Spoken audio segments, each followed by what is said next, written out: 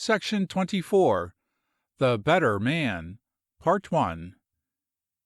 In the middle of the afternoon, the harvester arose and went into the lake, ate a hearty dinner, and then took up his watch again.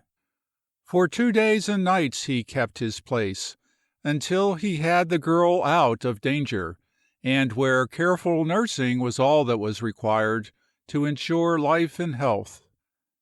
As he sat beside her the last day, his physical endurance strained to the breaking point, she laid her hand over his, and looked long and steadily into his eyes. "There are so many things I want to know," she said. The harvester's firm fingers closed over hers. "Ruth, have you ever been sorry that you trusted me?" "Never," said the girl instantly. "Then suppose you keep it up," said he. "Whatever it is that you want to know, don't use an iota of strength to talk or to think about it now. Just say to yourself, 'He loves me well enough to do what is right, and I know that he will.' All you have to do is to be patient until you grow stronger than you've ever been in your life, and then you shall have exactly what you want, Ruth. Sleep like a baby for a week or two. Then, slowly and gradually, we will build up such a constitution for you that you shall ride, drive, row, swim, dance, play, and have all that your girlhood has missed in fun and frolic, and all that your womanhood craves in love and companionship. Happiness has come at last, Ruth. Take it from me.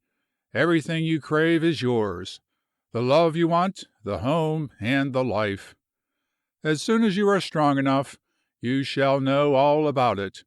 Your business is to drink stimulants and sleep now, dear." "So tired of this bed." "It won't be long until you can lie on the couch and the veranda swing again." "Glory!" said the girl. "David, I must have been full of fever for a long time. I can't remember everything." "Don't try, I tell you. Life is coming out right for you. That's all you need know now."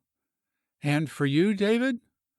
"Whenever things are right for you, they are for me, Ruth." "Don't you ever think of yourself?" "Not when I am close you." "Ah, then I shall have to grow strong very soon and think of you." The harvester's smile was pathetic. He was unspeakably tired again.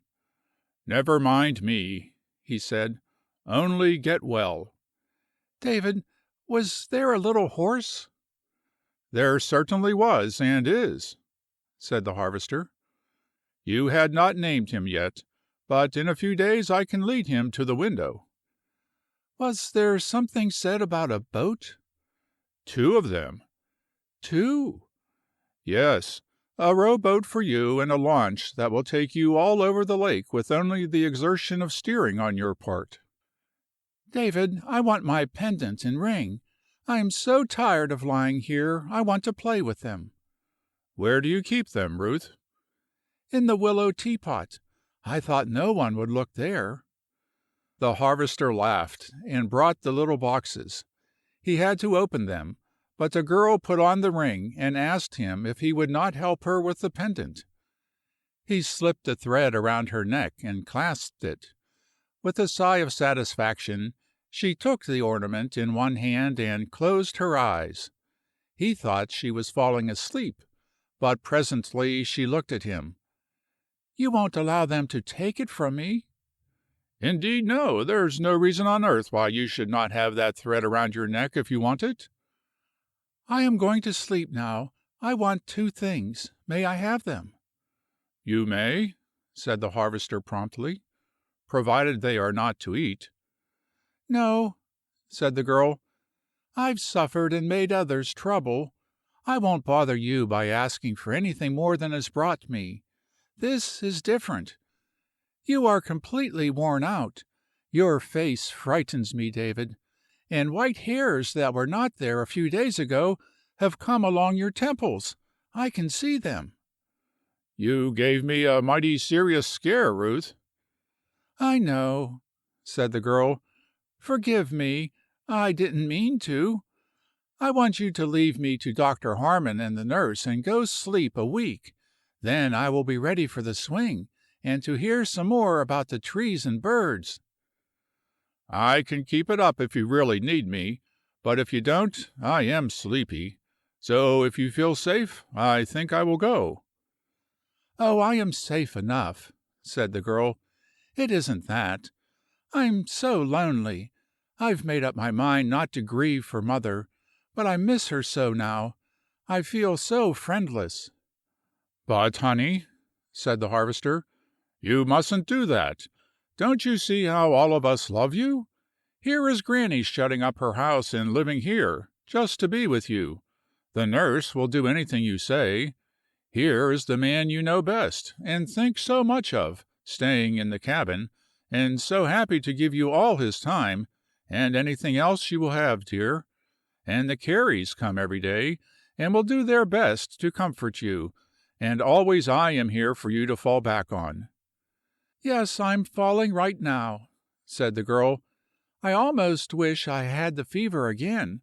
No one has touched me for days. I feel as if everyone was afraid of me."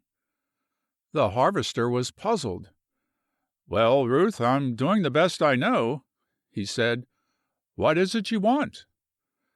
"Nothing," answered the girl with slightly dejected inflection. "Say good-bye to me, and go to sleep your week. I'll be very good, and then you shall take me a drive up the hill when you awaken. Won't that be fine?" Say good-bye to me. She felt a little lonely. They all acted as if they were afraid of her.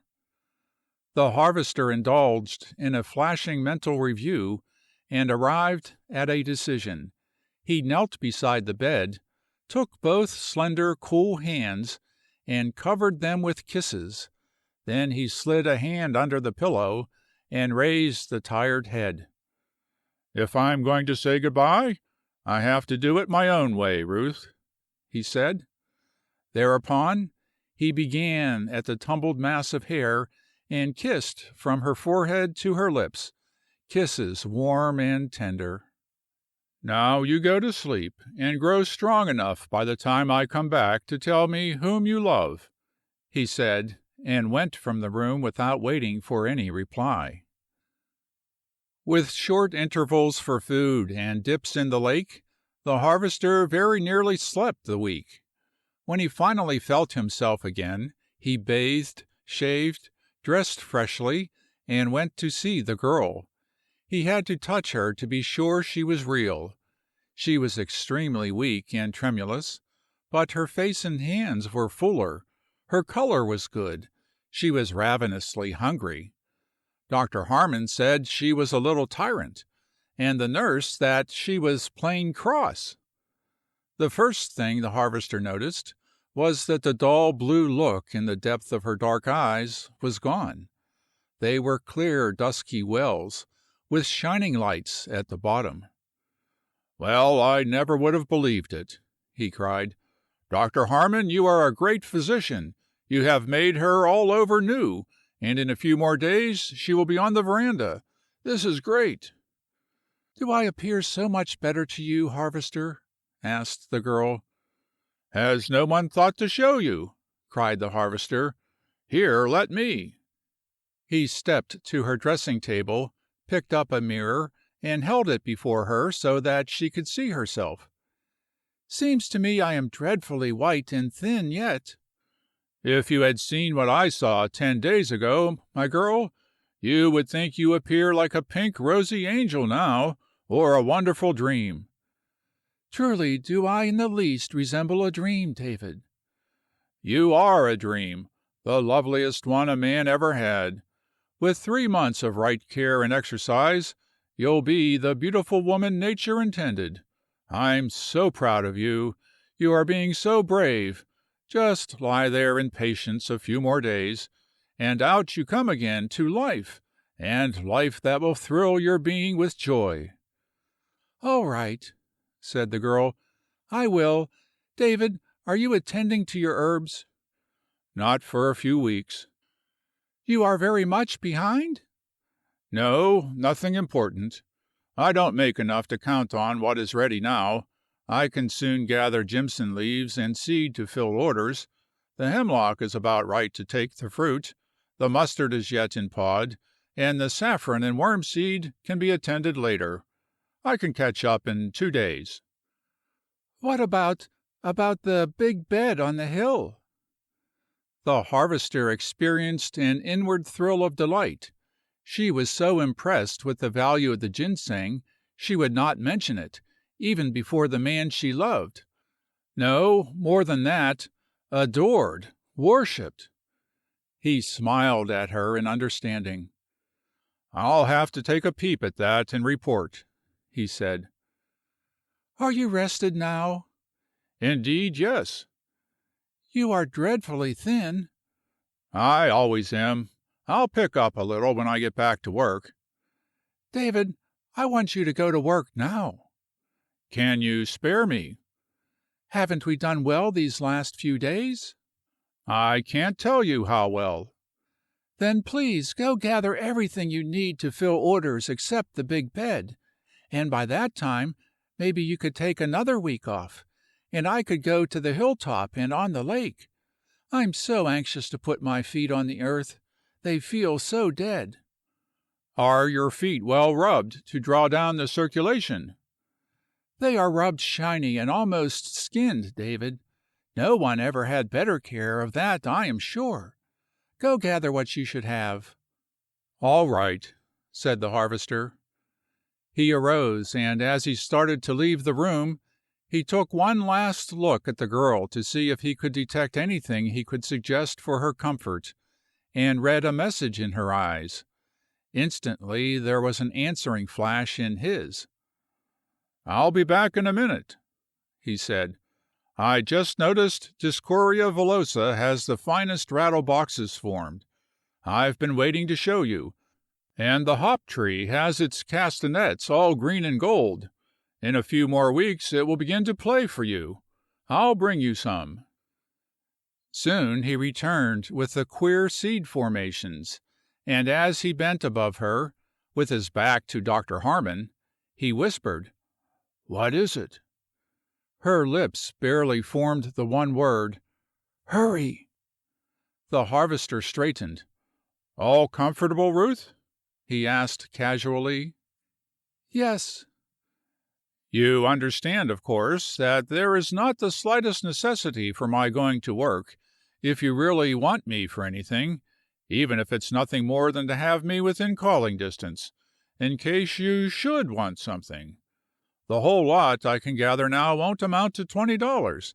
It's merely a matter of pride with me to have what is called for. I'd much rather remain, if you can use me in any way at all. $20 is considerable when expenses are as heavy as now, and it's worth more than any money to you not to fail when orders come. I have learned that, and, David, I don't want you to either. You must fill all demands as usual. I wouldn't forgive myself this winter if you should be forced to send orders only partly filled because I fell ill and hindered you. Please go and gather all you possibly will need of everything you take at this season. Only remember, there is no danger of my forgetting. If you are going to send me away to work, you will allow me to kiss your hand before I go, fair lady? He did it fervently.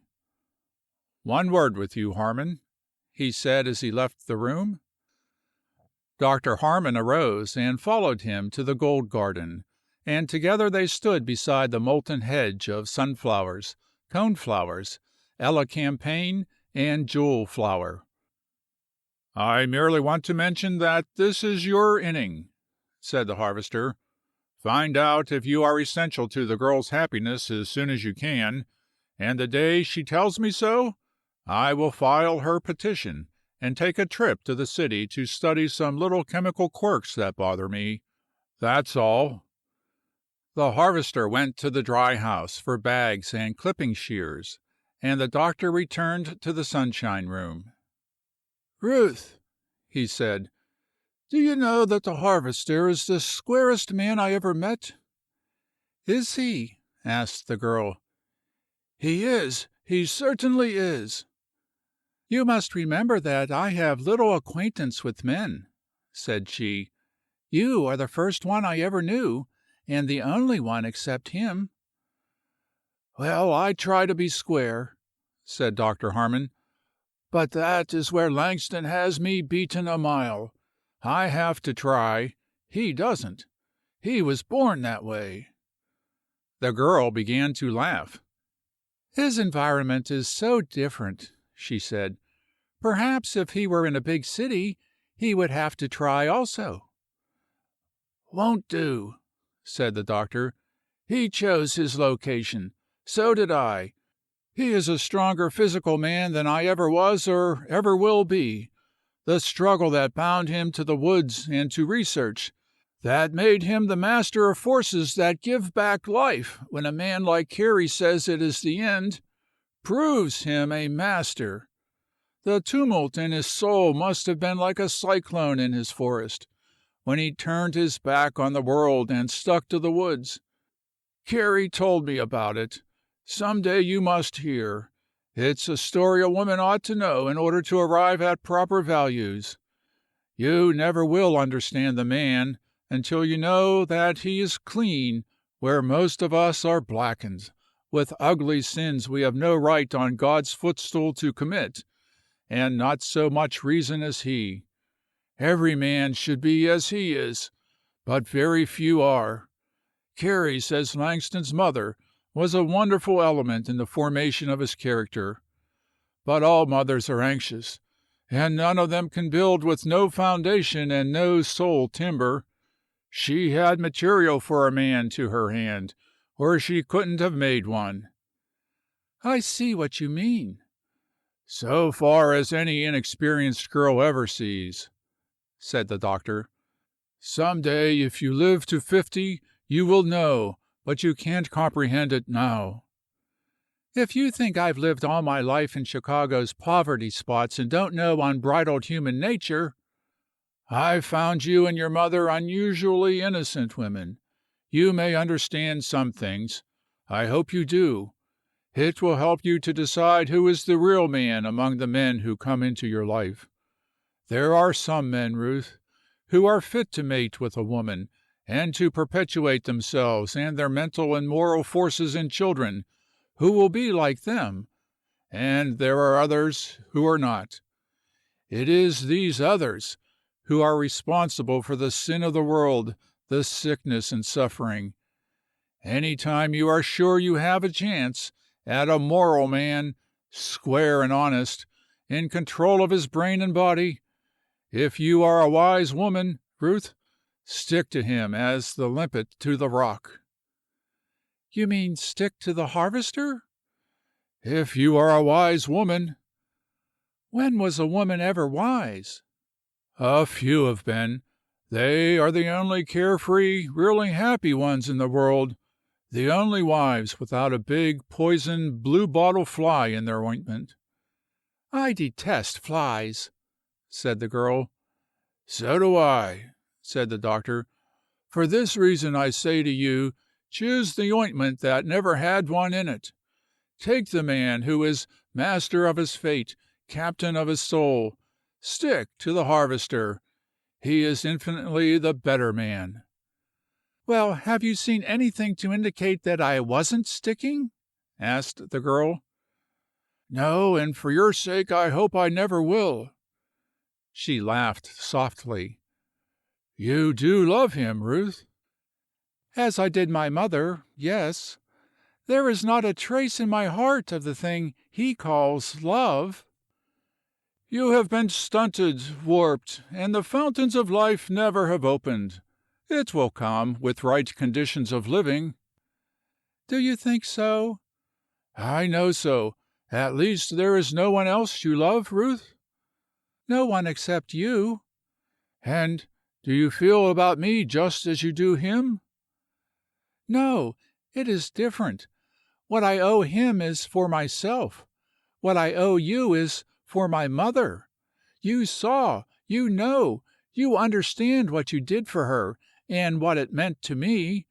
The harvester must be the finest man on earth, But when I try to think of either God or heaven, your face intervenes." "That's all right, Ruth. I'm so glad you told me," said Dr. Harmon. "I can make it all perfectly clear to you. You just go on and worship me all you please. It's bound to make a cleaner, better man of me. What you feel for me will hold me to a higher moral level all my life than I have ever known before.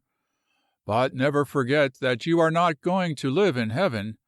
You will be here at least 60 years yet. So when you come to think of selecting a partner for the relations of the world, you stick to the finest man on earth, see?" "I do," said the girl. "I saw you kiss Molly a week ago. She is lovely, and I hope you will be perfectly happy. It won't interfere with my worshipping you, not the least in the world. Go ahead and be joyful." The doctor sprang to his feet in crimson confusion. The girl lay and laughed at him. "Don't," she cried. "It's all right. It takes a weight off my soul as heavy as a mountain. I do adore you, as I said, but every hour since I left Chicago a big black cloud has hung over me. I didn't feel free. I didn't feel absolved. I felt that my obligations to you were so heavy that when I had settled the last of the money debt, I was in honor bound." "Don't, Ruth. Forget those dreadful times, as I told you then. Think only of a happy future." "Let me finish," said the girl. "Let me get this out of my system with the other poison. From the day I came here, I've whispered in my heart, I am not free. But if you love another woman, if you are going to take her to your heart and to your lips, why, that is my release. Oh, man, speak the words. Tell me I am free indeed." "Ruth, be quiet, for mercy's sake. You'll raise the temperature, and the harvester will pitch me into the lake. You are free, child, of course. You always have been. I understood the awful pressure that was on you with the very first glimpse I had of your mother. Who was she, Ruth?" "She never would tell me." "She thought you would appeal to her people." "She knew I would. I couldn't have helped it." "Would you like to know?" "I never want to. It is too late. I infinitely prefer to remain in ignorance. Talk of something else." "Let me read a wonderful book I found on the harvester's shelves." "Anything there will contain wonders, because he only buys what appeals to him, and it takes a great book to do that. I am going to learn, he will teach me, and when I come within comprehending distance of him, then we are going on together."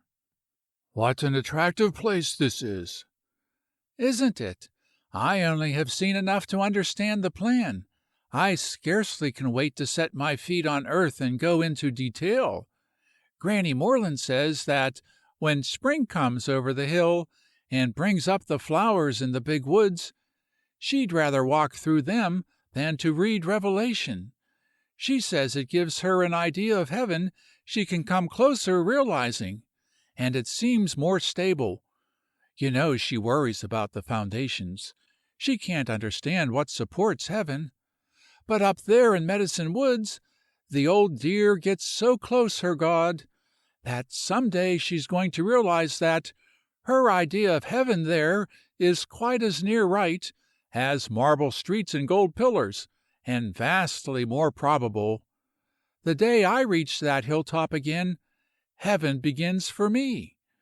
Do you know the wonderful thing the harvester did up there?" "Under the oak?"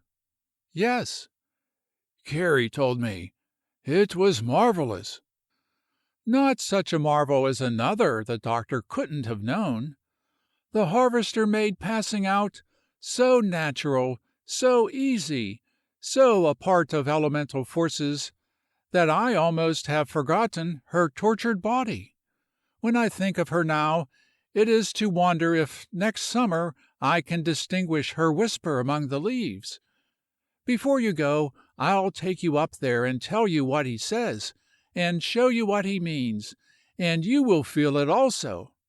"What if I shouldn't go?" "What do you mean?" "Dr. Carey has offered me a splendid position in his hospital. There would be work all day, instead of waiting all day in the hope of working an hour. There would be a living in it for two from the word go. There would be better air, longer life, more to be got out of it, and if I can make good, Carey's work to take up as he grows old."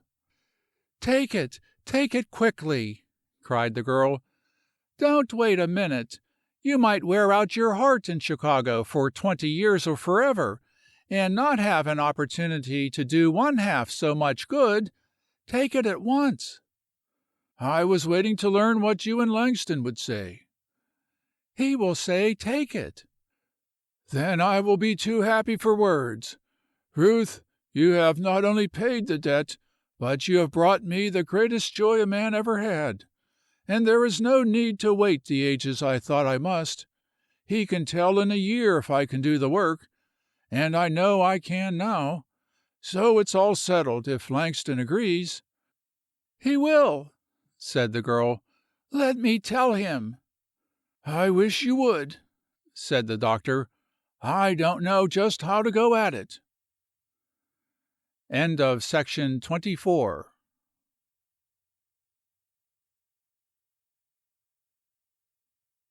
Section 25. The Better Man, Part 2. Then for 2 days the harvester and Belshazzar gathered herbs and spread them on the drying trays. On the afternoon of the third, close 3, the doctor came to the door. "Langston," he said, "we have a call for you. We can't keep Ruth quiet much longer. She is tired. We want to change her bed completely. She won't allow either of us to lift her. She says we hurt her. Will you come and try it?" "You will have to give me time to dip and rub off and get into clean clothing," he said. "I've been keeping away, because I was working on time, and I smelt a strangulation of stramonium and saffron." "Can't give you 10 seconds," said the doctor. "Our temper is getting brittle. We are cross as the proverbial fever patient. If you don't come at once, we will imagine you don't want to, and refuse to be moved at all." "Coming!" cried the harvester, as he plunged his hands in the wash bowl and soused his face. A second later he appeared on the porch. "Ruth," he said, "I am steeped in the odors of the dry house. Can't you wait until I bathe and dress?" "No, I can't," said a fretful voice. "I can't endure this bed another minute." "Then let Dr. Harmon lift you. He is so fresh and clean."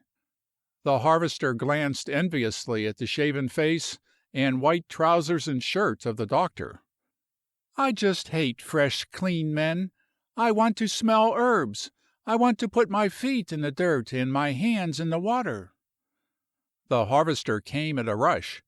He brought a big easy chair from the living room, straightened the cover, and bent above the girl. He picked her up lightly, gently, and, easing her to his body, settled in the chair. She laid her face on his shoulder and heaved a deep sigh of content. "Be careful with my back, man," she said. "I think my spine is almost worn through." "Poor girl," said the harvester. "That bed should be softer." "It should not," contradicted the girl. "It should be much harder. I'm tired of soft beds. I want to lie on the earth, with my head on a root, and I wish it would rain dirt on me. I am bathed threadbare. I want to be all streaky." "I understand," said the harvester. "Harmon, bring me a pad and pencil a minute. I must write an order for some things I want. Will you call uptown and have them sent out immediately?" On the pad he wrote, "Telephone Carey to get the highest grade curled hair mattress, a new pad and pillow, and bring them flying in the car. Call Granny and the girl and empty the room.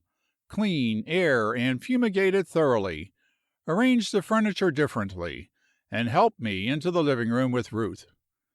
He handed the pad to the doctor. "Please attend to that," he said, and to the girl, "Now we go on a journey. Doc, you and Molly take the corners of the rug we are on and slide us into the other room until you get this aired and freshened." In the living room, the girl took one long look at the surroundings and suddenly relaxed. She cuddled against the harvester and, lifting a tremulous white hand, drew it across his unshaven cheek. "Feels so good," she said. "I'm sick and tired of immaculate men."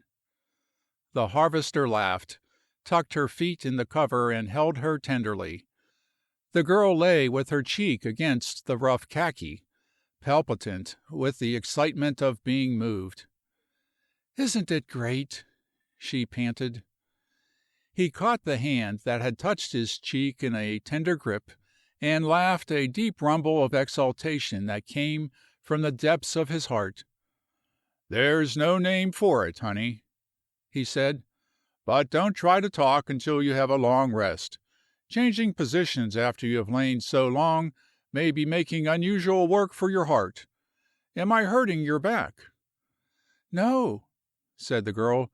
"This is the first time I've been comfortable in ages. Am I tiring you?"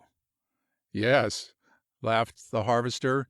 "You are almost as heavy as a large sack of leaves, but not quite equal to a bridge pillar or a log. Be sure to think of that, and worry considerably. You are in danger of straining my muscles to the last degree, my heart included."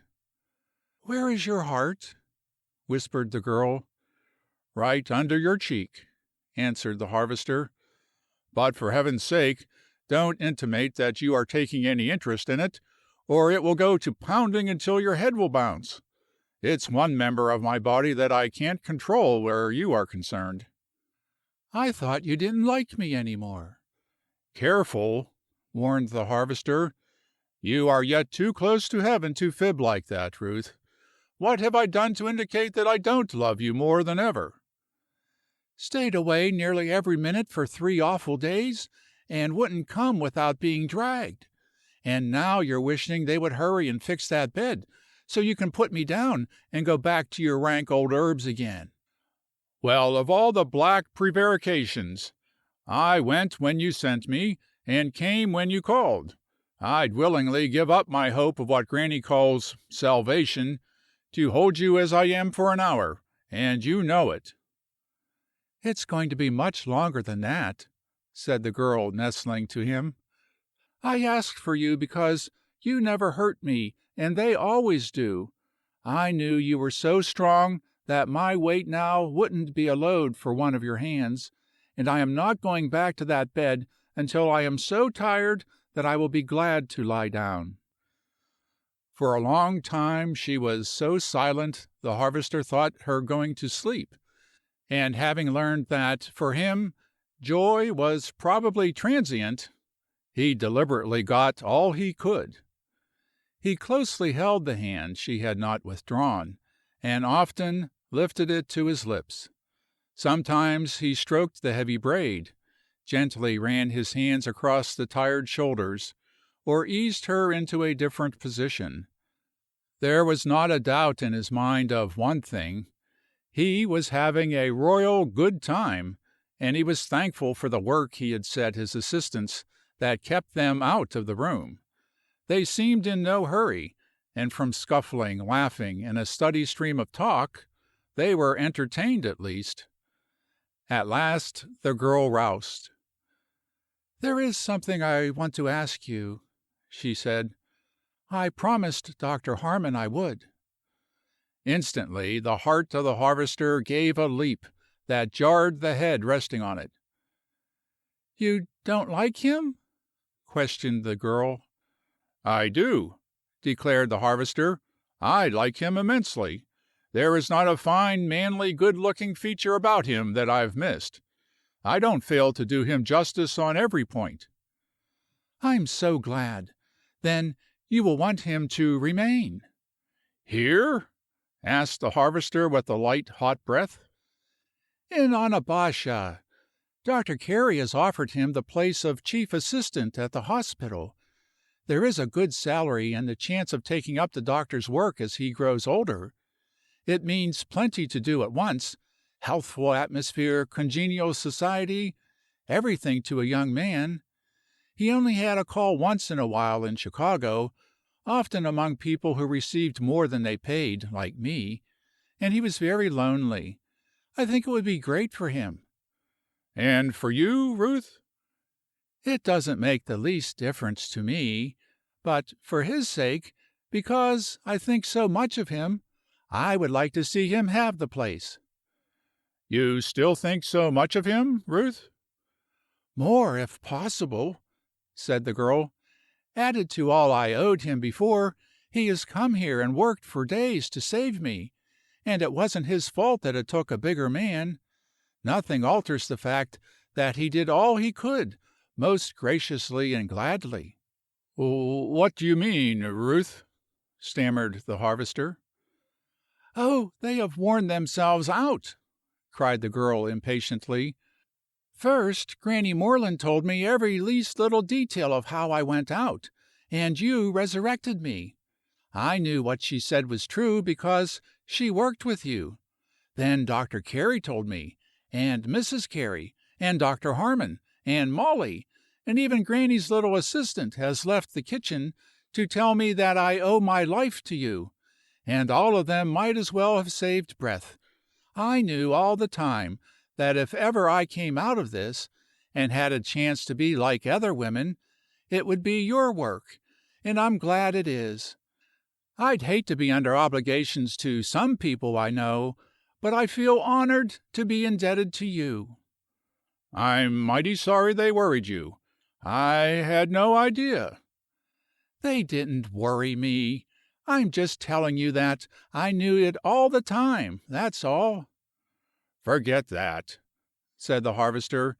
"Come back to our subject. What was it you wanted, dear?" "To know if you have any objections to Dr. Harmon remaining in Onabasha." "Certainly not. It will be a fine thing for him." "Will it make any difference to you in any way?" "Ruth, that's probing too deep," said the harvester. "I don't see why." "I'm glad of it." "Why?" "I'd least rather show my littleness to you than to anyone else on earth." "Then you have some feeling about it?" "Perhaps a trifle. I'll get over it. Give me a little time to adjust myself. Dr. Harmon shall have the place, of course. Don't worry about that." "He will be so happy." "And you, Ruth?" "I'll be happy too." "Then it's all right," said the harvester. He laid down her hand, drew the cover over it, and slightly shifted her position to rest her. The door opened, and Dr. Harmon announced that the room was ready. It was shining and fresh.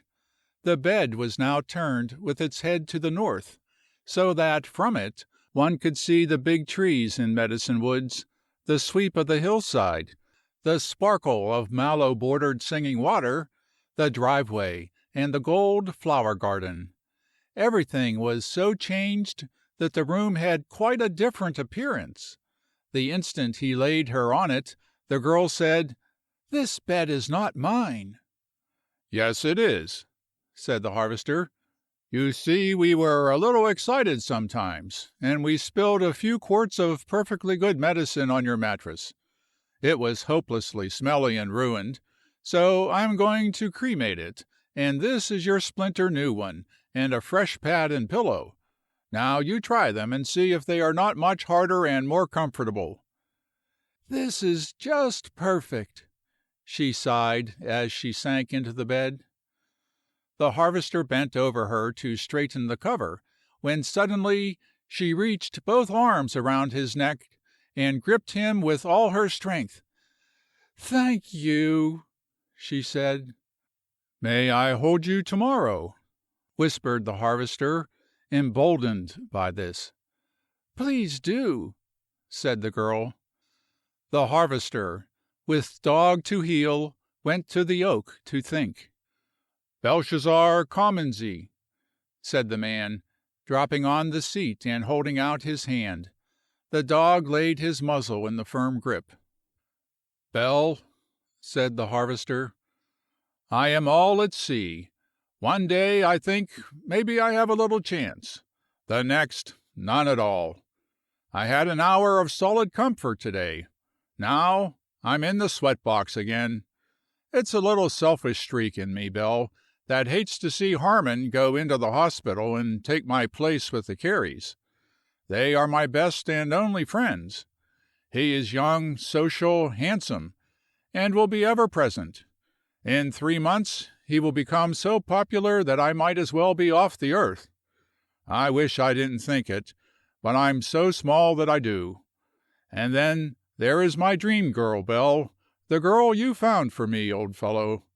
There never was another like her, and she has my heart for all time, and he has hers. That hospital plan is the best thing in the world for her. It will keep her where Carey can have an eye on her, where the air is better, where she can have company without the city crush, where she is close the country, and a good living is assured. Bell, it's the nicest arrangement you ever saw for everyone we know, except us." The harvester laughed shortly. "Bell," he said, "tell me, if a man lived 100 years, could he have the heartache all the way? Seems like I've had it almost that long now.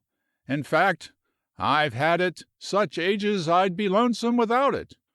This is some of my very own medicine, so I shouldn't make a wry face over taking it. I knew what would happen when I sent for him, and I didn't hesitate. I must not now. Only I got to stop one thing, Bell. I told him I would play square, and I have. But here it ends. After this, I must step back and be big brother.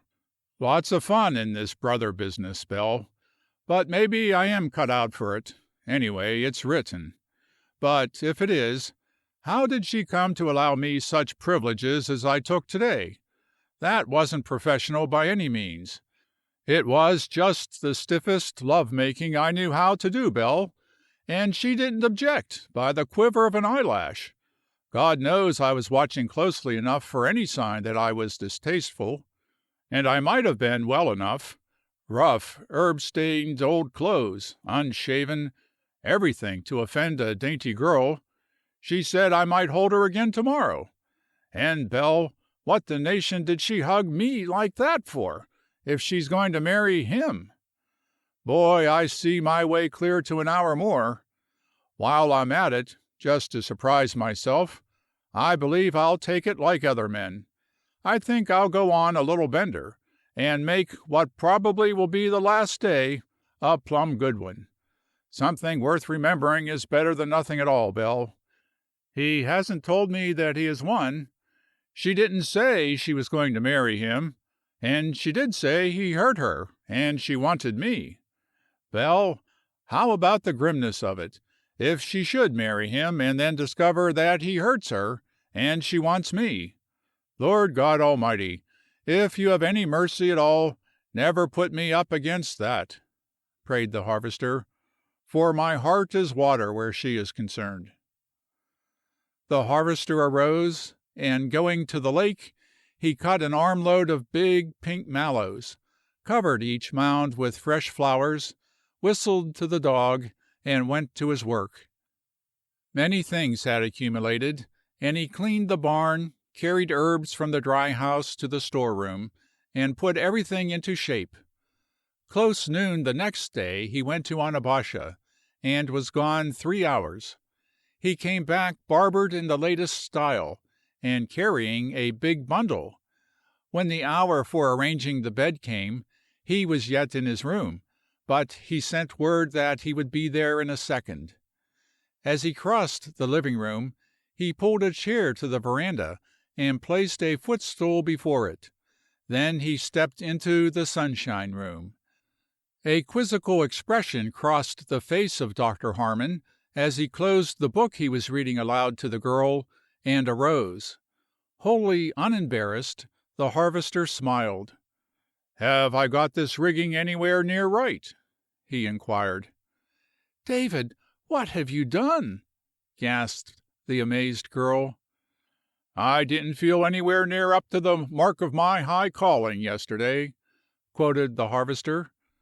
"I don't know how I appear, but I'm clean as shaving soap and water will make me, and my clothing will not smell offensively.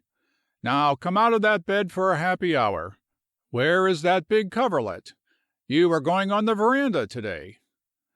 You look just like everyone else, complained Dr. Harmon. You look perfectly lovely, declared the girl.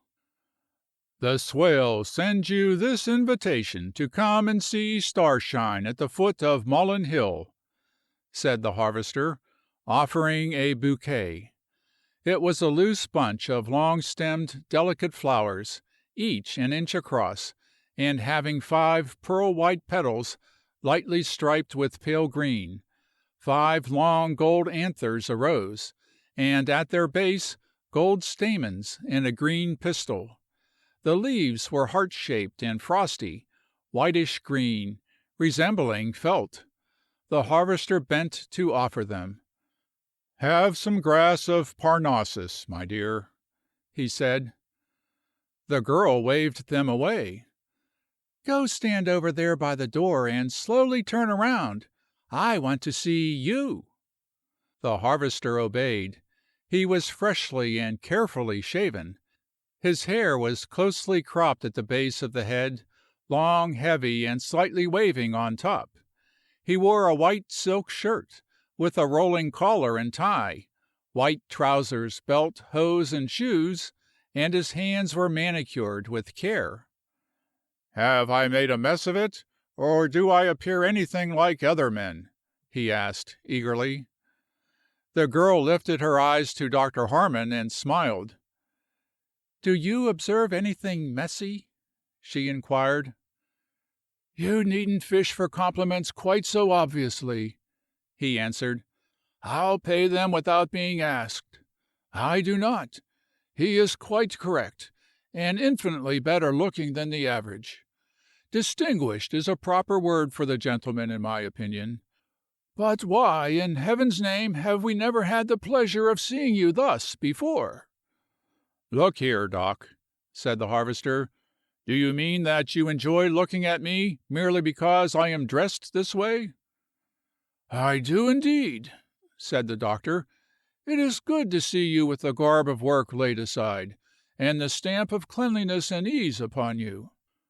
"By gum, that is rubbing it in a little too rough," cried the harvester. "I bathe oftener than you do. My clothing is always clean when I start out. Of course, in my work I come hourly in contact with muck, water, and herb juices." "It is understood that it is unavoidable," said Dr. Harmon. "And if cleanliness is made an issue, I'd rather roll in any of it than put my fingertips into the daily work of a surgeon," added the harvester, and the girl giggled. "That's enough, medicine man," she said. "You did not make a mess of it, or anything else you ever attempted. As for appearing like other men, thank heaven you do not. You look just a whole world bigger and better and finer. Come, carry me out quickly. I am wild to go. Please put my lovely flowers in water, Molly. Only give me a few to hold."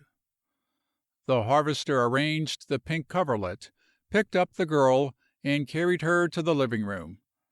"We will rest here a little," he said, "and then, if you feel equal to it, we will try the veranda. Are you easy now?" She nestled her face against the soft shirt and smiled at him. She lifted her hand, laid it on his smooth cheek and then the crisp hair. "Oh, man!" she cried. "Thank God you didn't give me up, too. I want life. I want life." The harvester tightened his grip just a trifle. "Then I thank God, too," he said. "Can you tell me how you are, dear? Is there any difference?" "Yes," she answered. "I grow tired lying so long, but there isn't the ghost of an ache in my bones. I can just feel pure, delicious blood running in my veins. My hands and feet are always warm, and my head cool." The harvester's face drew very close. "How about your heart, honey?" he whispered. "Anything new there?" "Yes, I am all over new inside and out. I want to shout, run, sing, and swim. Oh, I'd give anything to have you carry me down and dip me in the lake right now." "Soon, girl, that will come soon," prophesied the harvester. "I scarcely can wait. And you did say a saddle, didn't you? Won't it be great to come galloping up the levee when the leaves are red and the frost is in the air? Oh, am I going fast enough?" "Much faster than I expected," said the harvester. "You are surprising all of us, me most of any. Ruth, you almost make me hope that you regard this as home. Honey, you are thinking a little of me these days?" The hand that had fallen from his hair lay on his shoulder. Now it slid around his neck, and gripped him with all its strength.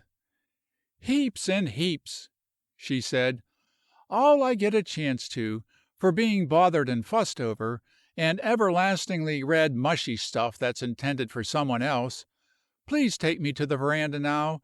I want to tell you something." His head swam, but the harvester set his feet firmly, arose, and carried his dream girl back to outdoor life. When he reached the chair, she begged him to go a few steps farther to the bench on the lake shore. "I am afraid," said the man. "It's so warm, there can't be any difference in the air. Just a minute." The harvester pushed open the screen, went to the bench, and, seating himself, drew the cover closely around her. "Don't speak a word for a long time," he said. "Just rest. If I tire you too much and spoil everything, I will be desperate." He clasped her to him, laid his cheek against her hair, and his lips on her forehead. He held her hand and kissed it over and over, and again he watched, and could find no resentment. The cool, pungent breeze swept from the lake, and the voices of wildlife chattered at their feet. Sometimes the water folks splashed, while a big black and gold butterfly mistook the girl's dark hair for a perching place, and settled on it, slowly opening its wonderful wings. "Lie quietly, girl," whispered the harvester.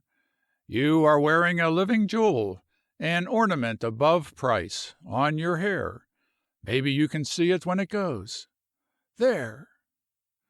"Oh, I did!" she cried. "How I love it here! Before long may I lie in the dining room window a while so I can see the water? I like the hill, but I love the lake more." "Now, if you would just love me," said the harvester, "you would have all Medicine Woods in your heart." "Don't hurry me so," said the girl. "You gave me a year, and it's only a few weeks, and I've not been myself, and I'm not now. I mustn't make any mistake, and all I know for sure is that I want you most, and I can rest best with you, and I miss you every minute you are gone. I think that should satisfy you." "That would be enough for any reasonable man," said the harvester angrily. "Forgive me, Ruth. I have been cruel. I forgot how frail and weak you are. It is having Harmon here that makes me unnatural. It almost drives me to frenzy to know that he may take you from me." "Then send him away." "Send him away?" "Yes, send him away. I am tired to death of his poetry and seeing him spoon around. Send both of them away quickly." The harvester gulped, blinked, and surreptitiously felt for her pulse. "Oh, I've not developed fever again," she said. "I'm all right. But it must be a fearful expense to have both of them here by the week, and I'm so tired of them. Granny says she can take care of me just as well, and the girl who helps her can cook. No one but you shall lift me, if I don't get my nose out until I can walk alone. Both of them are perfectly useless, and I'd much rather you'd send them away." "There, there, of course," said the harvester soothingly. "I'll do it as soon as I possibly dare. You don't understand, honey. You are yet delicate beyond measure internally. The fever burned so long. Every morsel you eat is measured and cooked in sterilized vessels, and I'd be scared of my life to have the girl undertake it." "Why, she is doing it straight along now. She and Granny. Molly isn't out of Dr. Harmon's sight long enough to cook anything. Granny says there's a lot of bunkum about what they do, and she's going to tell them so right to their teeth some of these days, if they badger her much more. And I wish she would, and you too." The harvester gathered the girl to him in one crushing bear hug. "For the love of heaven, Ruth, you drive me crazy. Answer me just one question. When you told me that you adored and worshipped Dr. Harmon, did you mean it, or was that the delirium of fever?" "I don't know what I told you. If I said I adored him, it was the truth. I did. I do. I always will. So do I adore the Almighty, but that's no sign I want him to read poetry to me and be around all the time when I'm wild for a minute with you. I can worship Dr. Harmon in Chicago or on Abasha quite as well. Fire him! If you don't, I will." "Good Lord!" cried the harvester, helpless until the girl had to cling to him to prevent rolling from his nerveless arms. "Ruth, Ruth, will you feel my pulse?" "No, I won't. But you are going to drop me. Take me back to my beautiful new bed and send them away." "A minute. Give me a minute," gasped the harvester. "I couldn't lift a baby just now. Ruth, dear, I thought you loved the man." "What made you think so?" "You did." "I didn't either. I never said I loved him. I said I was under obligations to him, but they are as well repaid as they ever can be. I said I adored him, and I tell you I do. Give him what we owe him, both of us, in money, and send them away. If you'd seen as much of them as I have, you'd be tired of them too. Please, please, David." "Yes," said the harvester, arising in a sudden tide of effulgent joy. "Yes, girl, just as quickly as I can with decency. I'll send them on the lake, and I'll take care of you." "You won't read poetry to me?" "I will not." "You won't moon at me?" "No." "Then hurry, but have them take your boat. I am going to have the first ride in mine." "Indeed you are, and soon, too," said the harvester, marching up the hill as if he were leading hosts to battle. He laid the girl on the bed and covered her, and called Granny Morland to sit beside her a few minutes. He went into the gold garden, and proposed that the doctor and the nurse go rowing until supper time, and they went with alacrity. When they started, he returned to the girl, and, sitting beside her, he told Granny to take a nap. Then he began to talk softly all about wild music, and how it was made, and what the different odors sweeping down the hill were, and when the red leaves would come, and the nuts rattle down, and the frost fairies enamel the windows, and soon she was sound asleep. Granny came back, and the harvester walked around the lake shore to be alone a while and think quietly, for he was almost too dazed and bewildered for full realization. As he softly followed the footpath, he heard voices, and, looking down, he saw the boat lying in the shade, and beneath a big tree on the bank sat the doctor and the nurse. His arm was around her, and her head was on his shoulder, and she said, very distinctly, "How long will it be until we can go without offending him?" End of section 25.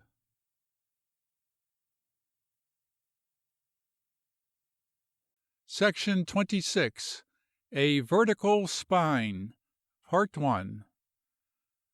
By middle September the last trace of illness had been removed from the premises, and it was rapidly disappearing from the face and form of the girl.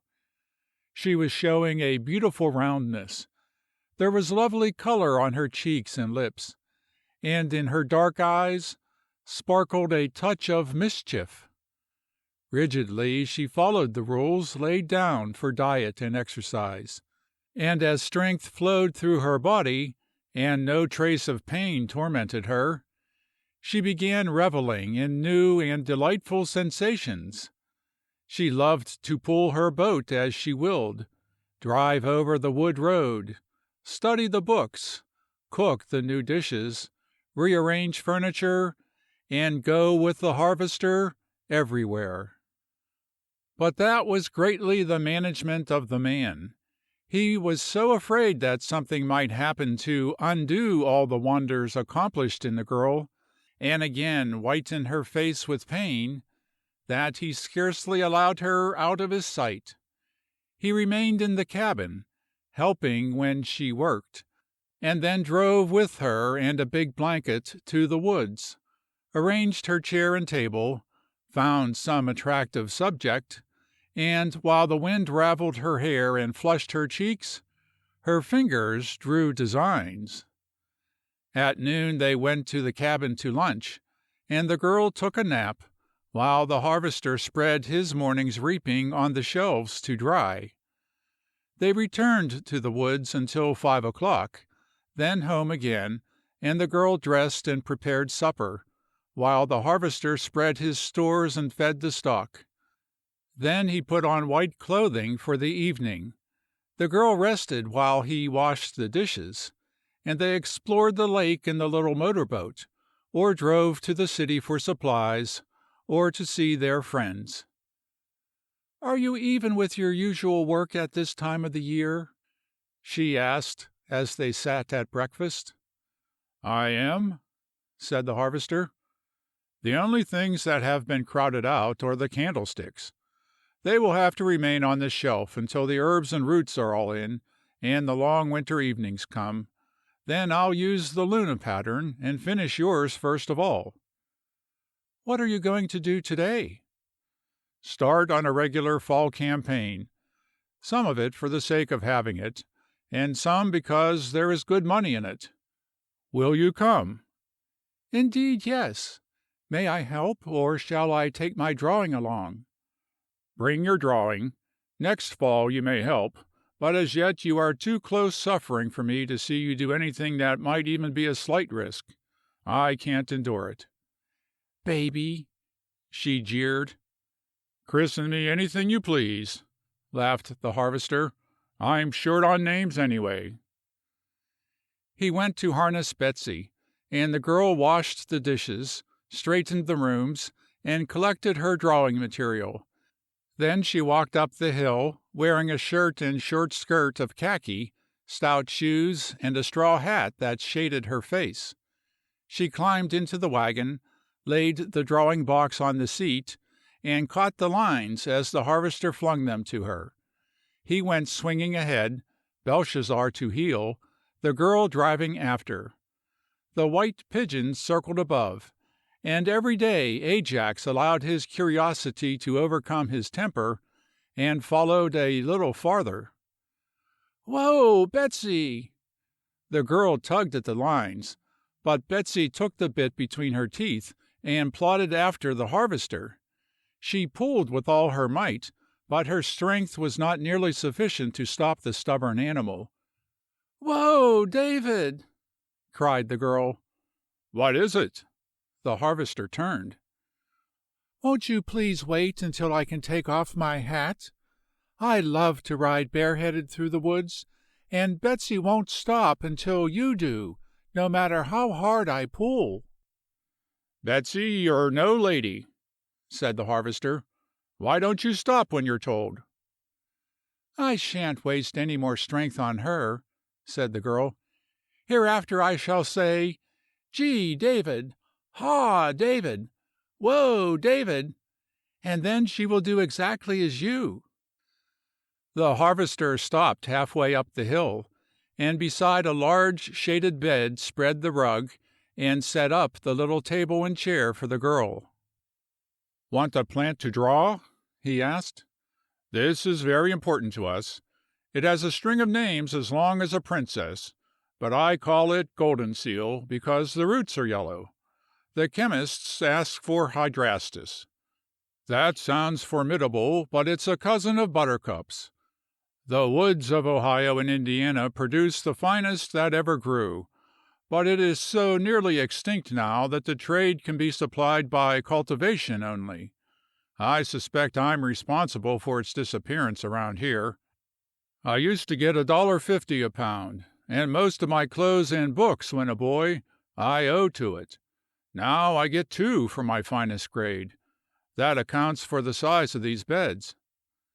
"It's pretty," said the girl, studying a plant averaging a foot in height.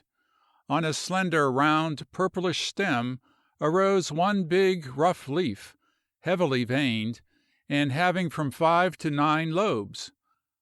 Opposite was a similar leaf, but very small, and a head of scarlet berries resembling a big raspberry in shape.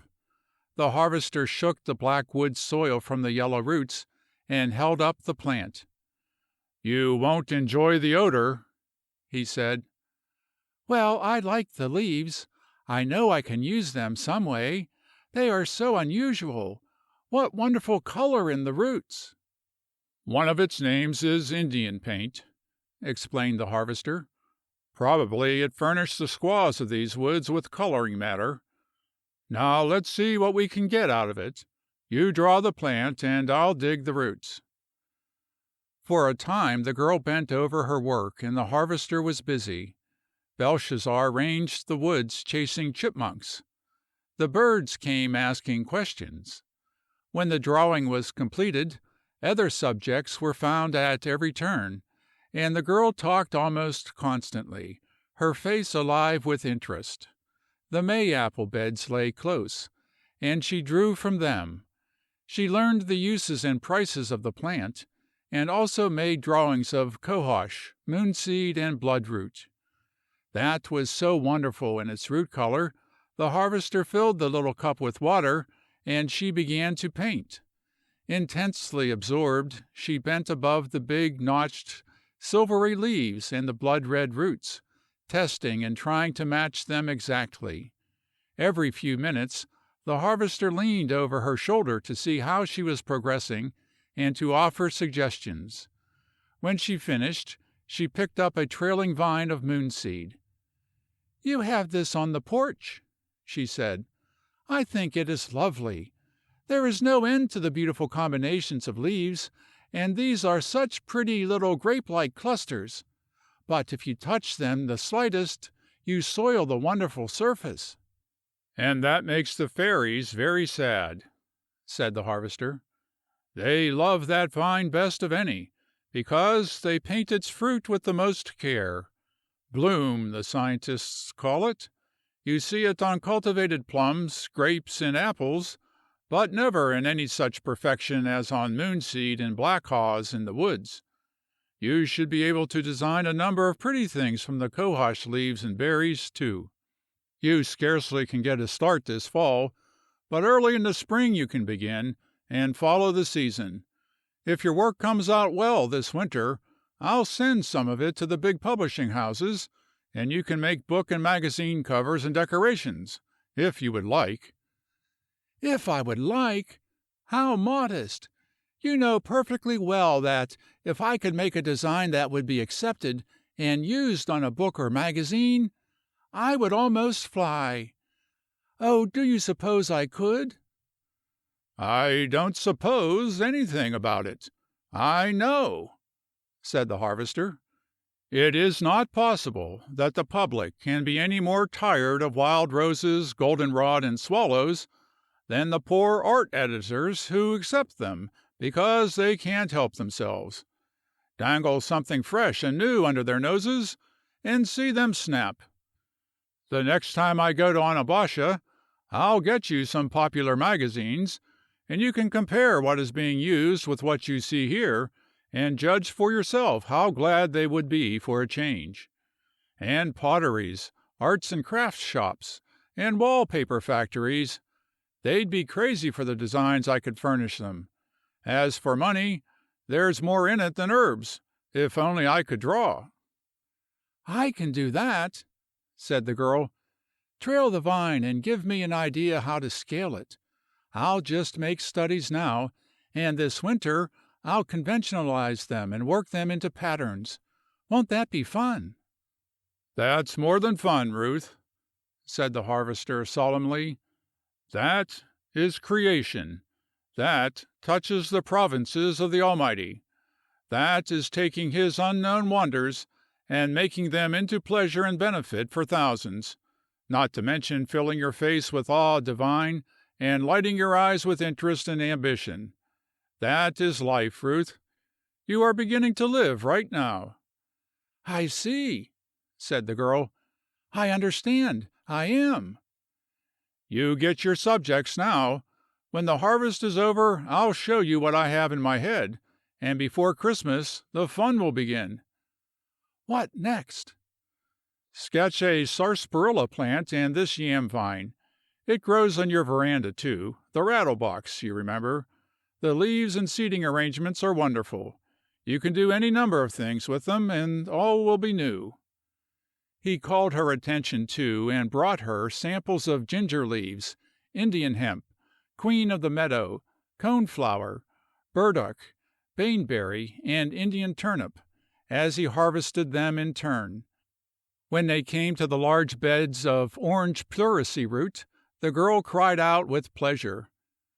"We will take its prosaic features first," said the harvester. "It is good medicine and worth handling. Forget that. The bird woman calls it butterfly flower. That's better. Now try to analyze a single bloom of this gaudy mass, and you will see why there's poetry coming." He knelt beside the girl, separating the blooms, and pointing out their marvelous color and construction. She leaned against his shoulder, and watched with breathless interest. As his bare head brought its mop of damp, wind-ruffled hair close, she ran her fingers through it, and with her handkerchief wiped his forehead. "Sometimes I almost wish you'd get sick," she said irrelevantly. "In the name of common sense, why?" demanded the harvester. "Oh, it must be born in the heart of a woman to want to mother something," answered the girl. "I feel sometimes as if I would like to take care of you, as if you were a little fellow. David, I know why your mother fought to make you the man she desired. You must have been charming when small. I can shut my eyes and just see the boy you were, and I should have loved you as she did." "How about the man I am?" inquired the harvester promptly. "Any leanings toward him yet, Ruth?" "It's getting worser and worser every day and hour," said the girl. "I don't understand it at all. I wouldn't try to live without you. I don't want you to leave my sight. Everything you do is the way I would have it. Nothing you ever say shocks or offends me. I'd love to render you any personal service. I want to take you in my arms and hug you tight half a dozen times a day, as a reward for the kind and lovely things you do for me." A dull red flamed up the neck and over the face of the harvester. One arm lifted to the chair back, the other dropped across the table, so that the girl was almost encircled. "For the love of mercy, Ruth, why haven't I had a hint of this before?" he cried. "You said you'd hate me. You said you'd drop me into the deepest part of the lake if I deceived you. And if I have to tell the truth, why, that is all of it. I think it is nonsense about some wonderful feeling that is going to take possession of your heart when you love anyone. I love you so much I'd gladly suffer to save you pain or sorrow. But there are no thrills. It's just steady, sober common sense that I should love you, and I do. Why can't you be satisfied with what I can give, David?" Because it's husks and ashes, said the harvester grimly. You drive me to desperation, Ruth. I am almost wild for your love. But what you offer me is plain, straight affection, nothing more. There isn't a trace of the feeling that should exist between a man and wife in it. Some men might be satisfied to be your husband, and be regarded as a father or brother. I am not. The red bird didn't want a sister, Ruth. He was asking for a mate. So am I. That's as plain as I know how to put it. There is some way to awaken you into a living, loving woman, and please God, I'll find it yet. But I'm slow about it. There's no question of that. Never you mind, don't worry. Some of these days I have faith to believe it will sweep you as a tide sweeps the shore, and then I hope God will be good enough to let me be where you will land in my arms. The girl sat looking at him with narrowed lids. Suddenly she took his head between her hands, drew his face to hers, and deliberately kissed him. Then she drew away and searched his eyes. "There!" she challenged. "What is the matter with that?" The harvester's color slowly faded to a sickly white. "Ruth, you try me almost beyond human endurance," he said. "What's the matter with that?" He arose, stepped back, folded his arms, and stared at her. "What's the matter with that?" he repeated. "Never was I so sorely tempted in all my life as I am now to lie to you, and say there is nothing, and take you in my arms and try to awaken you to what I mean by love. But suppose I do, and fail. Then comes the agony of slow endurance for me, and the possibility that any day you may meet the man who can arouse in you the feelings I cannot. That would mean my oath broken, and my heart as well. While soon you would dislike me beyond tolerance even. I dare not risk it. The matter is, that was the loving caress of a 10-year-old girl to a big brother she admired. That's all. Not much, but a mighty big defect, when it is offered a strong man as fuel on which to feed consuming passion." "Consuming passion," repeated the girl. "David, you never lie, and you never exaggerate. Do you honestly mean that there is something? Oh, there is! I can see it! You are really suffering, and if I come to you, and try my best to comfort you, you'll only call it baby affection that you don't want. David, what am I going to do?" "You are going to the cabin," said the harvester, "and cook us a big supper. I am dreadfully hungry. I'll be along presently. Don't worry, Ruth. You are all right. That kiss was lovely. Tell me that you are not angry with me." Her eyes were wet as she smiled at him. "If there is a bigger brute than a man anywhere on this footstool, I should like to meet it," said the harvester, "and see what it appears like. Go along, honey. I'll be there as soon as I load." He drove to the dry house, washed and spread his reaping on the big trays, fed the stock, dressed in the white clothing, and entered the kitchen. That the girl had been crying was obvious, but he overlooked it, helped with the work, and then they took a boat ride. When they returned, he proposed that she should select her favorite likeness of her mother, and the next time he went to the city he would take it with his, and order the enlargements he had planned. To save carrying a lighted lamp into the closet, he brought her little trunk to the living room, where she opened it and hunted the pictures. There were several, and all of them were of a young, elegantly dressed woman of great beauty. The harvester studied them long. "Who was she, Ruth?" he asked at last. "I don't know, and I have no desire to learn." "Can you explain how the girl here represented came to marry a brother of Henry Jameson?" "Yes. I was past 12 when my father came the last time, and I remember him distinctly. If Uncle Henry were properly clothed, he is not a bad man in appearance, unless he's very angry. He can use proper language if he chooses. My father was the best in him, refined and intensified. He was much taller, very good looking, and he dressed and spoke well.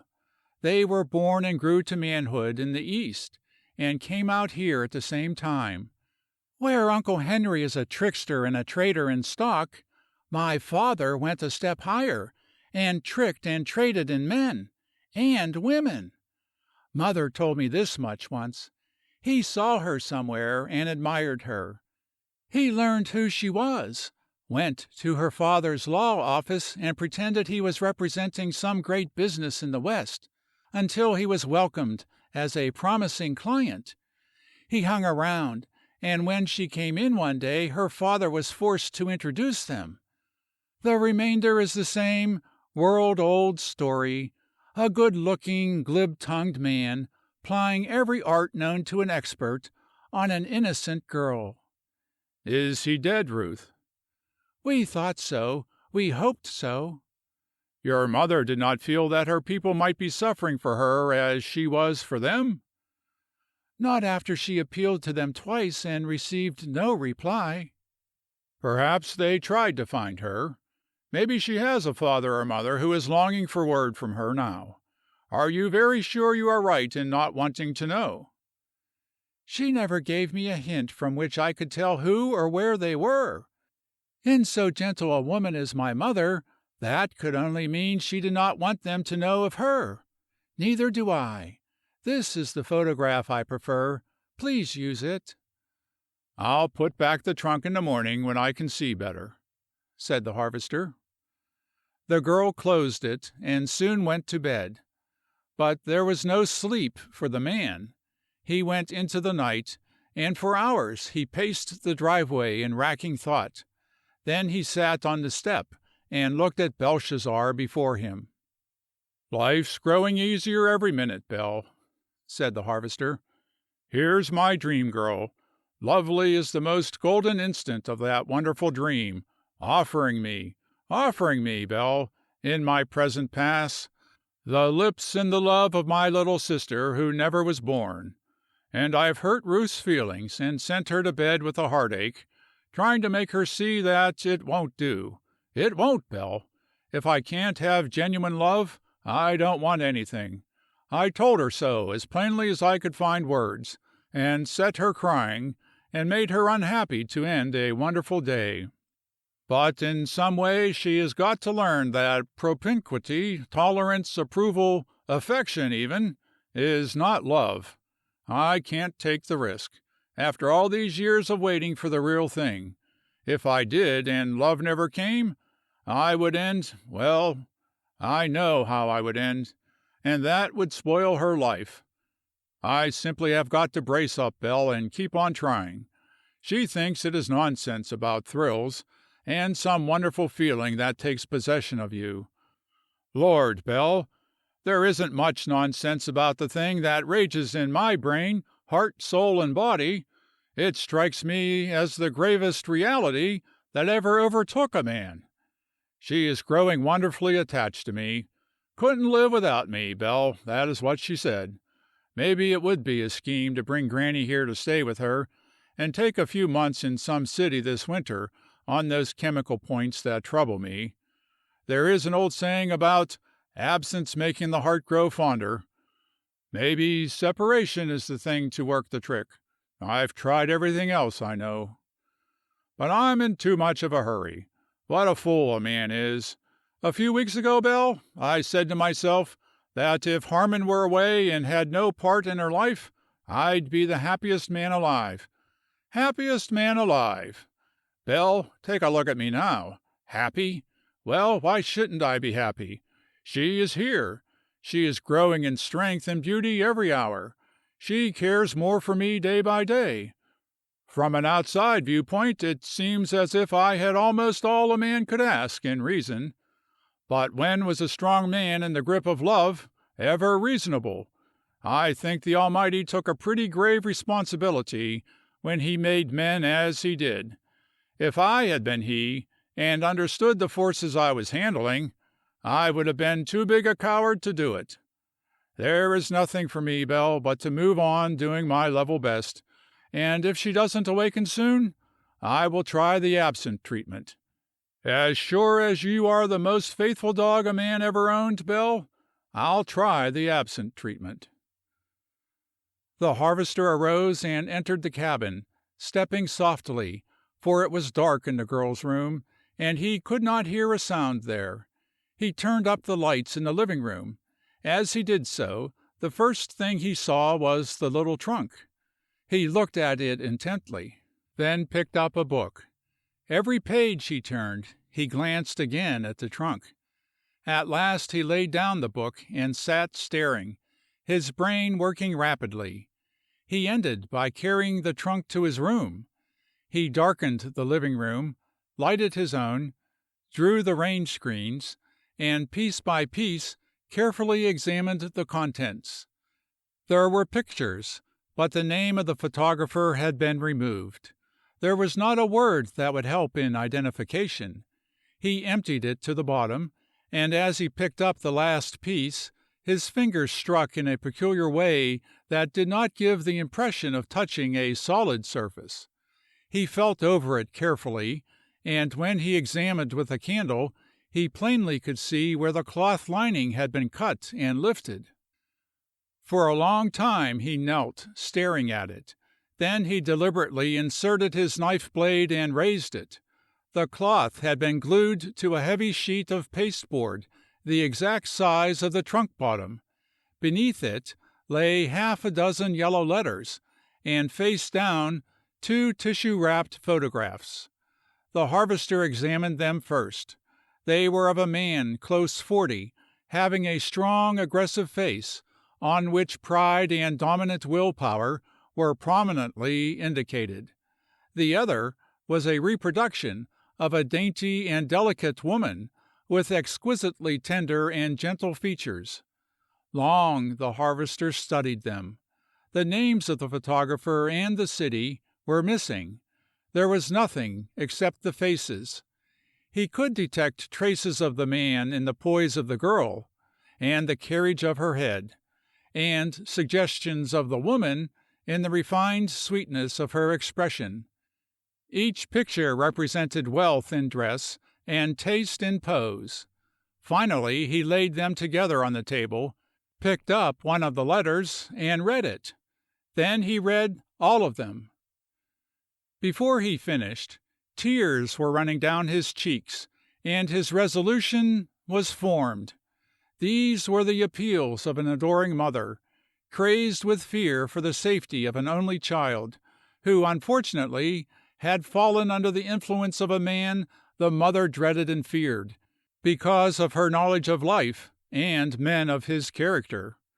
They were one long, impassioned plea for the daughter not to trust a stranger, not to believe the vows of passion could be true when all else in life was false, not to trust her untried judgment of men and the world against the experience of her parents.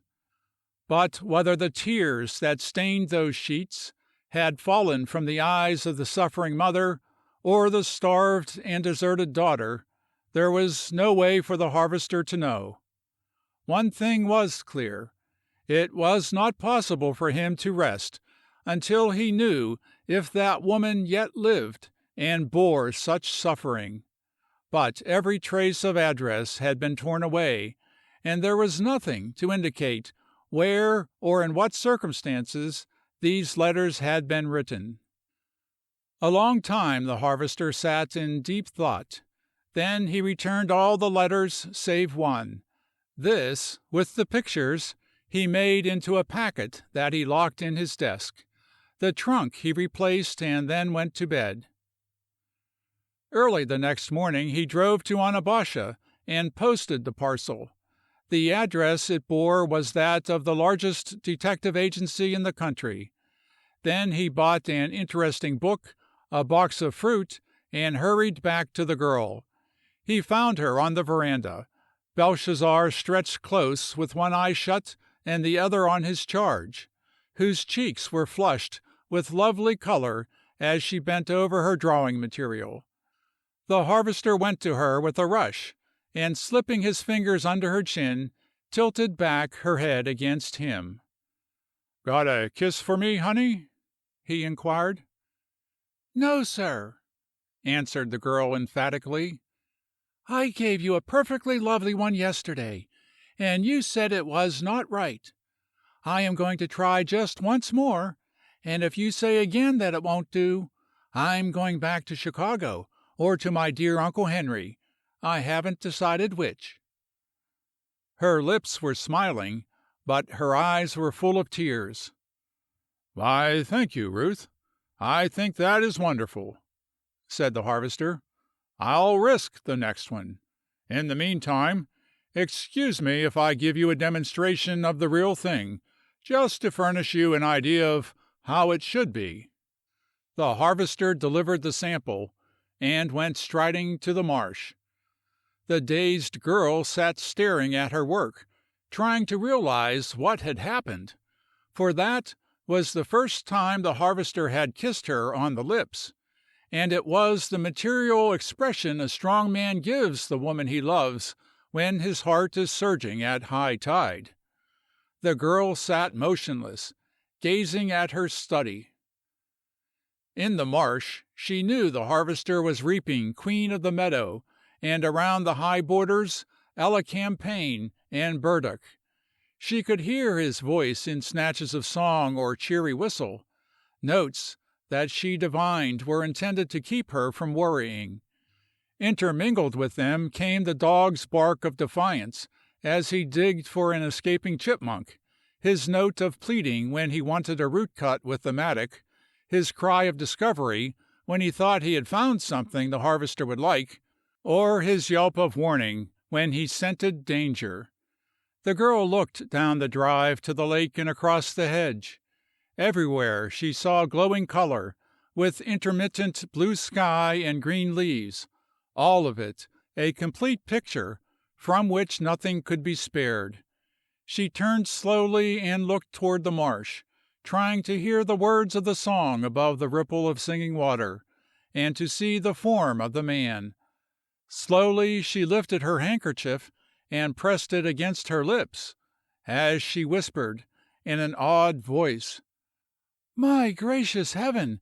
Is that the kind of a kiss he's expecting me to give him? Why, I couldn't, not to save my life."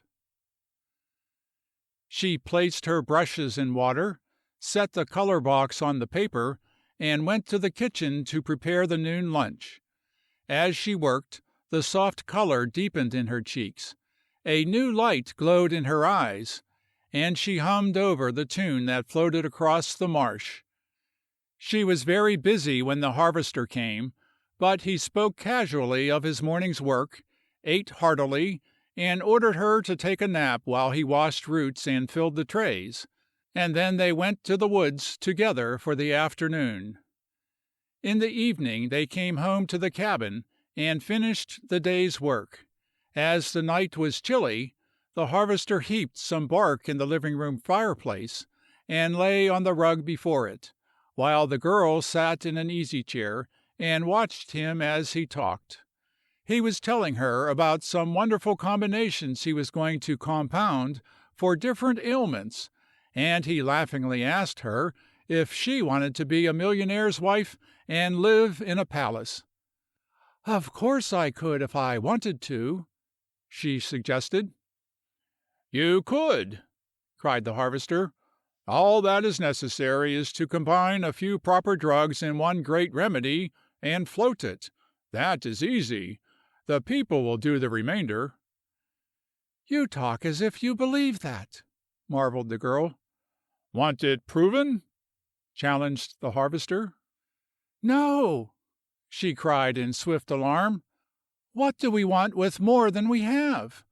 What is there necessary to happiness that is not ours now? Maybe it is true that the love of money is the root of all evil. Don't you ever get a lot just to find out? You said the night I came here that you didn't want more than you had, and now I don't. I won't have it. It might bring restlessness and discontent. I've seen it make other people unhappy and separate them. I don't want money. I want work. You make your remedies and offer them to suffering humanity for just a living profit, and I'll keep house and draw designs. I am perfectly happy, free, and unspeakably content. I never dreamed that it would be possible for me to be so glad and so filled with the joy of life. There is only one thing on earth I want. If I only could. Could what, Ruth? Could get that kiss right. The harvester laughed. Forget it, I tell you, he commanded. Just so long as you worry and fret, so long I've got to wait. If you quit thinking about it, all unbeknownst to yourself, you'll awake some morning with it on your lips. I can see traces of it growing stronger every day. Very soon now it's going to materialize, and then get out of my way, for I'll be a whirling, irresponsible lunatic, with the wild joy of it. Oh, I've got faith in that kiss of yours, Ruth. It's on the way. The fates have booked it. There isn't a reason on earth why I should be served so scurvy a trick as to miss it, and I never will believe that I shall. David, interrupted the girl, go on talking and don't move a muscle. Just reach over presently and fix the fire or something, and then turn naturally and look at the window beside your door. Shall miss it, said the harvester steadily. That would be too unmerciful. What do you see, Ruth? A face. If I am not greatly mistaken, it is my Uncle Henry, and he appears like a perfect fiend. Oh, David, I am afraid. Be quiet and don't look, said the harvester. He turned and tossed a piece of bark on the fire. Then he reached for the poker, pushed it down, and stirred the coals. He arose as he worked. Rise slowly and quietly and go to your room. Stay there until I call you. With the girl out of the way, the harvester pottered over the fire, and when the flame leapt, he lifted a stick of wood, hesitated as if it were too small, and, laying it down, started to bring a larger one. In the dining room, he caught a small stick from the wood box, softly stepped from the door, and ran around the house. But he awakened Belshazzar on the kitchen floor, and the dog barked and ran after him. By the time the harvester reached the corner of his room, the man leapt upon a horse and went racing down the drive. The harvester flung the stick of wood, but missed the man and hit the horse. The dog sprang past the harvester and vanished. There was the sound and flash of a revolver, and the rattle of the bridge as the horse crossed it. The dog came back unharmed. The harvester ran to the telephone, called the Onabasha police, and asked them to send a mounted man to meet the intruder before he could reach a crossroad, but they were too slow and missed him. However, the girl was certain she had recognized her uncle, and was extremely nervous, but the harvester only laughed, and told her it was a trip made out of curiosity. Her uncle wanted to see if he could learn if she were well and happy, and he finally convinced her that this was the case, although he was not very sanguine himself. End of section 26.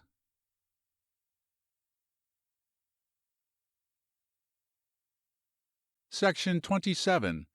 A Vertical Spine, Part 2. For the next 3 days the harvester worked in the woods, and he kept the girl with him every minute. By the end of that time he really had persuaded himself that it was merely curiosity. So through the cooling fall days they worked together. They were very happy. Before her wondering eyes the harvester hung queer branches, burrs, nuts, berries, and trailing vines with curious seed pods. There were masses of brilliant flowers, most of them strange to the girl, many to the great average of humanity. while she sat bending over them.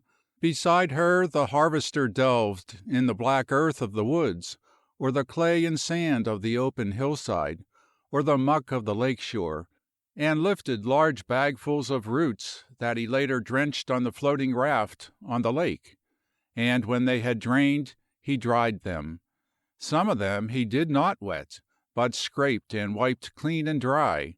Often, after she was sleeping, and long before she awoke in the morning, he was at work, carrying heaped trays from the evaporator to the storeroom, and tying the roots, leaves, bark, and seeds into packages. While he gathered trillium roots, the girl made drawings of the plant, and learned its commercial value. She drew lady's slipper and Solomon's seal, and learned their uses and prices, and carefully traced wild ginger leaves while nibbling the aromatic root. It was difficult to keep from protesting when the work carried them around the lake shore and to the pokeberry beds, for the color of these she loved.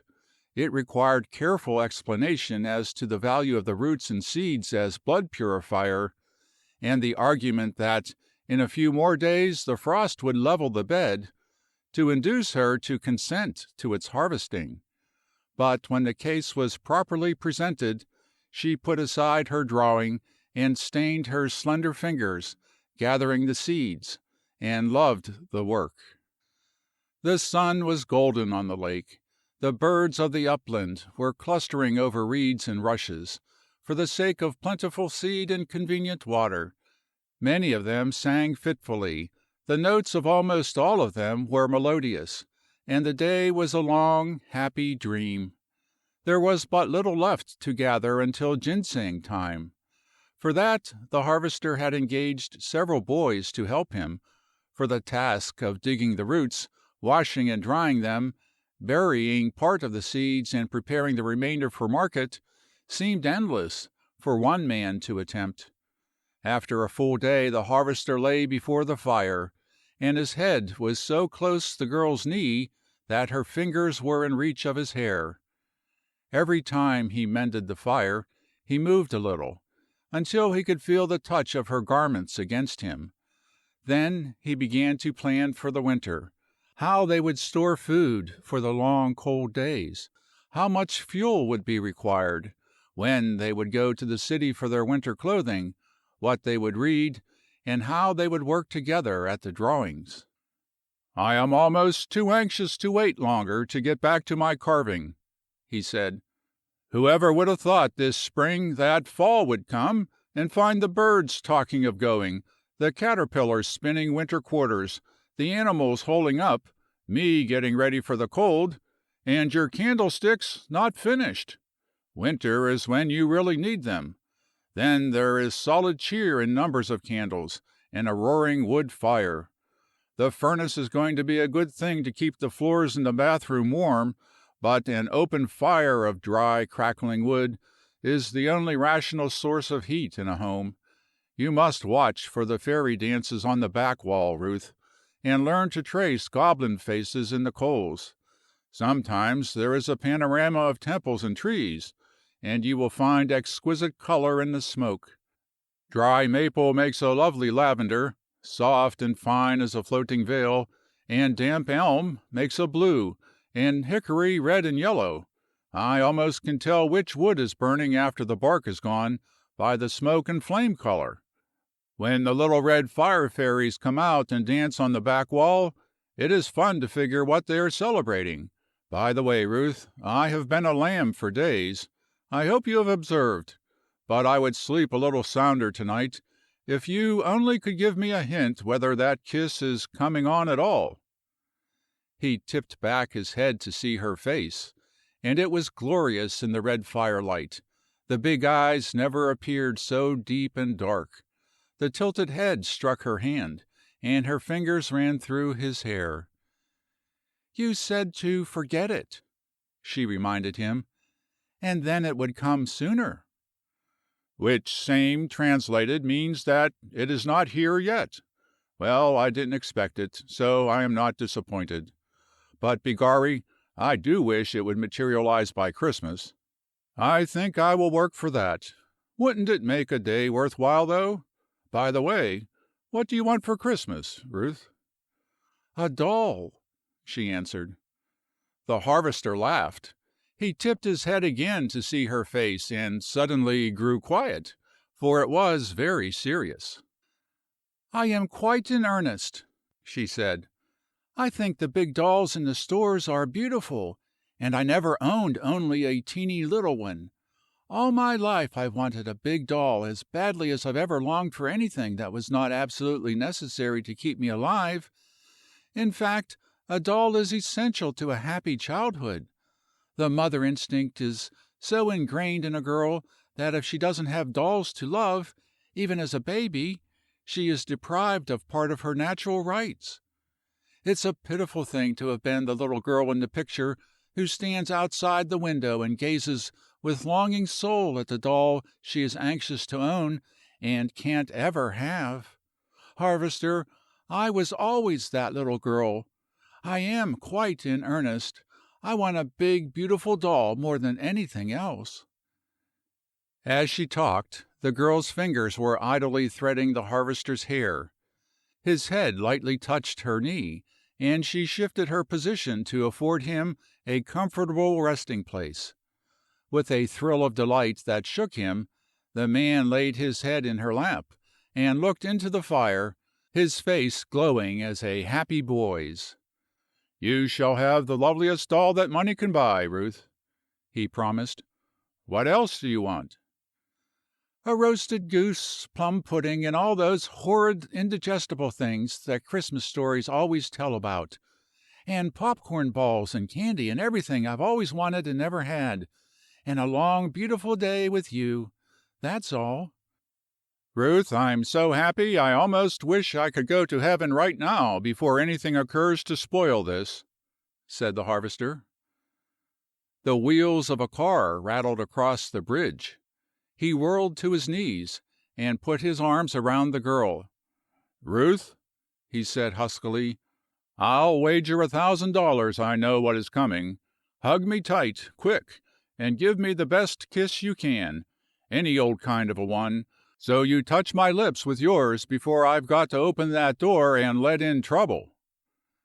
The girl threw her arms around his neck, and, with the imprint of her lips warm on his, the harvester crossed the room, and his heart dropped from the heights with a thud. He stepped out, closing the door behind him, and, crossing the veranda, passed down the walk. He recognized the car as belonging to a garage in Onabasha, and in it sat two men, one of whom spoke. "Are you David Langston?" "Yes," said the harvester. "Did you send a couple of photographs to a New York detective agency a few days ago, with inquiries concerning some parties you wanted located?" "I did," said the harvester, "but I was not expecting any such immediate returns." "Your questions touched on a case that long has been in the hands of the agency, and they telegraphed the parties. The following day the people had a letter, giving them the information they required from another source." "That is where Uncle Henry showed his fine Spencerian hand," commented the harvester. "It will always be a great satisfaction that I got my fist in first." "Is Miss Jameson here?" "No," said the harvester. "My wife is at home. Her surname was Ruth Jameson, but we have been married since June. Did you wish to speak to Mrs. Langston?" "I came for that purpose. My name is Kennedy. I am the law partner and the closest friend of the young lady's grandfather. News of her location has prostrated her grandmother, so that he could not leave her, and I was sent to bring the young woman." "Oh," said the harvester. "Well, you will have to interview her about that. One word first. She does not know that I sent those pictures and made that inquiry. One other word. She is just recovering from a case of fever, induced by wrong conditions of life before I met her. She is not so strong as she appears. Understand, you are not to be abrupt. Go very gently. Her feelings and health must be guarded with extreme care." The harvester opened the door, and as she saw the stranger, the girl's eyes widened, and she arose and stood waiting. "Ruth," said the harvester, "this is a man who has been making quite a search for you, and at last he has you located." The harvester went to the girl's side and put a reinforcing arm around her. "Perhaps he brings you some news that will make life most interesting and very lovely for you. Will you shake hands with Mr. Kennedy?" The girl suddenly straightened to unusual height. "I will hear why he has been making quite a search for me, and on whose authority he has me located first," she said. A diabolical grin crossed the face of the harvester, and he took heart. "Then please be seated, Mr. Kennedy," he said, "and we will talk over the matter. As I understand, you are a representative of my wife's people." The girl stared at the harvester. "Take your chair, Ruth, and meet this as a matter of course," he advised casually. "You always have known that some day it must come. You couldn't look in the face of those photographs of your mother in her youth and not realize that somewhere hearts were aching and breaking, and brains were busy in a search for her." The girl stood rigid. "I want it distinctly understood," she said, "that I have no use on earth for my mother's people. They come too late. I absolutely refuse to see or to hold any communication with them." "But, young lady, that is very arbitrary," cried Mr. Kennedy. "You don't understand. They are a couple of old people, and they are slowly dying of broken hearts." "Not so badly broken, or they wouldn't die slowly," commented the girl grimly. "The heart that was really broken was my mother's. The torture of a starved, overworked body and hopeless brain was hers. There was nothing slow about her death, for she went out with only half a life spent, and much of that in acute agony, because of their negligence. David, you often have said that this is my home. I choose to take you at your word. Will you kindly tell this man that he is not welcome in this house, and I wish him to leave it at once?" The harvester stepped back, and his face grew very white. "I can't, Ruth," he said gently. "Why not?" "Because I brought him here." "You brought him here! You! David, are you crazy? You?" "It is through me that he came." The girl caught the mantel for support. "Then I stand alone again," she said. "Harvester, I had thought you were on my side." "I am at your feet," said the man in a broken voice. "Ruth, dear, will you let me explain?" "There is only one explanation, and with what you have done for me fresh in my mind, I can't put it into words." "Ruth, hear me." "I must. You force me. But before you speak, understand this. Not now, or through all eternity, do I forgive the inexcusable neglect that drove my mother to what I witnessed, and was helpless to avert." My dear," said the harvester, "I had hoped the woods had done a more perfect work in your heart. Your mother is lying in state now, girl, safe from further suffering of any kind. And if I read aright, her tired face and shriveled frame were eloquent of forgiveness. Ruth, dear, if she so loved them that her heart was broken and she died for them, think of what they are suffering. Have some mercy on them." "Get this very clear, David," said the girl. "She died of hunger for food. Her heart was not so broken that she couldn't have lived a lifetime, and got much comfort out of it, if her body had not lacked sustenance. Oh, I was so happy a minute ago. David, why did you do this thing?" The harvester picked up the girl, placed her in a chair, and knelt beside her with his arms around her. Because of the pain in the world, Ruth, he said simply. Your mother is sleeping sweetly in the long sleep that knows neither anger nor resentment. And so I was forced to think of a gentle faced little old mother whose heart is daily one long ache, whose eyes are dim with tears, and a proud, broken old man who spends his time trying to comfort her when his life is as desolate as hers. How do you know so wonderfully much about their aches and broken hearts? Because I have seen their faces when they were happy, Ruth, and so I know what suffering would do to them. There were pictures of them and letters in the bottom of that old trunk. I searched it the other night and found them.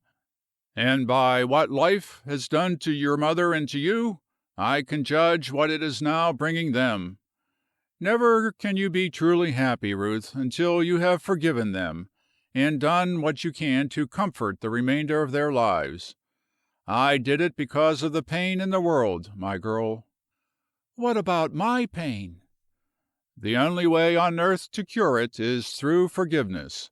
That, and that only, will ease it all away, and leave you happy and free for life and love. So long as you let this rancor eat in your heart, Ruth, you are not, and never can be, normal. You must forgive them, dear, hear what they have to say, and give them the comfort of seeing what they can discover of her in you. Then your heart will be at rest at last, your soul free. You can take your rightful place in life, and the love you crave will awaken in your heart. Ruth, dear, you are the acme of gentleness and justice. Be just and gentle now. Give them their chance. My heart aches, and always will ache, for the pain you have known, but nursing and brooding over it will not cure it. It is going to take a heroic operation to cut it out, and I chose to be the surgeon. You have said that I once saved your body from pain, Ruth. Trust me now to free your soul. What do you want? I want you to speak kindly to this man, who through my act has come here, and allow him to tell you why he came. Then I want you to do the kind and womanly thing your duty suggests that you should. David, I don't understand you. That is no difference, said the harvester. The point is, do you trust me? The girl hesitated. Of course I do, she said at last. Then hear what your grandfather's friend has come to say for him, and forget yourself in doing to others as you would have them. Really, Ruth, that is all of religion or of life worth while. Go on, Mr. Kennedy.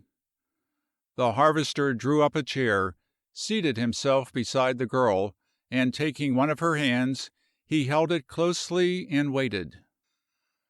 I was sent here by my law partner and my closest friend, Mr. Alexander Heron of Philadelphia, said the stranger.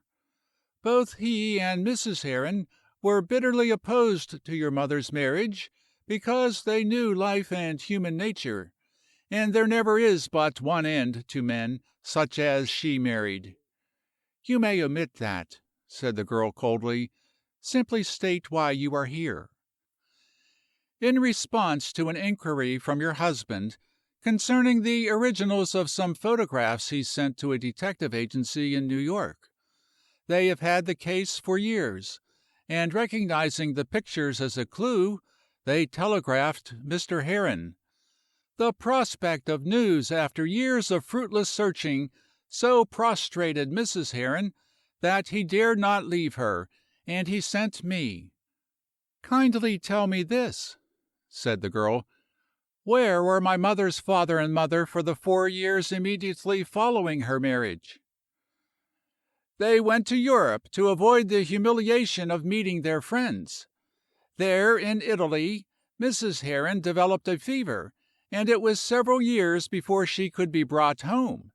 She retired from society and has been confined to her room ever since.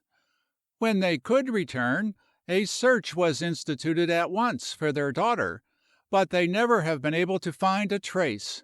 They have hunted through every eastern city they thought might contain her, and overlooked a little insignificant place like Chicago, of course. I myself conducted a personal search there, and visited the home of every Jameson in the directory, or who had mail at the office, or of whom I could get a clue of any sort. I don't suppose 2 women in a little garret room would be in the directory, and there never was any mail. Did your mother ever appeal to her parents? She did, said the girl. She admitted that she had been wrong, asked their forgiveness, and begged to go home. That was in the 2nd year of her marriage, and she was in Cleveland. Afterward she went to Chicago. From there she wrote again. Her father and mother were in Italy, fighting for the mother's life, 2 years after that. It is very easy to become lost in a large city. Criminals do it every day and are never found, even with the best detectives on their trail. I am very sorry about this. My friends will be broken-hearted.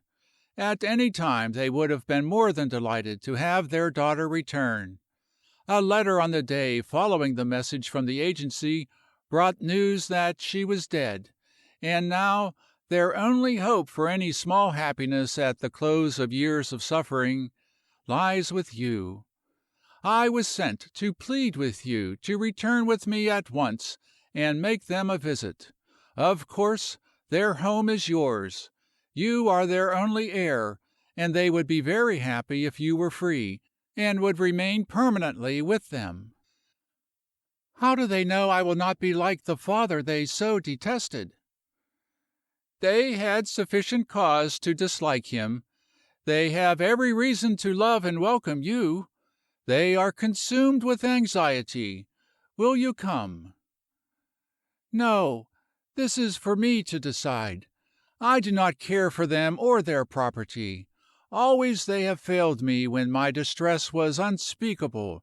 Now there is only one thing I ask of life, more than my husband has given me, and if that lay in his power, I would have it. You may go back and tell them that I am perfectly happy. I have everything I need. They can give me nothing I want, not even their love. Perhaps, sometime, I will go see them for a few days, if David will go with me. Young woman, do you realize that you are issuing a death sentence? Asked the lawyer gently. It is a just one. I do not believe your husband agrees with you. I know I do not.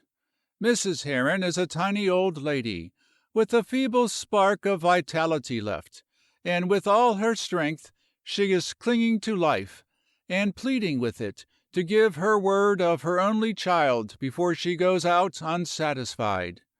She knows that her daughter is gone, and now her hopes are fastened on you. If for only a few days, you certainly must go with me.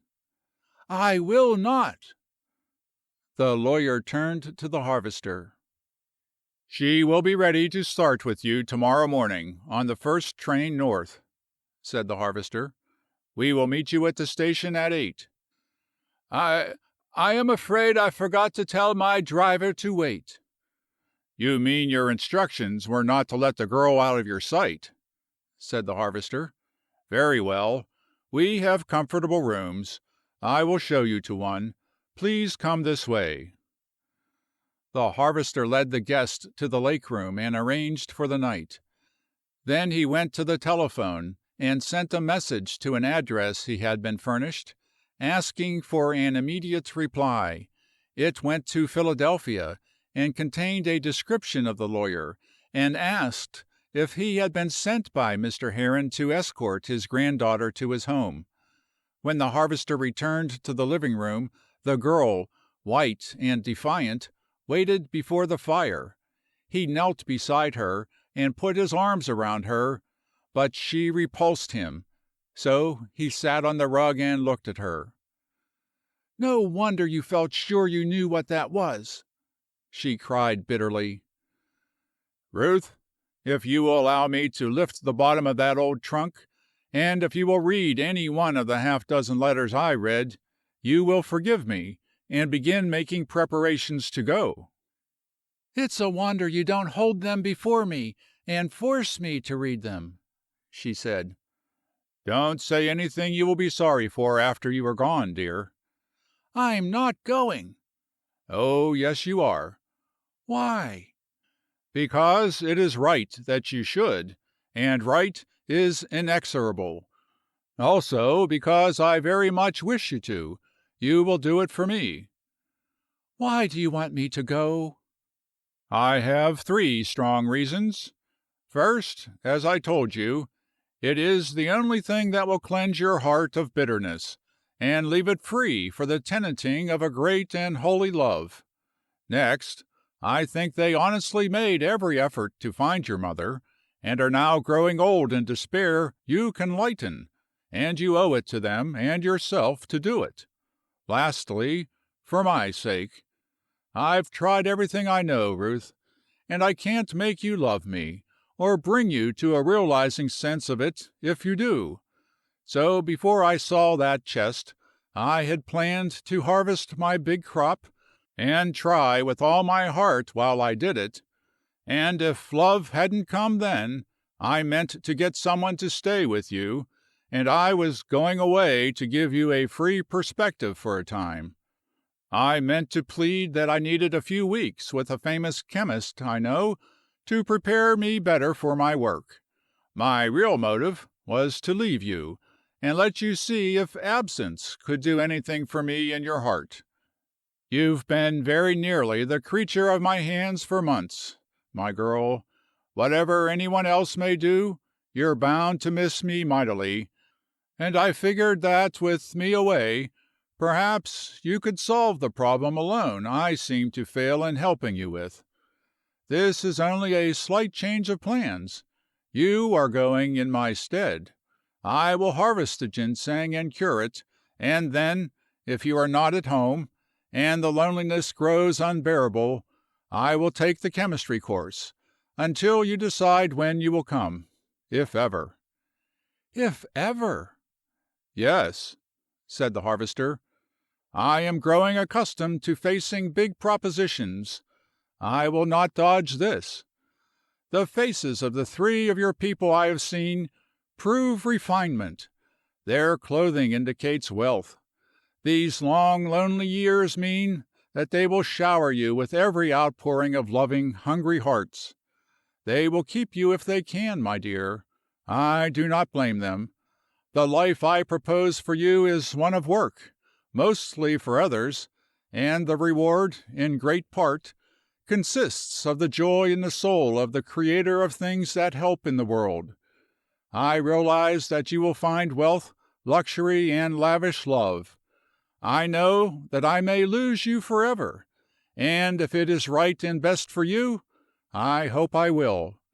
I know exactly what I am risking, but I yet say, go." "I don't see how you can, and love me as you prove you do." "That is a little streak of the inevitableness of nature that the forest has ground into my soul. I'd rather cut off my right hand than take yours with it, in the parting that will come in the morning.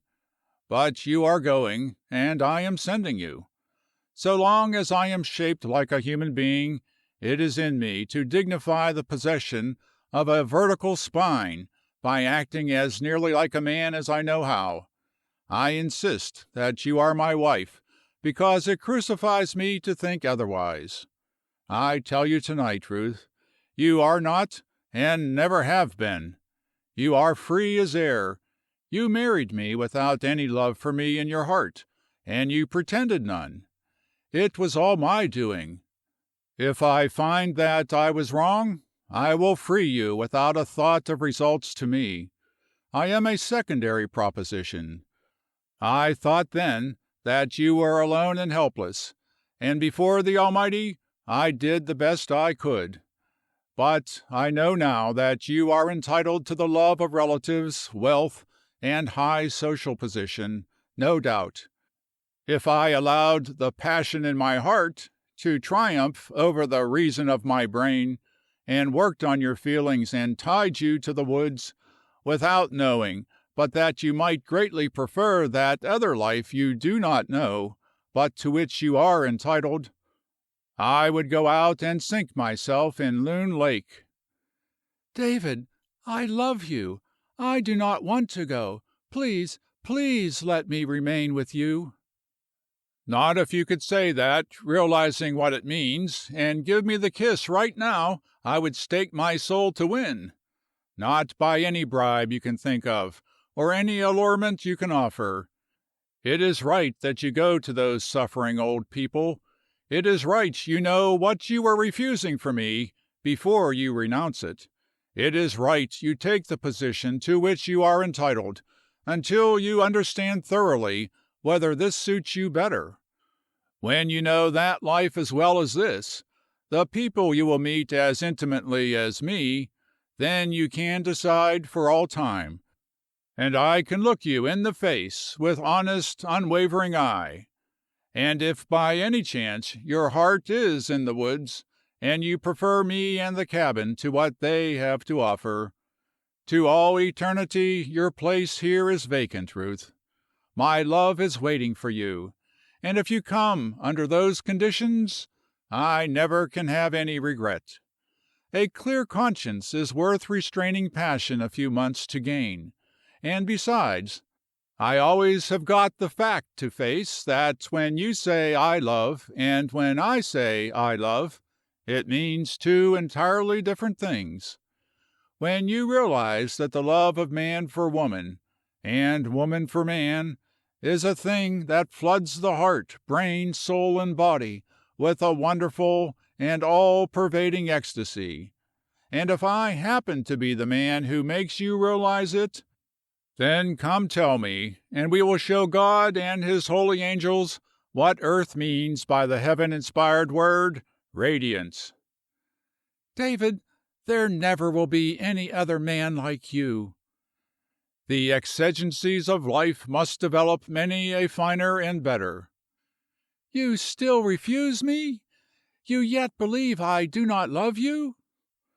"Not with the love I ask, my girl. But if I did not believe it was germinating in your heart, and that it would come pouring over me in a torrent some glad day, I doubt if I could allow you to go, Ruth. I am like any other man in selfishness and in the passions of the body." "Selfishness? You haven't any idea what it means," said the girl. "And what you call love, there I haven't. But I know how to appreciate you, and you may be positively sure that it will be only a few days until I will come back to you." "But I don't want you until you can bring the love I crave. I am sending you to remain until that time, Ruth." "But it may be months, man." "Then stay months." "But it may be—" "It may be never. Then remain forever. That will be proof positive that your happiness does not lie in my hands." "Why should I not consider you as you do me?" "Because I love you and you do not love me." "You are cruel to yourself and to me. You talk about the pain in the world. What about the pain in my heart right now? And if I know you in the least, 1 degree more would make you cry aloud for mercy. Oh, David, are we of no consideration at all?" The muscles of the harvester's face twisted an instant. "This is where we lop off the small branches to grow perfect fruit later. This is where we do evil that good may result.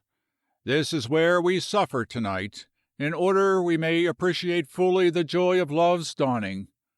If I am causing you pain, forgive me, dear heart. I would give my life to prevent it, but I am powerless. It is right. We cannot avoid doing it, if we ever would be happy." He picked up the girl, and held her crushed in his arms a long time.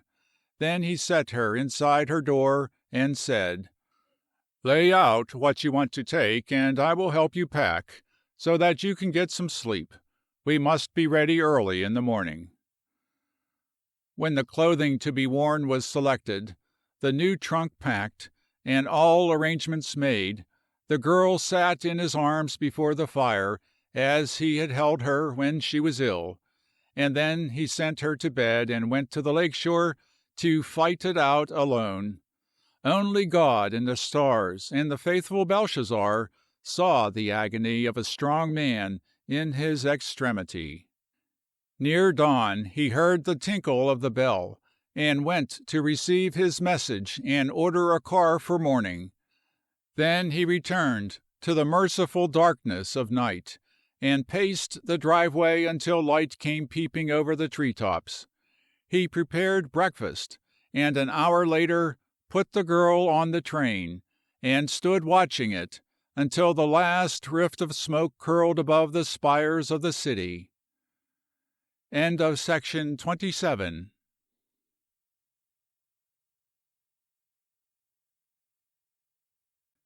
Section 28.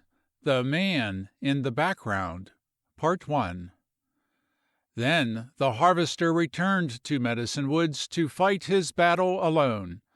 At first the pain seemed unendurable, but work always had been his panacea. It was his salvation now. He went through the cabin, folding bedding and storing it in closets, rolling rugs sprinkled with powdered alum, packing cushions, and taking window seats from the light. "Our sleeping room and the kitchen will serve for us, Belle," he said. "We will put all these other things away carefully, so they will be good as new when the girl comes home." The evening of the second day he was called to the telephone. "There's a telegram for you," said a voice. "A message from Philadelphia. It reads, 'Arrived safely. Thank you for making me come. Dear old people. Will write soon. With love, Ruth.' Have you got it?"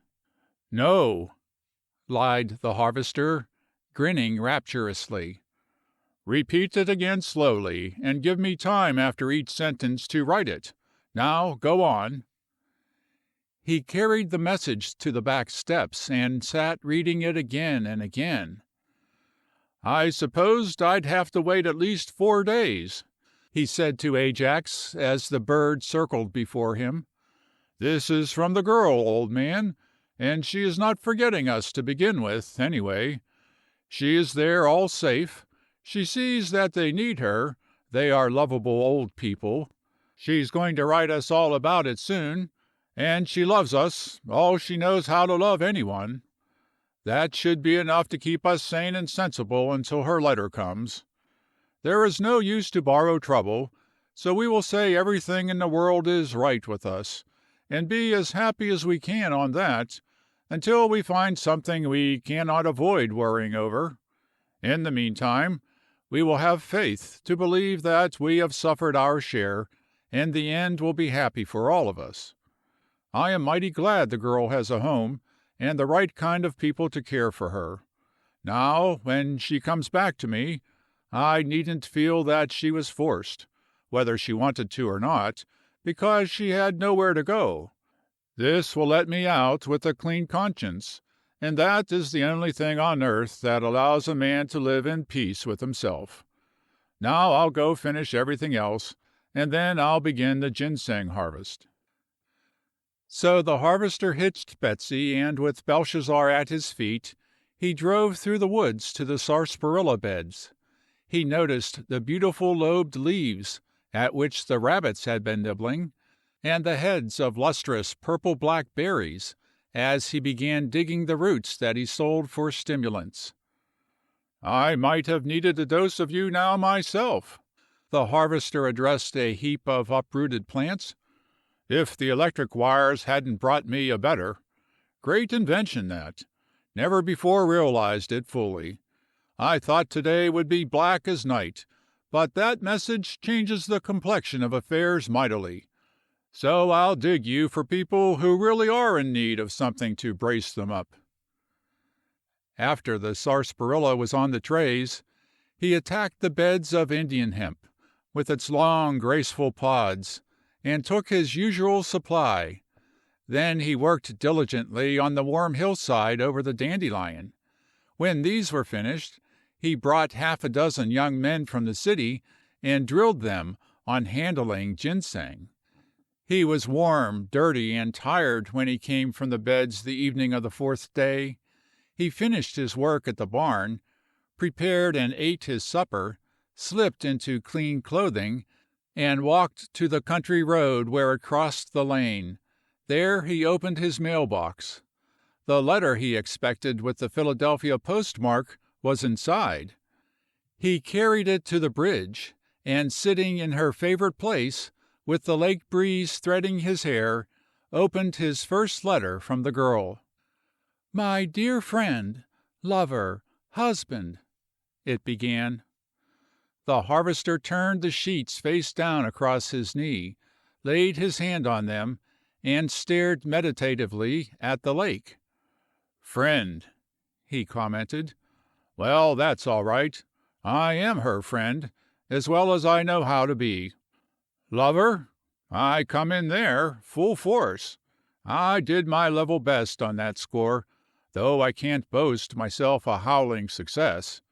A man can't do more than he knows, and if I had been familiar with all the wiles of expert professional love-makers, they wouldn't have availed me in the girl's condition. I had a mighty peculiar case to handle in her, and not a particle of training. But if she says 'lover,' I must have made some kind of a showing on the job. Husband." A slow flush crept up the brawny neck and tinged the bronzed face. "That's a good word," said the harvester, "and it must mean a wonderful thing to some men. Who bides his time. Well, I'm biding, and if my time ever comes to be my dream girl's husband, I'll wager all I'm worth on one thing. I'll study the job from every point of the compass, and I'll see what showing I can make on being the kind of a husband that a woman clings to and loves at 80. Taking a deep breath, the harvester lifted the letter, and laying one hand on Belshazzar's head, he proceeded. "I might as well admit in the beginning that I cried most of the way here. Some of it was because I was nervous and dreaded the people I would meet, and more on account of what I felt toward them, but most of it was because I did not want to leave you. I have been spoiled dreadfully. You have taught me so to depend on you, and for once I feel that I really can claim to have been an apt pupil, that it was like having the heart torn out of me to come. I want you to know this because it will teach you that I have a little bit of appreciation of how good you are to me, and to all the world as well. I am glad that I almost cried myself sick over leaving you. I wish now I just had stood up in the car and roared like a burned baby. But all the tears I shed in fear of grandfather and grandmother were wasted. They are a couple of dear old people, and it would have been a crime to allow them to suffer more than they must of necessity. It all seems so different when they talk, and when I see the home, luxuries, and friends my mother had. It appears utterly incomprehensible that she dared leave them for a stranger. Probably the reason she did was because she was grandfather's daughter. He is gentle and tender some of the time, but when anything irritates him, and something does every few minutes, he breaks loose, and such another explosion you never heard. It does not mean a thing, and it seems to lower his tension enough to keep him from bursting with palpitation of the heart or something, but it is a strain for others. At first it frightened me dreadfully. Grandmother is so tiny and frail, so white in her big bed, and when he is the very worst, and she only smiles at him, why, I know he does not mean it at all. But, David, I hope you never will get an idea that this would be a pleasant way for you to act, because it would not, and I never would have the courage to offer you the love I have come to find if you slammed a cane and yelled 'Damnation' at me.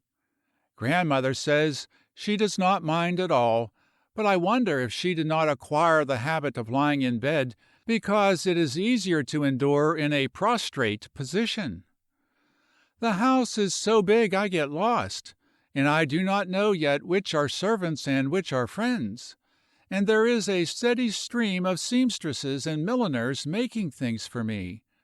Grandmother and father both think I will be quite passable in appearance when I am what they call modishly dressed. I think grandmother will forget herself some day and leave her bed before she knows it, in her eagerness to see how something appears. I could not begin to tell you about all the lovely things to wear for every occasion under the sun, and they say these are only temporary until some can be made especially for me. They divide the time in sections, and there is an hour to drive, I am to have a horse and ride later, and a time to shop, so long to visit grandmother, and set hours to sleep, dress, to be fitted, taken to see things, music lessons, and a dancing teacher. I think a longer day will have to be provided. I do not care anything about dancing. I know what would make me dance nicely enough for anything, but I am going to try the music and see if I can learn just a few little songs and some old melodies for evening, when the work is done, the fire burns low, and you are resting on the rug. There is enough room for a piano between your door and the south wall, and that corner seems vacant anyway. You would like it, David, I know, if I could play and sing just enough to put you to sleep nicely. It is in the back of my head that I will try to do every single thing just as they want me to, and that will make them happy.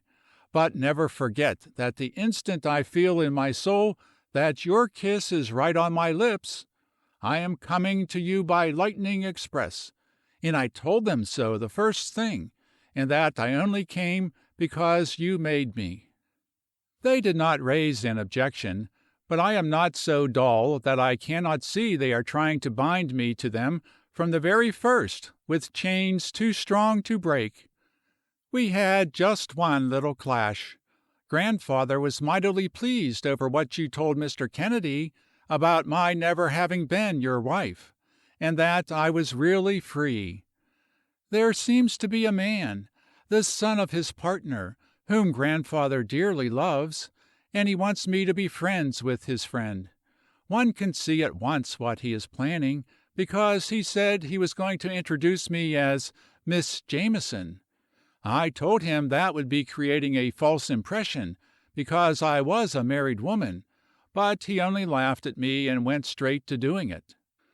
Of course I know why, but he is so terribly set I cannot stop him, so I shall have to tell people myself that I am a staid old married lady. After all, I suppose I might as well let him go if it pleases him.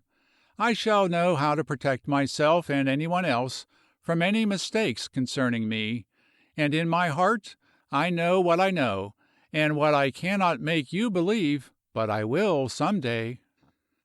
I suspect you're harvesting the ginseng now. The roar and rush of the city seems strange, as if I never had heard it before, and I feel so crowded. I scarcely can sleep at night for the clamor of the cars, cabs, and throbbing life.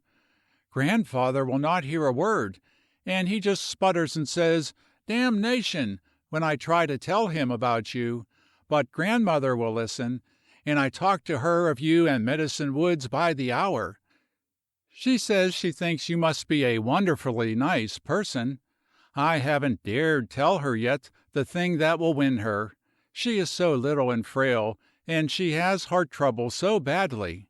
But some day I shall tell her all about Chicago that I can, and then of Uncle Henry, and then about you and the oak, and that will make her love you as I do. There are so many things to do.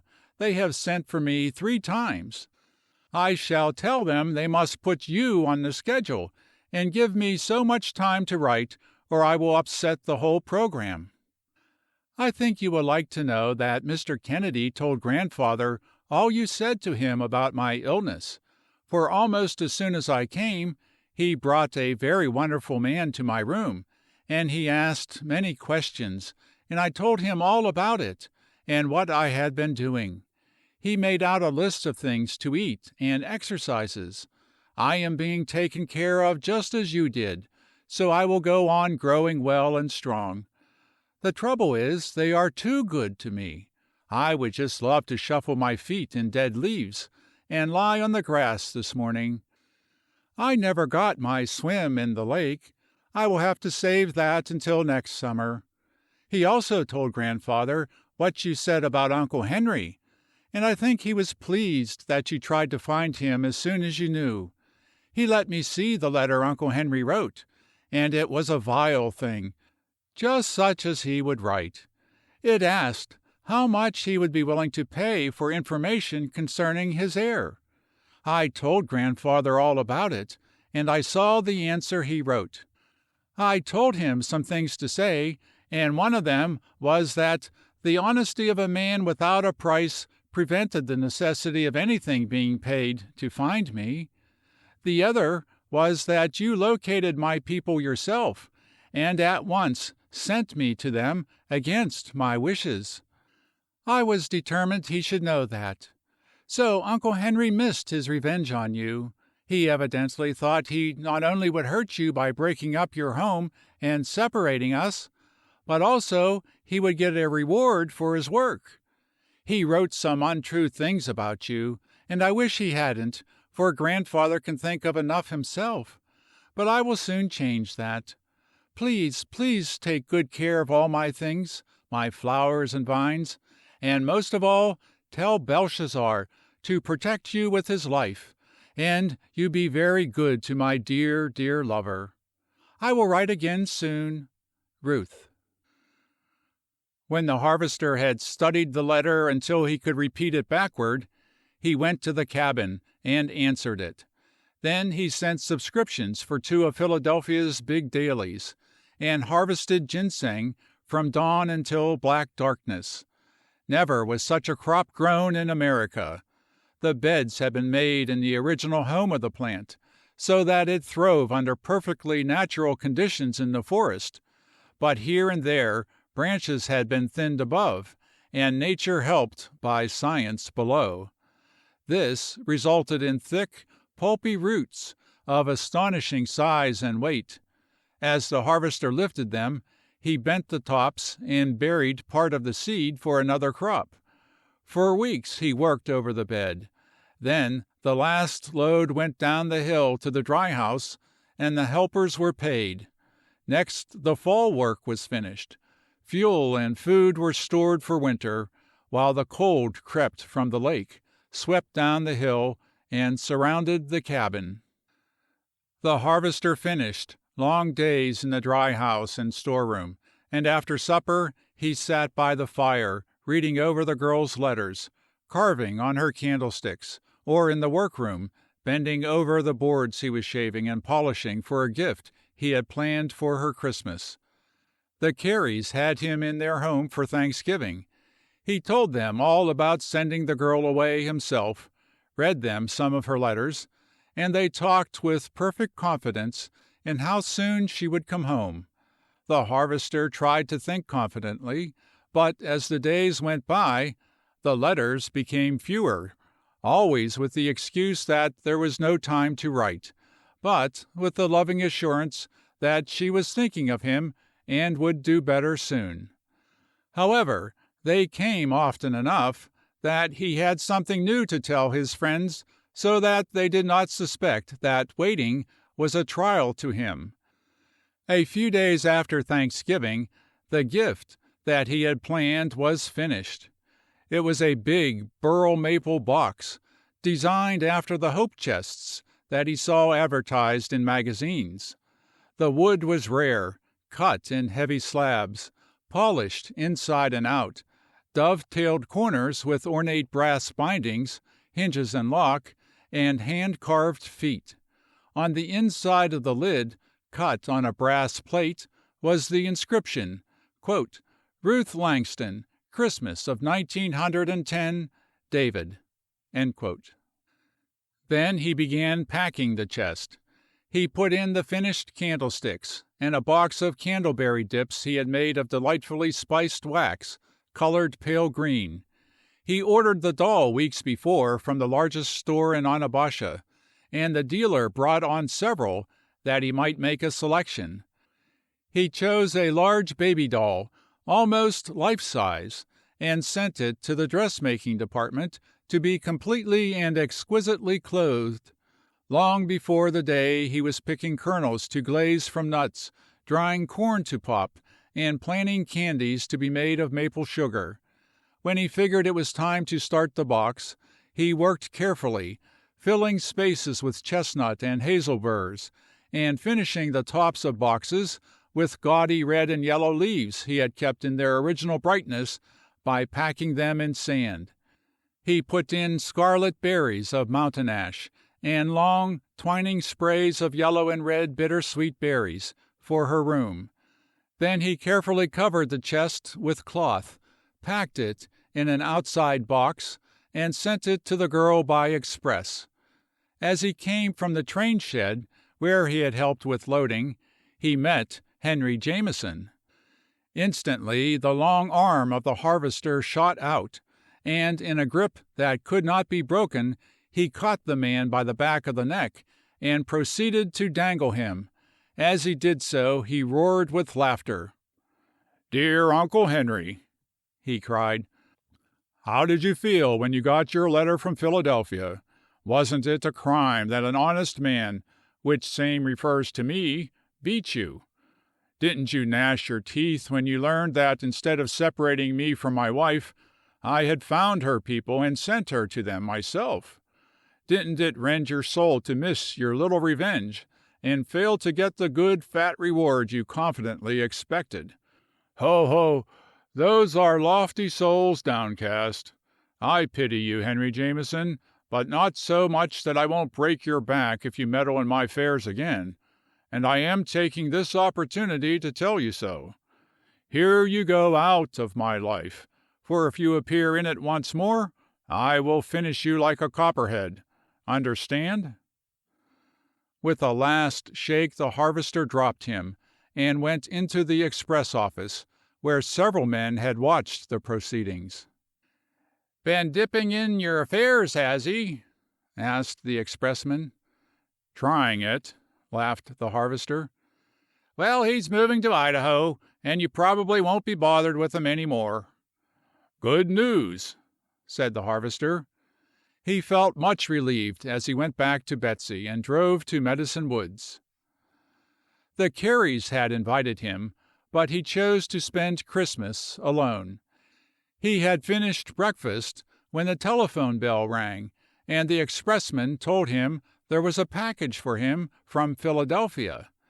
The harvester mounted Betsy and rode to the city at once. The package was so very small he slipped it into his pocket, and went to the doctor's to say Merry Christmas. To Mrs. Carey he gave a pretty lavender silk dress, and to the doctor a new watch chain. Then he went to the hospital, where he left with Molly a set of china dishes from the girl, and a fur-lined greatcoat, his gift to Dr. Harmon. He rode home and stabled Betsy, giving her an extra quart of oats, and going into the house he sat by the kitchen fire and opened the package. In a nest of cotton lay a tissue-wrapped velvet box, and inside that, in a leather pocket-case, an ivory miniature of the girl by an artist who knew how to reproduce life. It was an exquisite picture, and a face of wonderful beauty. He looked at it for a long time, and then called Belshazzar and carried it out to show Ajax.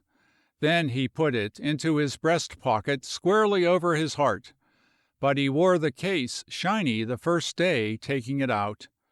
Before noon he went to the mailbox, and found a long letter from the girl, full of life, health, happiness, and with steady assurances of love for him, but there was no mention made of coming home. She seemed engrossed in the music lessons, riding, dancing, pretty clothing, splendid balls, receptions, and parties of all kinds. The harvester answered it with his heart full of love for her, and then waited. It was a long week before the reply came, and then it was short on account of so many things that must be done, but she insisted that she was well, happy, and having a fine time. After that, the letters became less frequent and shorter. At times there would be stretches of almost 2 weeks with not a line, and then only short notes to explain that she was too busy to write. Through the dreary cold days of January and February, the harvester invented work in the storeroom, in the workshop, at the candlesticks, sat long over great books, and spent hours in the little laboratory, preparing and compounding drugs. In the evenings he carved and read. First of all he scanned the society columns of the papers he was taking, and almost every day he found the name of Miss Ruth Jameson, often a paragraph describing her dress and her beauty of face and charm of manner, and constantly the name of Mr. Herbert Kennedy appeared as her escort. At first the harvester ignored this, and said to himself that he was glad she could have enjoyable times and congenial friends, and he was. But as the letters became fewer, paper paragraphs more frequent, and approaching spring worked its old insanity in the blood, gradually an ache crept into his heart again, and there were days when he could not work it out. Every letter she wrote he answered just as warmly as he felt that he dared, but when they were so long coming, and his heart was overflowing, he picked up a pen one night and wrote what he felt. He told her all about the ice-bound lake, the lonely crows in the big woods, the sapsucker's cry, and the gay cardinal's whistle. He told her about the cocoons dangling on bushes or rocking on twigs that he was cutting for her. He warned her that spring was coming, and soon she would begin to miss wonders for her pencil. Then he told her about the silent cabin, the empty rooms, and a lonely man. He begged her not to forget the kiss she had gone to find for him. He poured out his heart unrestrainedly, and then folded the letter, sealed and addressed it to her, in care of the fire fairies, and pitched it into the ashes of the living-room fireplace. But expression made him feel better. There was another long wait for the next letter, but he had written her so many in the meantime that a little heap of them had accumulated as he passed through the living-room on his way to bed. He had supposed she would be gone until after Christmas when she left, but he never had thought of harvesting sassafras and opening the sugar camp alone. In those days his face appeared weary, and white hairs came again on his temples. Carrie met him on the street and told him that he was going to the National Convention of Surgeons at New York in March, and wanted him to go along and present his new medicine for consideration. "All right," said the harvester instantly, "I will go." He went and interviewed Mrs. Carey, and then visited the doctor's tailor and a shoe store, and bought everything required to put him in condition for traveling in good style, and for the banquet he would be asked to attend. Then he got Mrs. Carey to coach him on spoons and forks, and declared he was ready.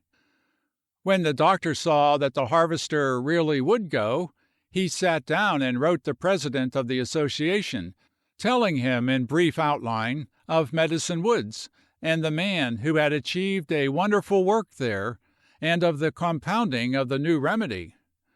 As he expected, return mail brought an invitation for the harvester to address the association, and describe his work and methods, and present his medicine. The doctor went out in the car, over sloppy roads with that letter, and located the harvester in the sugar camp. He explained the situation, and to his surprise found his man intensely interested. He asked many questions as to the length of time and amount of detail required in a proper paper, and the doctor told him. "But if you want to make a clean sweep, David," he said, "write your paper simply, and practice it until it comes easy before you speak." That night the harvester left work long enough to get a notebook, and by the light of the campfire, and in company with the owls and coons, he wrote his outline. One division described his geographical location, another traced his ancestry and education in wood lore, one was a tribute to the mother who molded his character and ground into him stability for his work. The remainder described his methods in growing drugs, drying and packing them, and the end was a presentation for their examination of the remedy that had given life where a great surgeon had conceded death. Then he began amplification. End of section 28.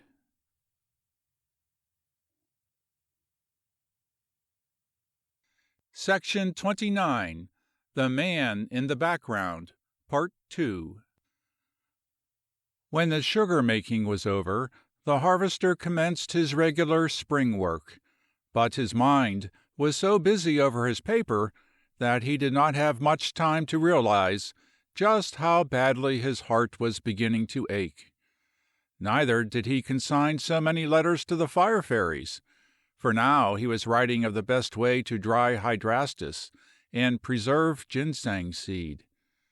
The day before time to start, he drove to Onabasha to try on his clothing and have Mrs. Carey see if he had been right in his selections.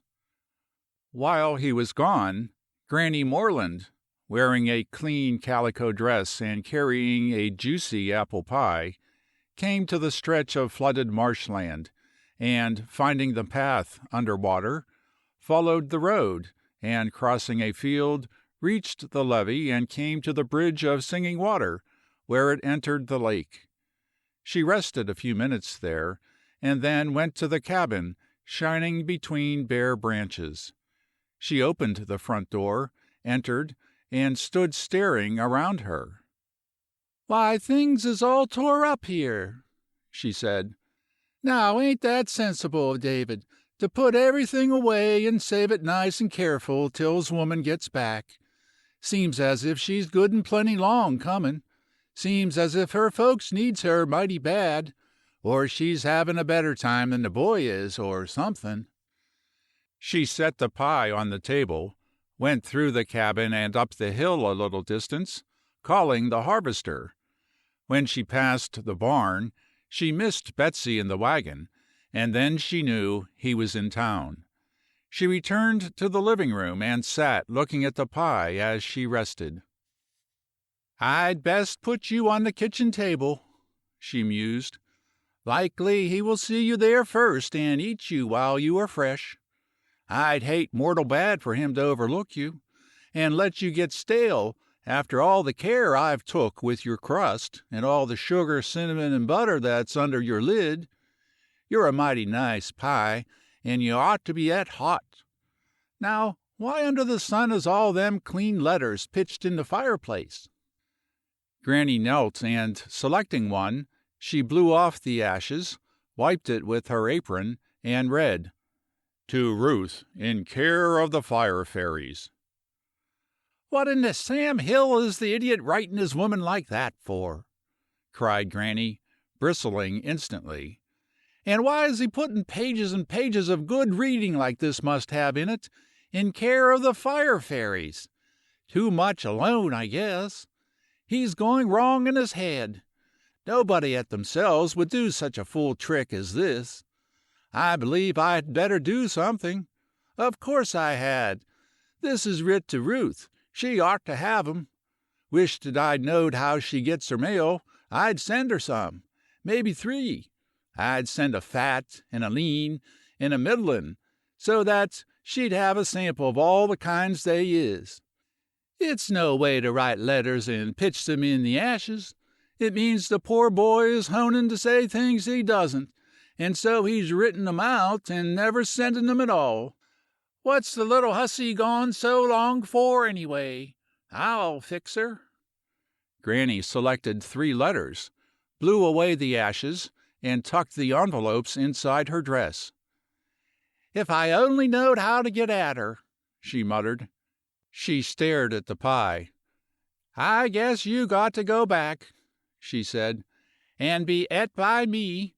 Like as not, I'll stall myself, for I got one already. But if David has got these fool things counted and misses any, and then he finds that pie here, he'll suspicion me.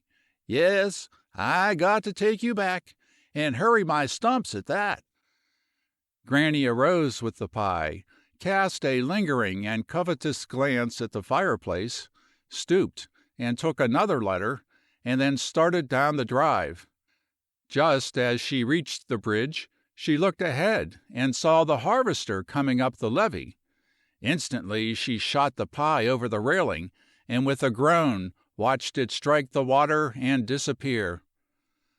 "Lord of love," she gasped, sinking to the seat, "that was one of my grandmother's willer plates that I promised Ruth. 'Tain't likely I'll ever see hide nor hair of it again. But there wa'n't no other place to put it, and I doesn't let him know I'd been up to the cabin. Maybe I can fetch a boy some day and hire him to dive for it. How long can a plate be in water and not get spoiled, anyway? Now what do I do? My head's all in a whirl. I'll bet my bosom is a sticking out with his letters till he'll notice and take 'em from me." She gripped her hands across her chest and sat staring at the harvester as he stopped on the bridge, and seeing her attitude and distressed face, he sprang from the wagon. "Why, Granny, are you sick?" he cried anxiously. "Yes," gasped Granny Morland. "Yes, David, I am. I'm a miserable woman. I never was in such a shape in all my days." "Let me help you to the cabin, and I'll see what I can do for you," offered the harvester. "No, this is just out of your reach," said the old lady. I want to see Dr. Carey bad." "Are you strong enough to ride in, or shall I bring him?" I can go as well as not, David, if you'll take me." "Let me run Betsy to the barn and get the girl's phaeton. The wagon is too rough for you. Are the pains in your chest dreadful?" "I don't know how to describe them," said Granny with perfect truth. The harvester leapt into the wagon and caught the lines. As he disappeared around the curve of the driveway, Granny snatched the letters from her dress front and thrust them deep into one of her stockings. "Now, drat you," she cried, "stick out all you please. Nobody'll see you there." In a few minutes the harvester helped her into the carriage and drove rapidly toward the city. "You needn't strain your critter," said Granny. "It's not so bad as that, David." "Is your chest any better?" "A sight better," said Granny. "Shaking up a little 'pears to do me good." "You never should have tried to walk. Suppose I hadn't been here, and you came the long way, too. I'll have a telephone run to your house so you can call me after this." Granny sat very straight suddenly. "My, wouldn't that get away with some of my foxy neighbors?" she said. "Me to have a phone like they do, and be conversin' at all hours of the day with my son's folks and everybody. I'd be tickled to pieces, David." "Then I'll never dare do it," said the harvester, "because I can't keep house without you." "Where's your own woman?" promptly inquired Granny. "She can't leave her people. Her grandmother is sick." "Grandmother your foot!" cried the old woman. "I have been hearing that song and dance from the neighbors, but you got to fool younger people than me on it, David. When did any grandmother ever part a pair of youngsters just married for months at a clip? I'd like to cast my eyes on that grandmother. She's a new breed. I was as good a mother as 'twas in my skin to be, and I'd like to see a child of mine do it for me. And as for my grandchildren, it hustles some of them to recognize me passing on the big road, especially if it's Peter's girl with a town beau." The harvester laughed. The old lady leaned toward him, with a mist in her eyes and a quaver in her voice, and asked softly, "Got airy friend that could help you, David?" The man looked straight ahead in silence. "Bamfoozle all the rest of them as much as you please, lad, but I stand to you in the place of your ma, and so I asked you plainly, got airy friend that could help?" "I can think of no way in which anyone possibly could help me, dear," said the harvester gently. "It is a matter I can't explain, but I know of nothing that anyone could do." "You mean you're tight-mouthed. You could tell me just like you would your ma if she was up and comin', but you can't quite put me in her place and spit it out plain. Now maybe I can help you. Is it her fault or your'n?" Mine entirely." "Huh! What a fool question! I might 'a' known it. I never saw a lovinger, sweeter girl in these parts. I just worship the ground she treads on. And you, lad, you ain't had a heart in your body since you first saw her face. If I had the strength, I'd haul you out of this kerridge, and I'd hammer your meller, David Langston. What in the name of sense have you gone and done to the purty lovin' child?" The harvester's face flushed, but a line around his mouth whitened. "Loosen up," commanded Granny. "I've got some rights in this case that maybe you don't remember. You asked me to help you get ready for her, and I done what you wanted. You invited me to visit her, and I just loved her sweet, purty ways. You wanted me to shut up my house and come over for weeks to help you take care of her, and I done it gladly, for her pain and your sufferin' cut me as if 'twas my livin' flesh and blood.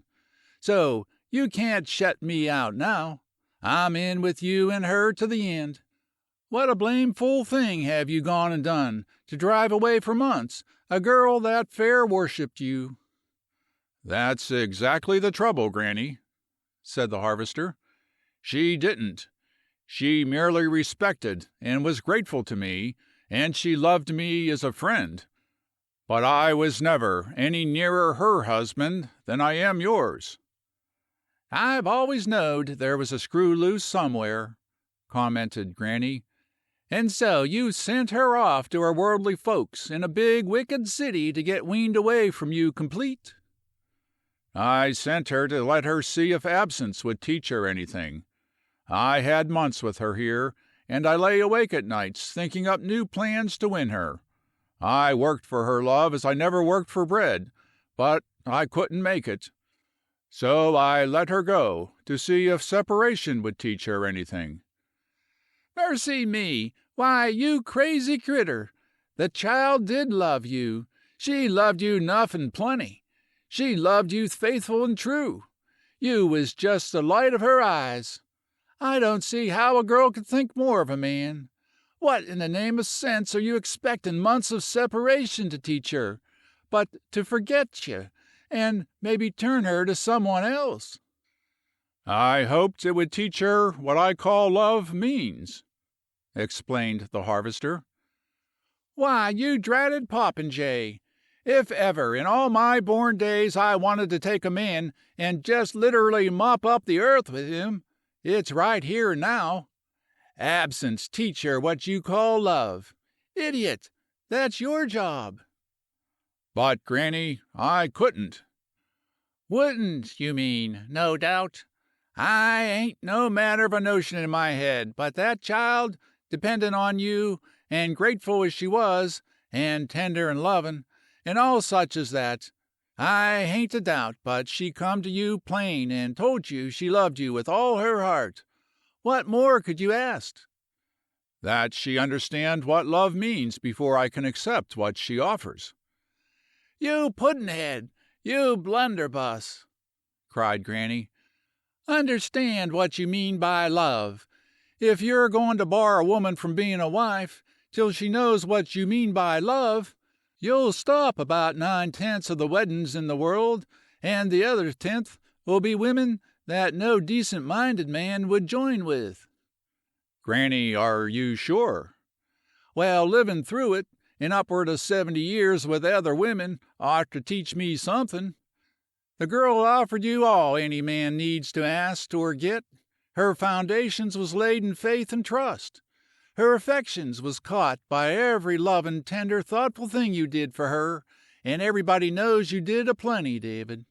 I never seen such a master hand at courtin' as you be. You had her lovin' you all any good woman knows how to love a man. All you needed to 'a' done was to take her in your arms and make her your wife, and she'd 'a' waked up to what you meant by love." "But suppose she never awakened?" "Oh, bosh! Suppose water won't wet. Suppose fire won't burn. Suppose the sun won't shine. That's the law of nature, man. If you think I hain't got no sense at all, I just dare you to ask Dr. Carey. 'Twouldn't take him long to comb the kinks out of you." "I don't think you have left any, Granny," said the harvester. "I see what you mean, and in all probability you are right.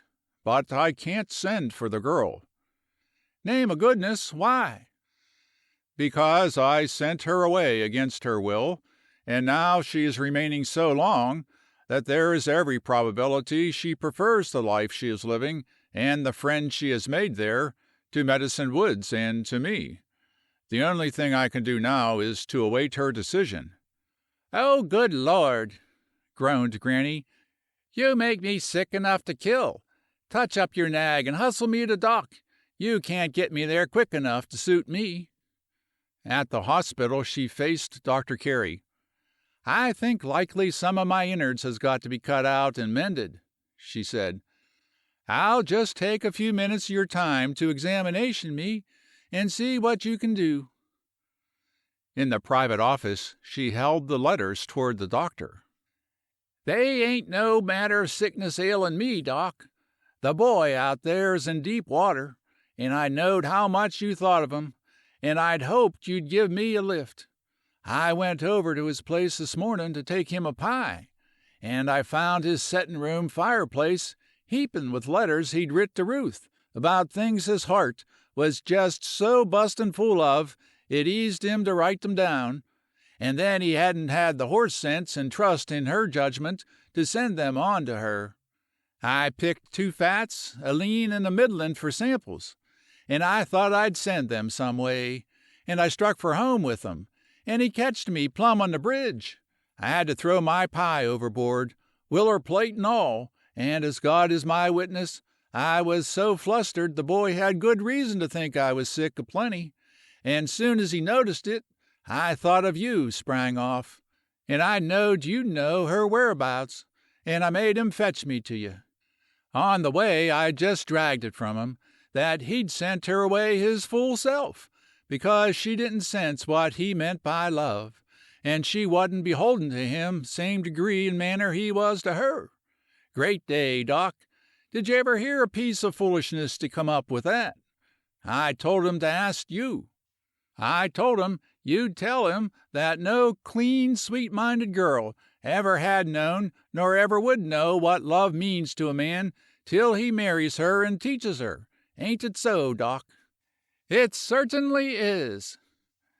"Then will you grind it into him, clean to the marrer, and will you send these letters on to Ruthie?" "Most certainly I will," said the doctor emphatically. Granny opened the door and walked out. "I'm so relieved, David," she said. "He thinks they won't be no matter o' need to knife me. Likely he can fix up a few pills and send them out by mail, so's that I'll be as good as new again. Now we must get right out of here, and not take valuable time. What do I owe you, Doc?" "Not a cent," said Dr. Carey. "Thank you very much for coming to me. You'll soon be all right again." "I was some worried. Much obliged, I'm sure. Come on." 1 minute," said the doctor. "David, I am making up a list of friends to whom I'm going to send programs of the medical meeting, and I thought your wife might like to see you among the speakers and your subject. What is her address?" A slow red flushed the harvester's cheeks. He opened his lips and hesitated. At last he said, "I think perhaps her people prefer that she receive mail under her maiden name while with them. Miss Ruth Jameson, care of Alexander Heron, 5770 Chestnut Street, Philadelphia, will reach her." The doctor wrote the address, as if it were the most usual thing in the world, and asked the harvester if he was ready to make the trip east. "I think we had best start tonight," he said. "We want a day to grow accustomed to our clothes and new surroundings before we run up squarely against serious business." "I will be ready," promised the harvester. He took Granny home, set his house in order, installed the man he was leaving in charge, touched a match to the heap in the fireplace, and donning the new traveling suit, he went to Dr. Carey's. Mrs. Carey added a few touches, warned him to remember about the forks and spoons, and not to forget to shave often, and saw them off. At the station, Carey said to him, "You know, David, we can change at Wayne and go through Buffalo, or we can take the Pittsburgh and go and come through Philadelphia."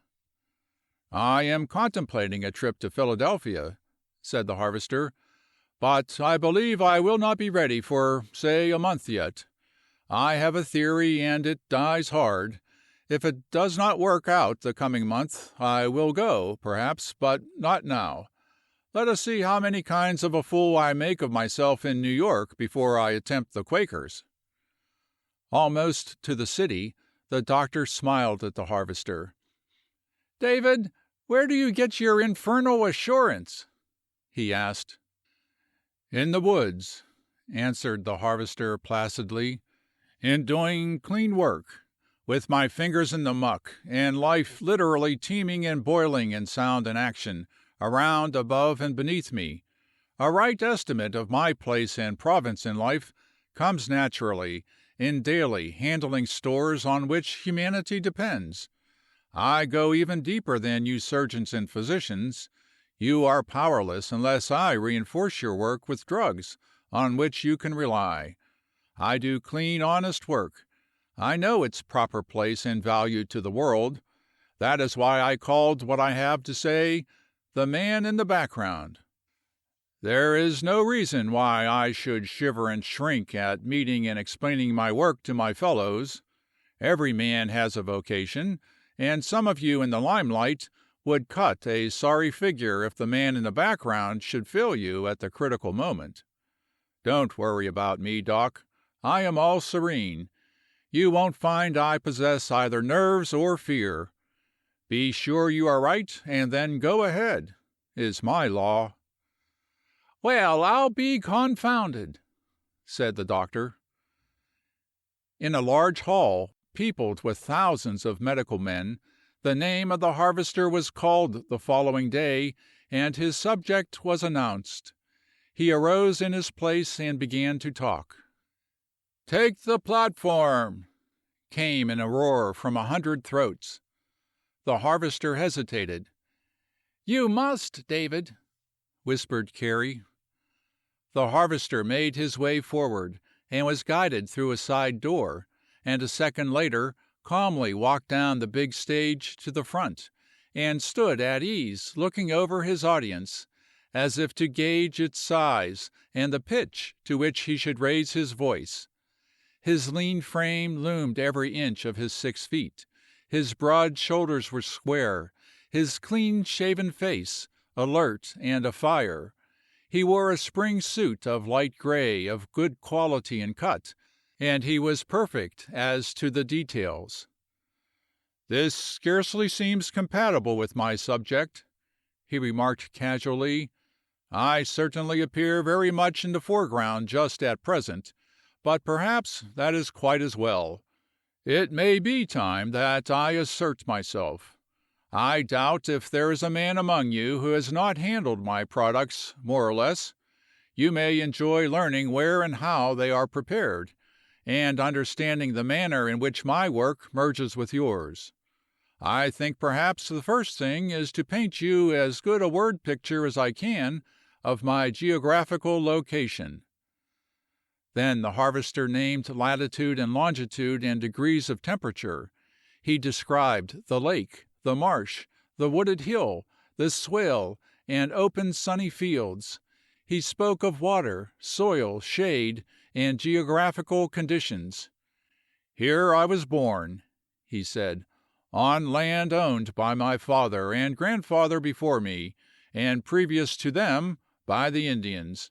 My male ancestors, so far as I can trace them, were men of the woods, hunters, trappers, herb gatherers. My mother was from the country, educated for a teacher.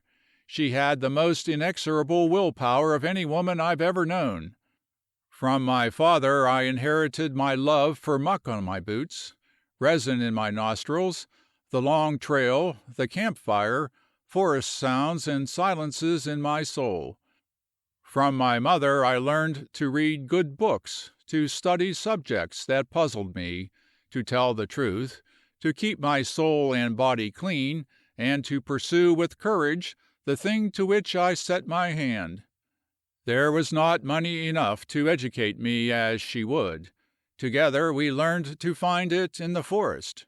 In early days we sold ferns and wild flowers to city people, harvested the sap of the maples in spring and the nut crop of the fall. Later, as we wanted more, we trapped for skins and collected herbs for the drug stores. This opened to me a field I was peculiarly fitted to enter. I knew woodcraft instinctively. I had the location of every herb, root, bark, and seed that will endure my climate. I had the determination to stick to my job, the right books to assist me, and my mother's invincible will power to uphold me where I wavered. As I look into your faces, men, I am struck with the astounding thought that some woman bore the cold sweat and pain of labor to give life to each of you. I hope few of you prolonged that agony as I did. It was in the heart of my mother to make me physically clean, and to that end she sent me daily into the lake, so long as it was not ice covered, and put me at exercises intended to bring full strength to every sinew and fiber of my body. It was in her heart to make me morally clean, so she took me to nature and drilled me in its forces and its methods of reproducing life according to the law. Her work was good to a point that all men will recognize. From there on, for a few years, she held me, not because I was man enough to stand, but because she was woman enough to support me. Without her, no doubt I would have broken the oath I took. With her, I won the victory, and reached years of manhood and self-control as she would have had me. The struggle wore her out at half a lifetime, but as a tribute to her memory, I cannot face a body of men having your opportunities without telling you that what was possible to her and to me is possible to all mothers and men.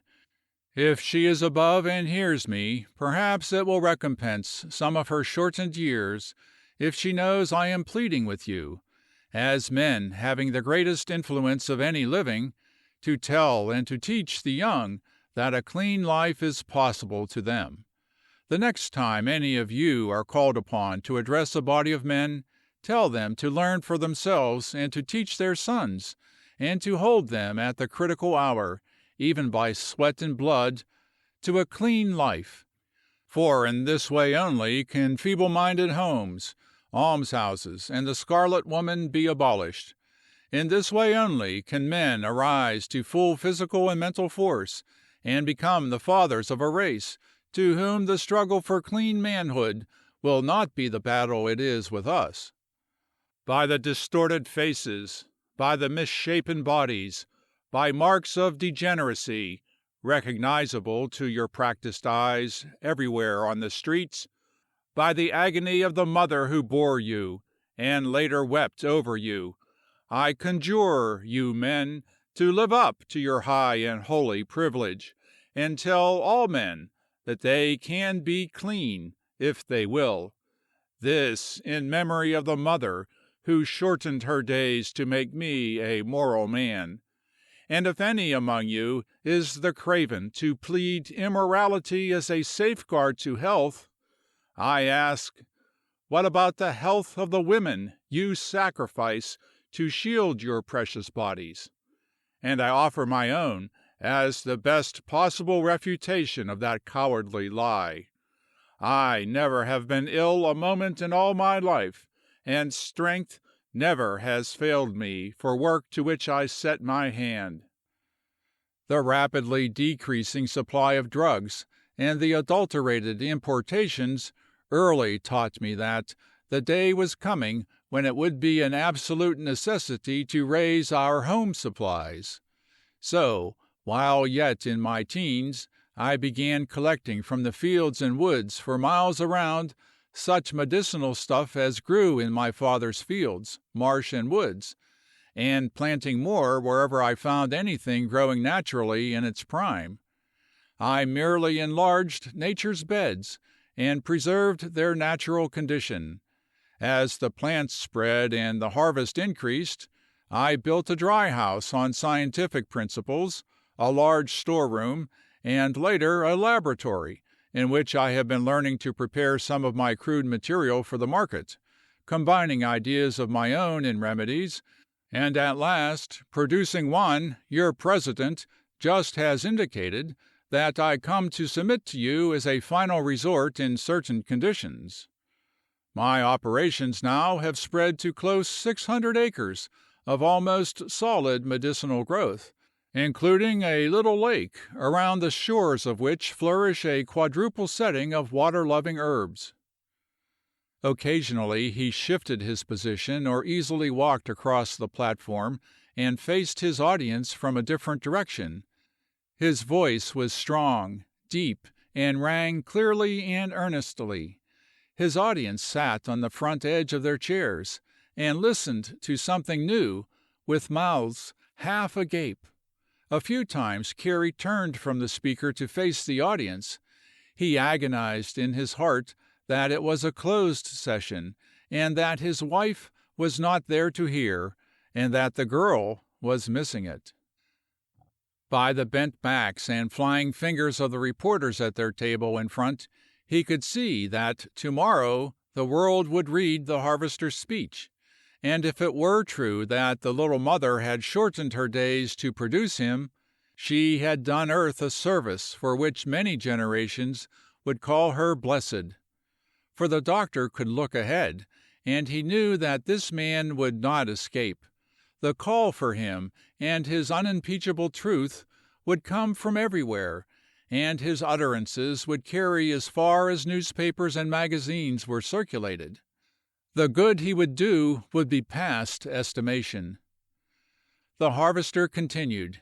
He was describing the most delicate and difficult of herbs to secure. He was telling how they could be raised, prepared, kept, and compounded. He was discussing diseases that did not readily yield to treatment, pointing out what drugs were customarily employed, and offering, if any of them had such cases, and would send to him, to forward samples of unadulterated stuff sufficient for a test comparison with what they were using. He was walking serenely and surely into the heart of every man before him. Just at the point where it was the psychological time to close, he stopped and stood a long instant facing them, and then he asked softly, "Did any man among you ever see the woman to whom he had given a strong man's first passion of love slowly dying before him?" One breathless instant he waited, and then continued, "Gentlemen, I recently saw this in my own case. For days it was coming, so at night I shut myself in my laboratory and from the very essence of the purest of my self-compounded drugs, I distilled a stimulant into which I put the touch of heart remedy, a brace for weakening nerves, a vitalization of sluggish blood. As I worked, I thought in that thought which embodied the essence of prayer, and when my day and my hour came, and a man who has been the president of your honorable body, and is known to all of you, said it was death, I took this combination that I now present to you, and with the help of the Almighty and a woman above the price of rubies, I kept breath in the girl I love, and today she is at full tide of womanhood. As a thank offering, the formula is yours. Test it as you will. Use it if you find it good. Gentlemen, I thank you." Carey sank in his chair and watched the harvester cross the stage. As he disappeared, the tumult began, and it lasted until the president arose and brought him back to make another bow, and then they rioted until they wore themselves out. In an immaculate dress suit, the harvester sat that night on the right of the gray-haired president and responded to the toast, "The Harvester of the Woods." Then the reporters carried him away to be photographed and to show him the gay sights of New York. In the train the next day, steadily speeding west, he said to Dr. Carey, "I feel as the old woman of Mother Goose, who said, 'Lauk a mercy on us, can this be really I?'" "You just bet it is," cried the doctor, "and you have cut out work for yourself in good shape." "What do you mean?" "I mean that this is a beginning. You will be called upon to speak again and again." "The point is, do you honestly think I helped any?" "You did inestimable good. It only can help men to hear plain truth that is personal experience. As for that dope of yours, it will come closer raising the dead than anything I ever saw. Next case I see slipping, after I've done my best, I'm going to try it out for myself." "All right. Phone me and I'll bring some fresh and help you." At Buffalo, the doctor left the car and bought a paper. As he had expected, the portrait and speech of the harvester were featured. The reporters had been gracious. They had done all that was just to a great event, and allowed themselves some latitude.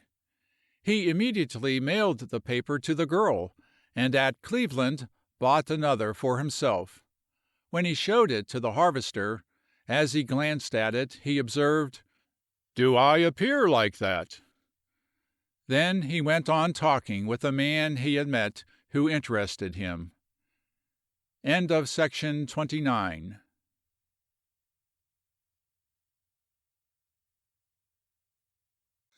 Section 30. The Coming of the Bluebird, Part 1. The harvester stopped at the mailbox on his way home, and, among the mass of matter it contained, was something from the girl. It was a scrap as long as his least finger, and 3 times as wide, and by the postmark it had lain 4 days in the box. On opening it, he found only her card, with a line written across it, but the man went up the hill and into the cabin as if a cyclone were driving him, for he read, "Has your bluebird come?" He threw his traveling bag on the floor, ran to the telephone, and called the station. "Take this message," he said. "Mrs. David Langston, care of Alexander Heron, 5770 Chestnut Street, Philadelphia. Found note after 4 days' absence. Bluebird long past due. The fairies have told it that my fate hereafter lies in your hands. As always, David." The harvester turned from the instrument and bent to embrace Belshazzar, leaping in ecstasy beside him. Understand that, Belle? He asked. I don't know, but it means something. Maybe it doesn't. Not a thing. And again, there is a chance, only the merest possibility, that it does. We'll risk it, Belle, and to begin on, I have nailed it as hard as I knew how. Next, we will clean the house, until it shines, and then we will fill the cupboard, and if anything does happen, we won't be caught napping.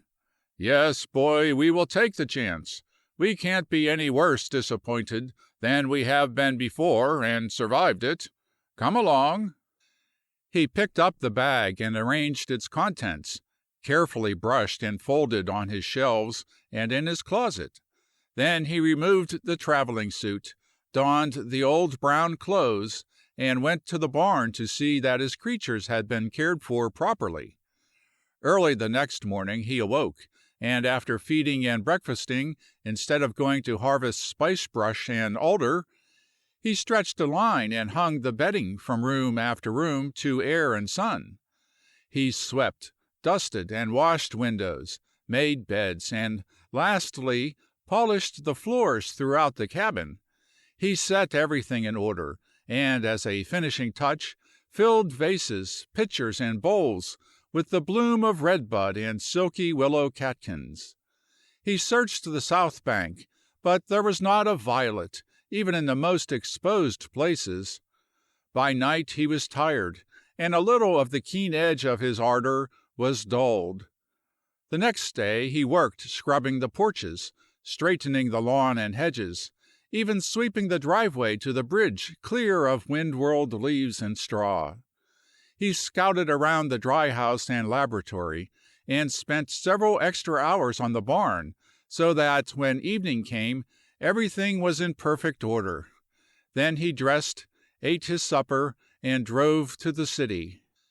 He stopped at the mailbox, but there was nothing from the girl. The harvester did not know whether he was sorry or glad. A letter might have said the same thing. Nothing meant a delightful possibility, and between the two he preferred the latter. He whistled and sang as he drove to Onabasha, and Belshazzar looked at him with mystified eyes, for this was not the master he had known of late. He did not recognize the dress or the manner, but his dog heart was sympathetic to the man's every mood, and he remembered times when a drive down the levee always had been like this. For tonight the harvester's tongue was loosened, and he talked in the old way. "Just 4 words, Belle," he said, "and as I remarked before, they may mean the most wonderful thing on earth, and possibly nothing at all. But it is in the heart of a man to hope, Belle, and so we are going to live royally for a week or two, just on hope, old boy. If anything should happen, we are ready, rooms shining, beds fresh, fireplaces filled and waiting a match, ice chest cool, and when we get back it will be stored. Also a secret, Belle, we are going to a florist and a fruit store. While we are at it, we will do the thing right, but we will stay away from Doc until we are sure of something. He means well, but we don't like to be pitied, do we, Belle? Our friends don't manage their eyes and voices very well these days. Never mind, our time will come yet. The bluebird will not fail us, but never before has it been so late." On his return he filled the pantry shelves with packages, stored the ice chest, and set a basket of delicious fruit on the dining table. 2 boxes remained. He opened the larger one and took from it an armload of white lilies that he carried up the hill and divided between the mounds under the oak. Then he uncovered his head, and standing at the foot of them, he looked among the boughs of the big tree and listened intently. After a time, a soft, warm wind, catkin-scented, crept from the lake, and began a murmur among the clusters of brown leaves clinging to the branches. "Mother," said the harvester, "were you with me? Did I do it right? Did I tell them what you would have had me say for the boys? Are you glad now you held me to the narrow way? Do you want me to go before men if I am asked, as Doc says I will be, and tell them that the only way to abolish pain is for them to begin at the foundation by living clean lives? I don't know if I did any good, but they listened to me. Anyway, I did the best I knew, but that isn't strange. You ground it into me to do that every day until it is almost an instinct. Mother, dear, can you tell me about the bluebird? Is that softest little rustle of all your voice? And does it say hope? I think so, and I thank you for the word. The man's eyes dropped to earth. And you, other mother, he said, have you any message for me? Up where you are, can you sweep the world with understanding eyes and tell me why my bluebird does not come? Does it know that this year your child, and not chance, must settle my fate? Can you look across space and see if she is even thinking of me? But I know that. She had to be thinking of me when she wrote that line. Rather, can you tell me, will she come? Do you think I am man enough to be trusted with her future, if she does? One thing I promise you, if such joy ever comes to me, I will know how to meet it gently, thankfully, tenderly. Please God. Good night, little women. I hope you are sleeping well. He turned and went down the hill, entered the cabin, and took from the other box a mass of Parma violets. He put these in the pink bowl and placed it on the table beside the girl's bed. He stood for a time, and then began pulling single flowers from the bowl and dropping them over the pillow and snowy spread. God, how I love her, he whispered softly. At last he went out and closed the door. He was tired, and soon fell asleep, with the night breeze stirring his hair, and the glamour of moonlight flooding the lake touched his face. Clearly it etched the strong manly features, the fine brow and chin, and painted in unusual tenderness the soft lines around the mouth. The little owl wavered its love story. A few frogs were piping, and the harvester lay breathing the perfumed spring air deeply and evenly. Near midnight, Belshazzar awakened him by arising from the bedside and walking to the door. "What is it, Bel?" inquired the harvester. The dog whined softly. The man turned his head toward the lake. A ray of red light touched the opposite embankment and came wavering across the surface. The harvester sat up. Two big, flaming eyes were creeping up the levee. "That," said the harvester, "might be Doc, coming for me to help him try out my bottled sunshine, or it might be my bluebird." He tossed back the cover, swung his feet to the floor, setting each in a slipper beside the bed, and arose, dressing as he started for the door. As he opened the screen and stepped on the veranda, a passenger car from the city stopped, and the harvester went down the walk to meet it. His heart turned over when he saw a woman's hand on the door. "Permit me," he said, taking the handle and bringing it back with a sweep. A tall form arose, bent forward, and descended to the step. The full flare of moonlight fell on the glowing face of the girl. "Harvester, is it you?" she asked. "Yes," gasped the man. Two hands came fluttering out, and he just had presence of mind to step in range so that they rested on his shoulders. "Has the bluebird come?" "Not yet." "Then I am not too late?" "Never too late to come to me, Ruth." "I am welcome?" "I have no words to tell you how welcome." She swayed forward, and the harvester tried to reach her lips, but they brushed his cheek and touched his ear. I have one more kiss I want to try, she whispered. The harvester crushed her in his arms until he frightened himself for fear he had hurt her, and murmured an ecstasy of indistinct love words to her. Presently her feet touched the ground, and she drew away from him. "Harvester," she whispered, "I couldn't wait any longer.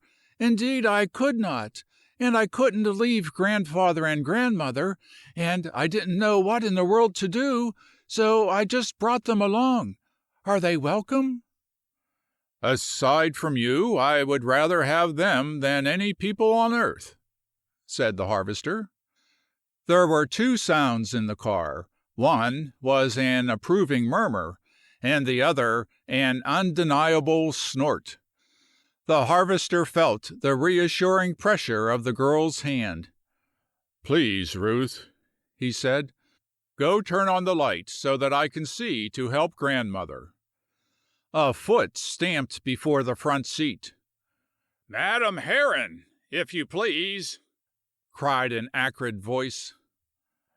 "Madam Heron," said the harvester gently, as he set a foot on the step, reached in and bodily picked up a little old lady and started up the walk, with her in his arms.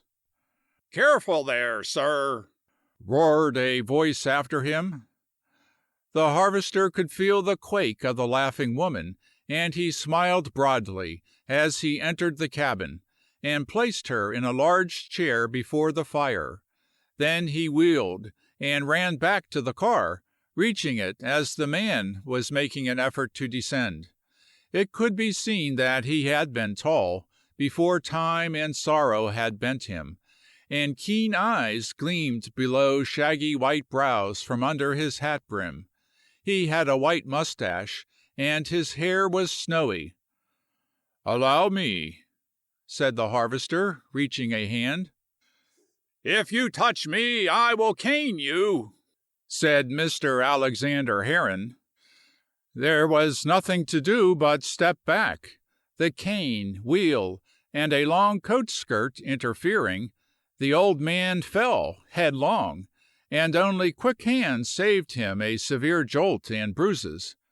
He stood glaring in the moonlight while his hat was restored. "If you run your car to the curve, you can back toward the south and turn easily," said the harvester to the driver. As the automobile passed them, he offered his arm. "May I show you to the fire? These spring nights are chilly." "Chilly? Damnation cold is what they are. I'm frozen to the bone.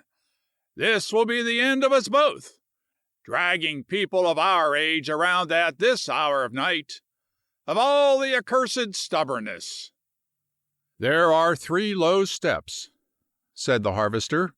"Now a straight stretch of walk. Now 2 steps. There, you are on the level. Here is an easy chair. It would be better to leave on your coat until I light the fire." He knelt and scratched a match, and almost instantly a flame sprang from the heap of dry kindling, and began to wrap around the big logs. "How pretty!" exclaimed a soft voice. "Kind of a hunting lodge in the wilds, is it?" growled a rough one. "Marcella, you will take your death here." "I'm sure I feel no exposure. Really, Alexander, if I had passed away every time you have prophesied that I would in the past 20 years, you'd have the largest private cemetery in existence. If you would not be so pessimistic, I could quite enjoy the trip. It's so long since I've ridden in the cars." "Of all the abandoned places!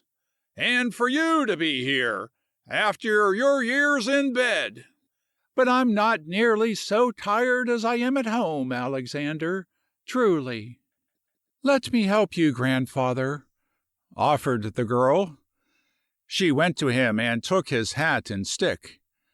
"Leave my cane," he cried. "Any instant that beast may attack some of us."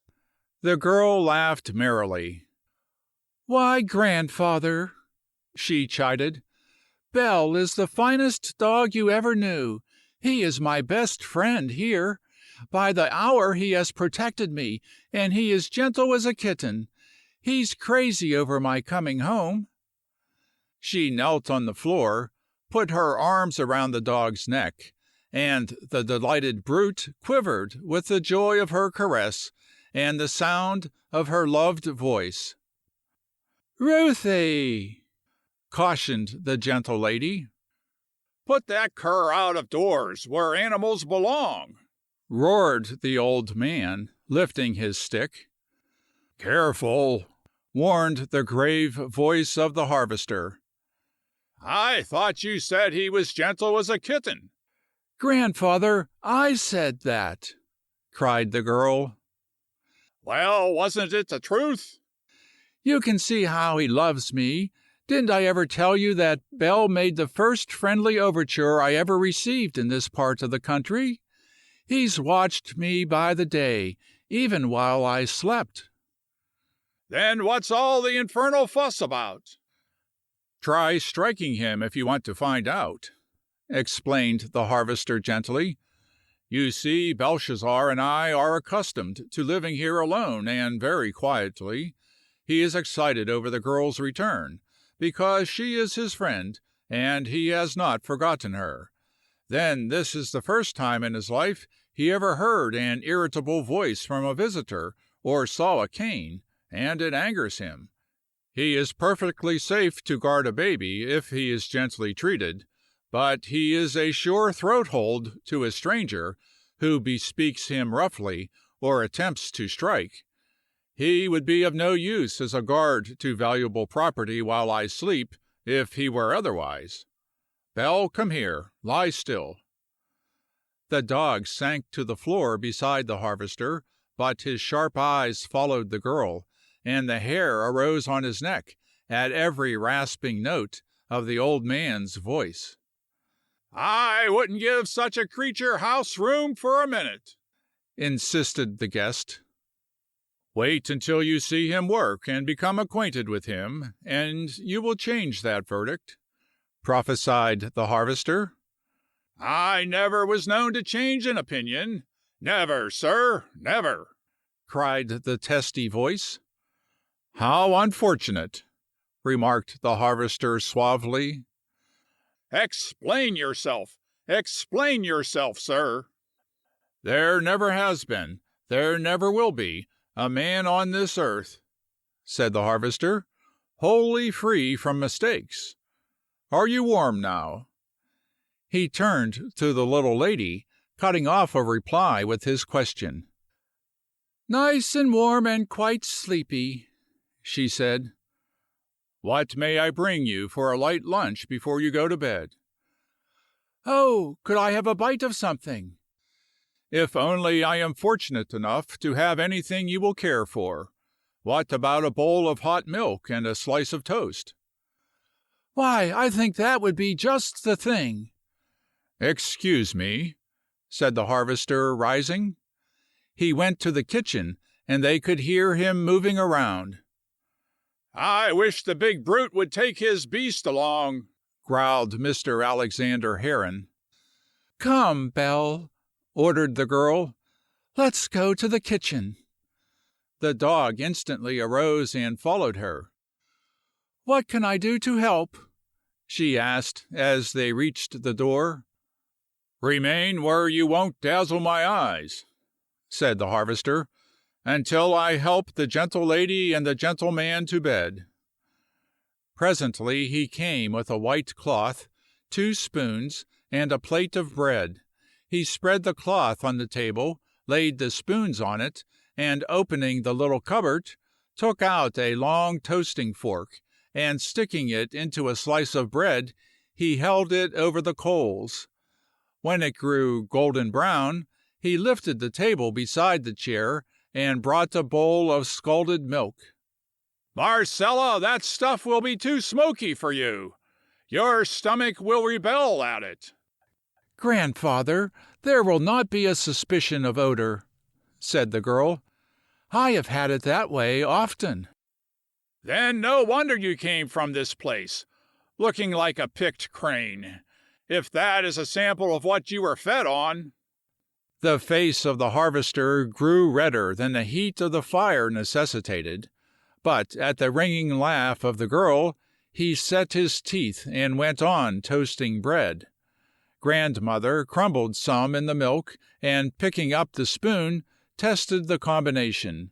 She was very hungry, and it was good. She began eating with relish. "Alexander, you will be the loser if you don't have some of this," she said. "It's just delicious." "Maybe smoked spoon victuals are proper for invalid women," he retorted. "but they are mighty thin diet for a hearty man." "What about a couple of eggs and some beef extract?" suggested the cook. "Sounds more sensible by a long shot."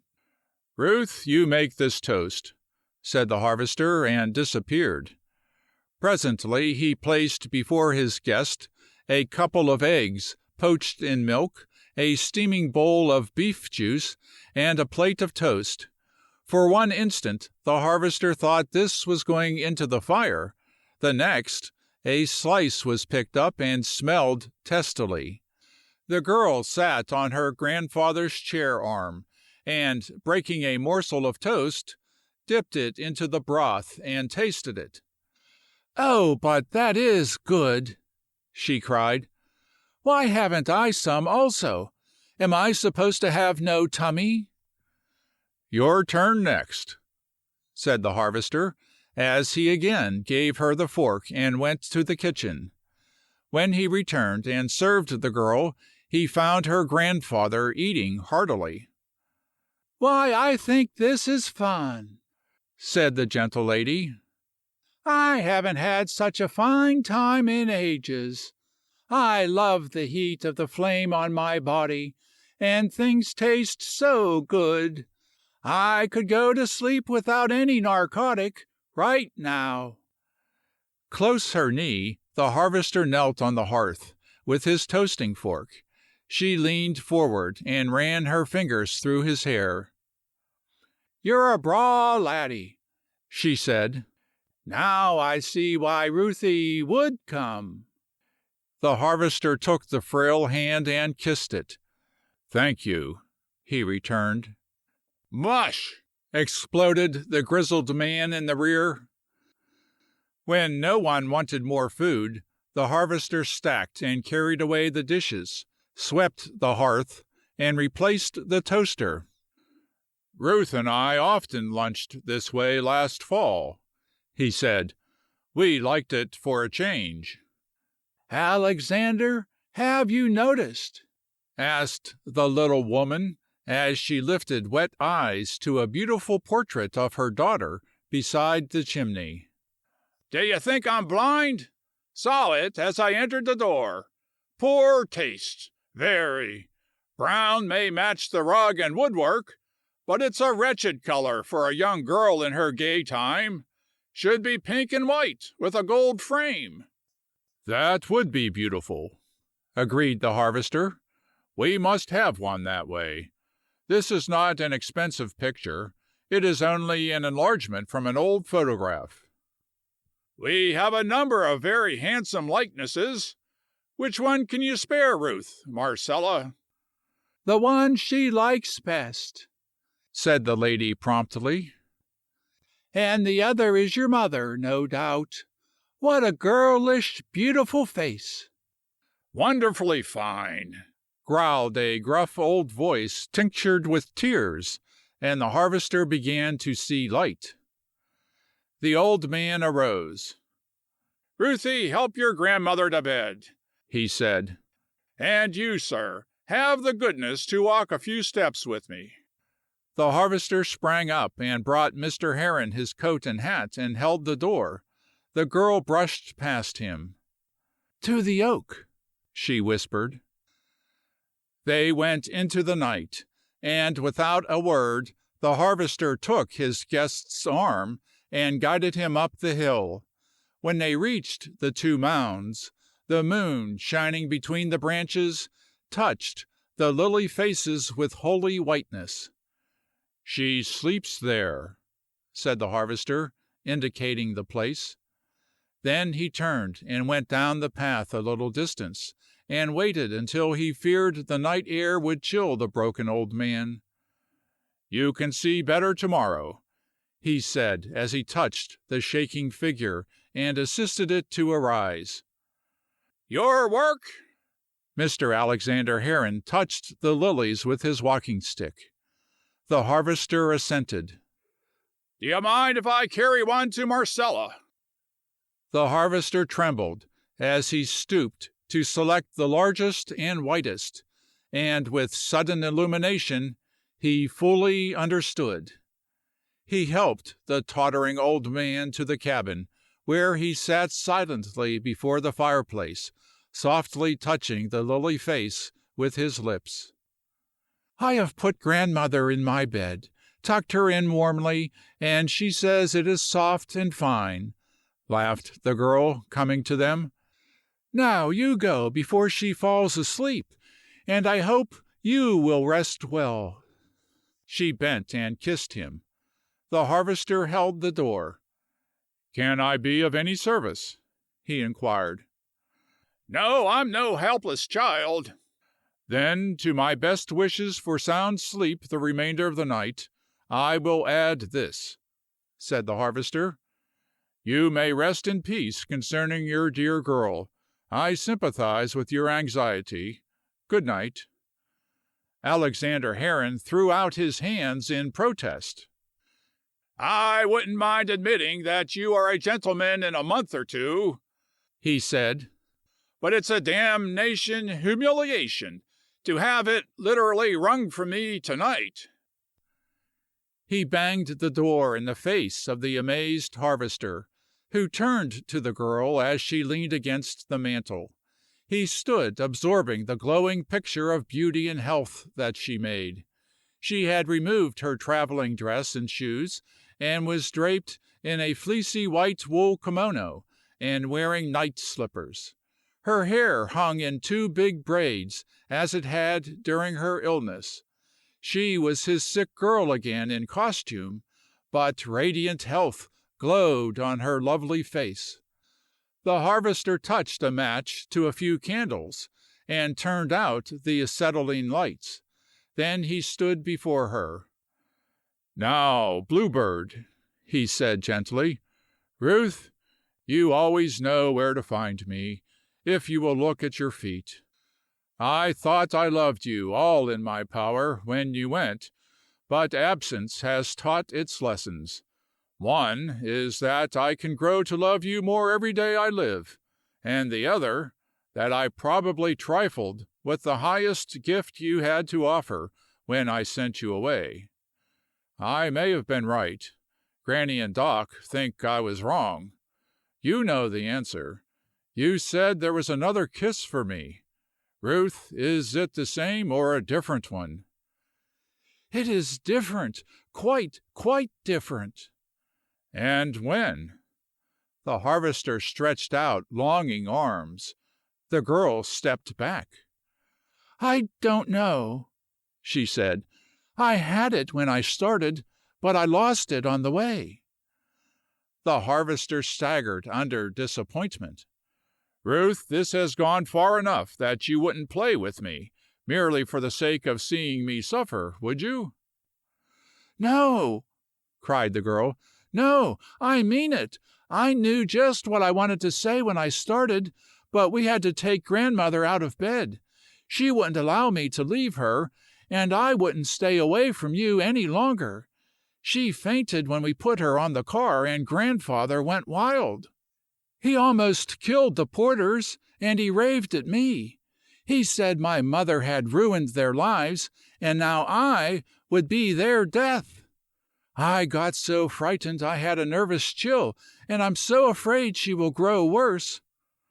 "You poor child," shuddered the harvester. "I see, I understand. What you need is quiet and a good rest." He placed her in a big easy chair, and sitting on the hearth rug, he leaned against her knee and said, Now tell me, unless you are so tired that you should go to bed. I couldn't possibly sleep until I have told you, said the girl. If you're merciful, cut it short, implored the harvester. End of section 30.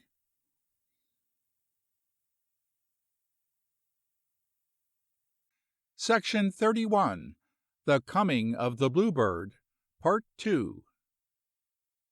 I think it begins, she said slowly, when I went because you sent me and I didn't want to go.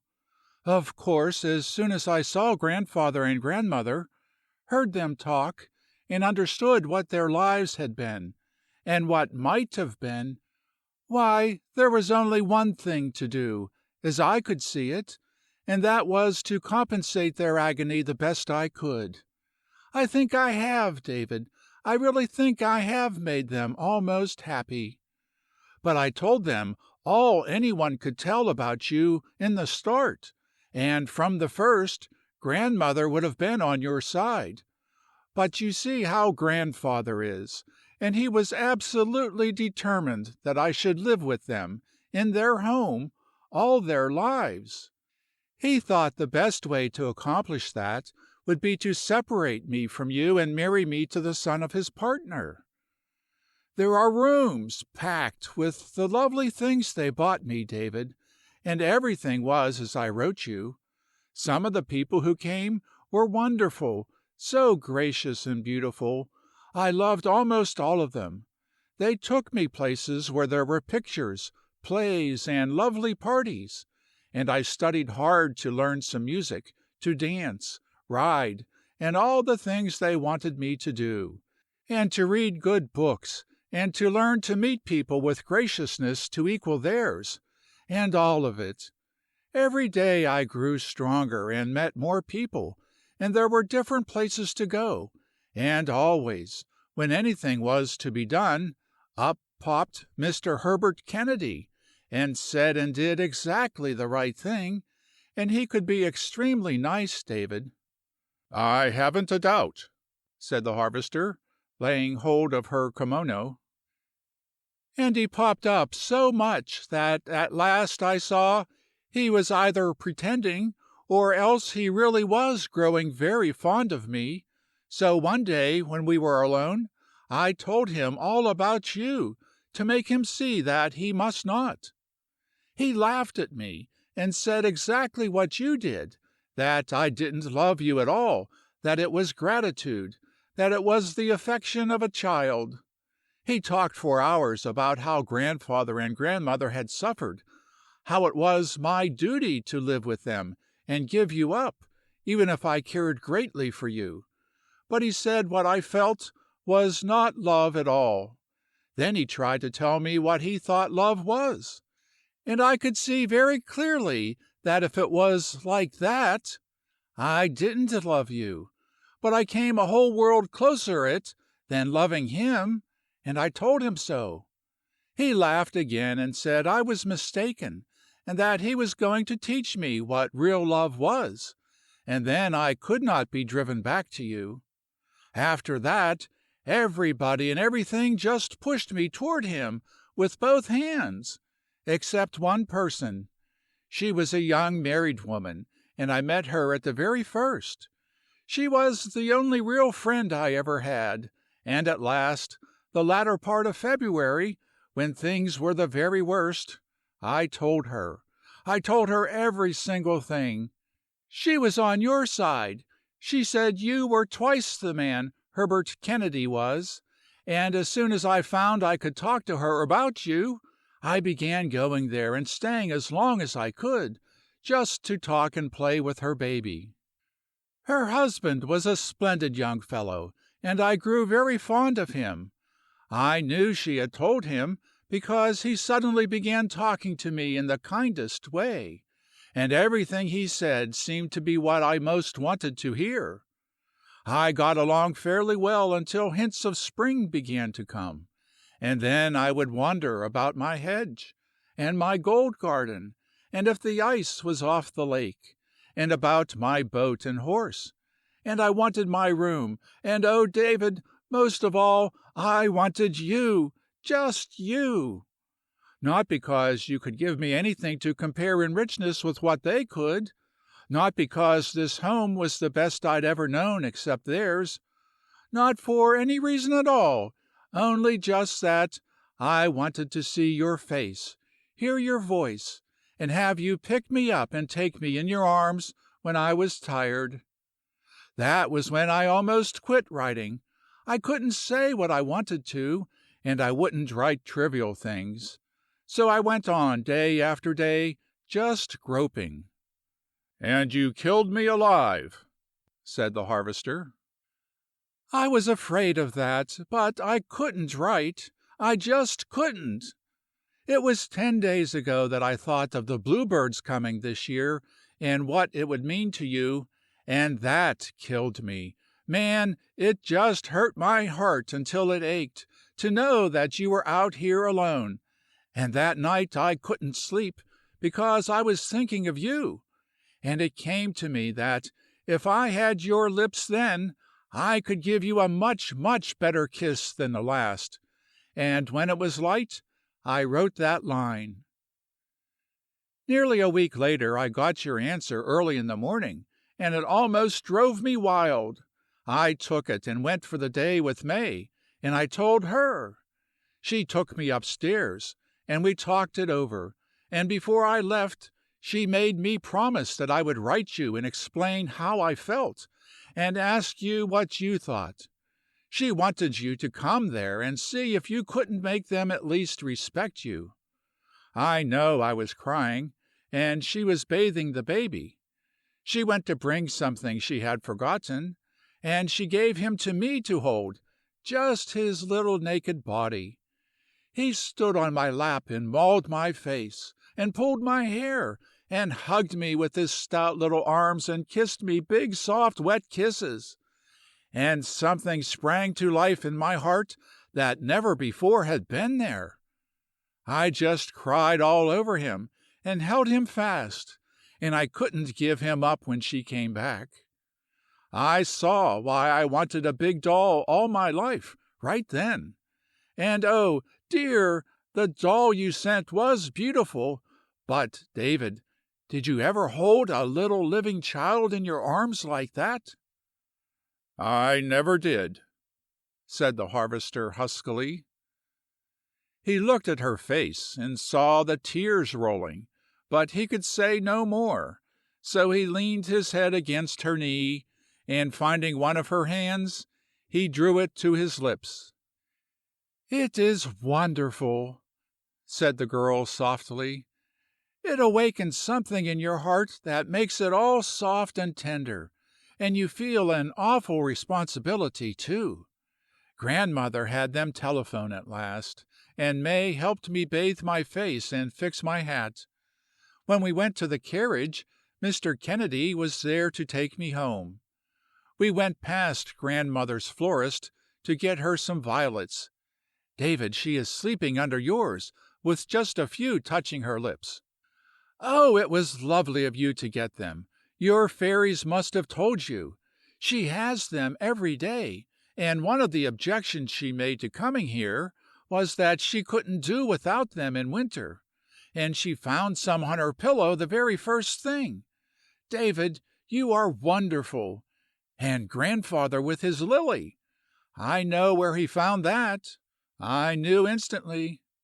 Ah, there are fairies who tell you, because you deserve to know." The girl bent, and slipping her arm around his neck, hugged him tight an instant, and then she continued unsteadily. "While he was in the shop, Harvester, this is like your wildest dream, but it's true as truth.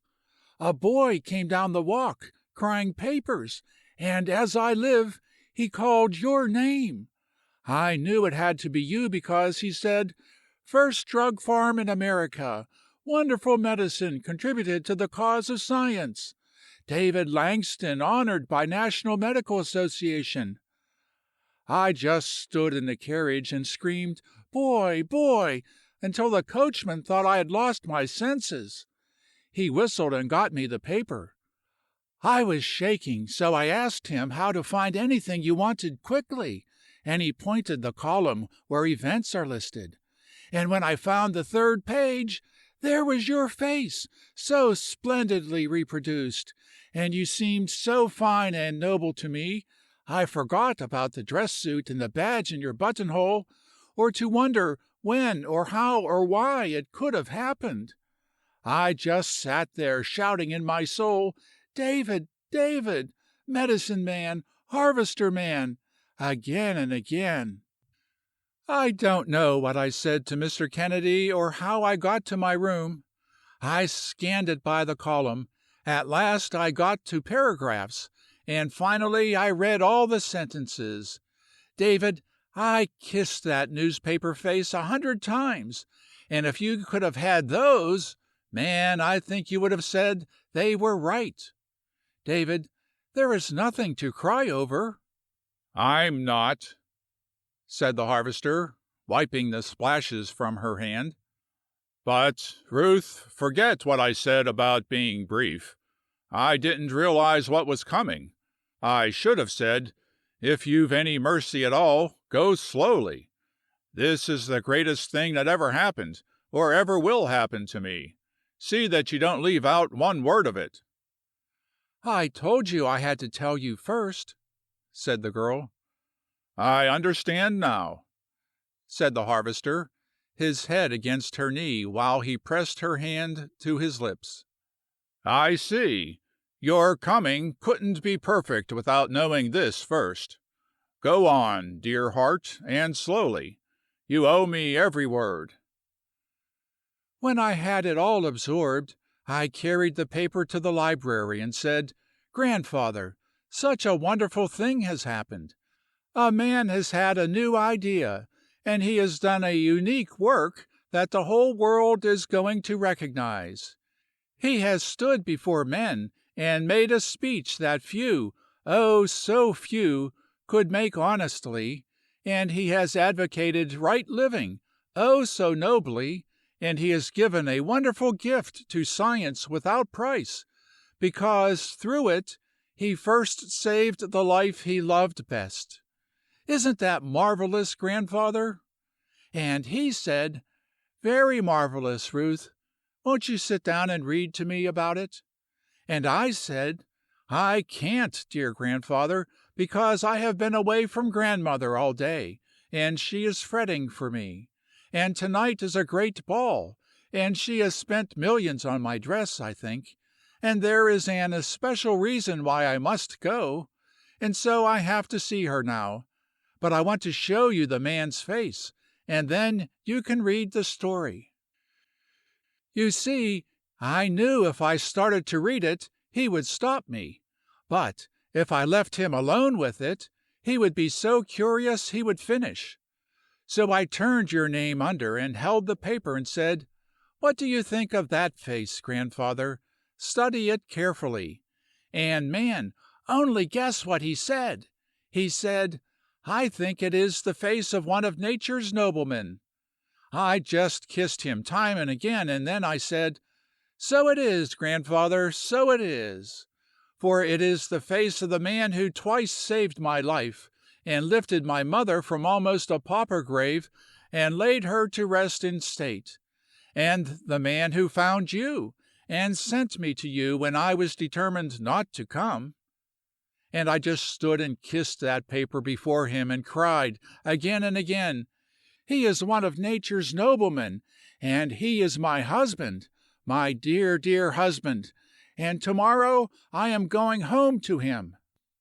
Then I laid the paper on his lap and ran away. I went to Grandmother and did everything she wanted.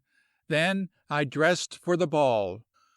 I went to say good-bye to her and show my dress, and Grandfather was there, and he followed me out and said, Ruth, you didn't mean it. I said, Did you read the paper, Grandfather? And he said, Yes. And I said, Then I should think you would know I mean it, and glory in my wonderful luck. Think of a man like that, Grandfather. I went to the ball, and I danced, and had a lovely time with everyone, because I knew it was going to be the very last, and tomorrow I must start to you. On the way home I told Mr. Kennedy what paper to get, and to read it. I said good-bye to him, and I really think he cared, but I was too happy to be very sorry. When I reached my room, there was a packet for me, and, man, like David of old, you are a wonderful poet. Oh, Harvester, why didn't you send them to me instead of the cold, hard things you wrote? What do you mean, Ruth? Those letters, those wonderful outpourings of love and passion and poetry and song and broken-heartedness. Oh, man, how could you write such things and throw them in the fire? Granny Morland found them when she came to bring you a pie, and she carried them to Dr. Carey, and he sent them to me. And, David, they finished me. Everything came in a heap. I would have come without them, but never, never with quite the understanding, for, as I read them, the deeps opened up, and the flood broke, and there did a warm tide go through all my being, like you said it would. And now, David, I know what you mean by love. I called the maids, and they packed my trunk and grandmother's, and I had grandfather's valet pack his, and go and secure berths and tickets, and learn about trains. And I got everything ready, even to the ambulance and doctor. But I waited until morning to tell them. I knew they would not let me come alone, so I brought them along. David, what in the world are we going to do with them? The harvester drew a deep breath and looked at the flushed face of the girl.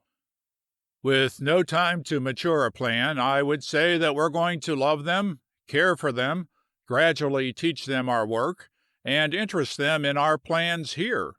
And so, soon as they become reconciled, we will build them such a house as they want on the hill facing us, just across Singing Water, and there they may have every luxury they can provide for themselves, or we can offer, and the pleasure of your presence, and both of them can grow strong and happy.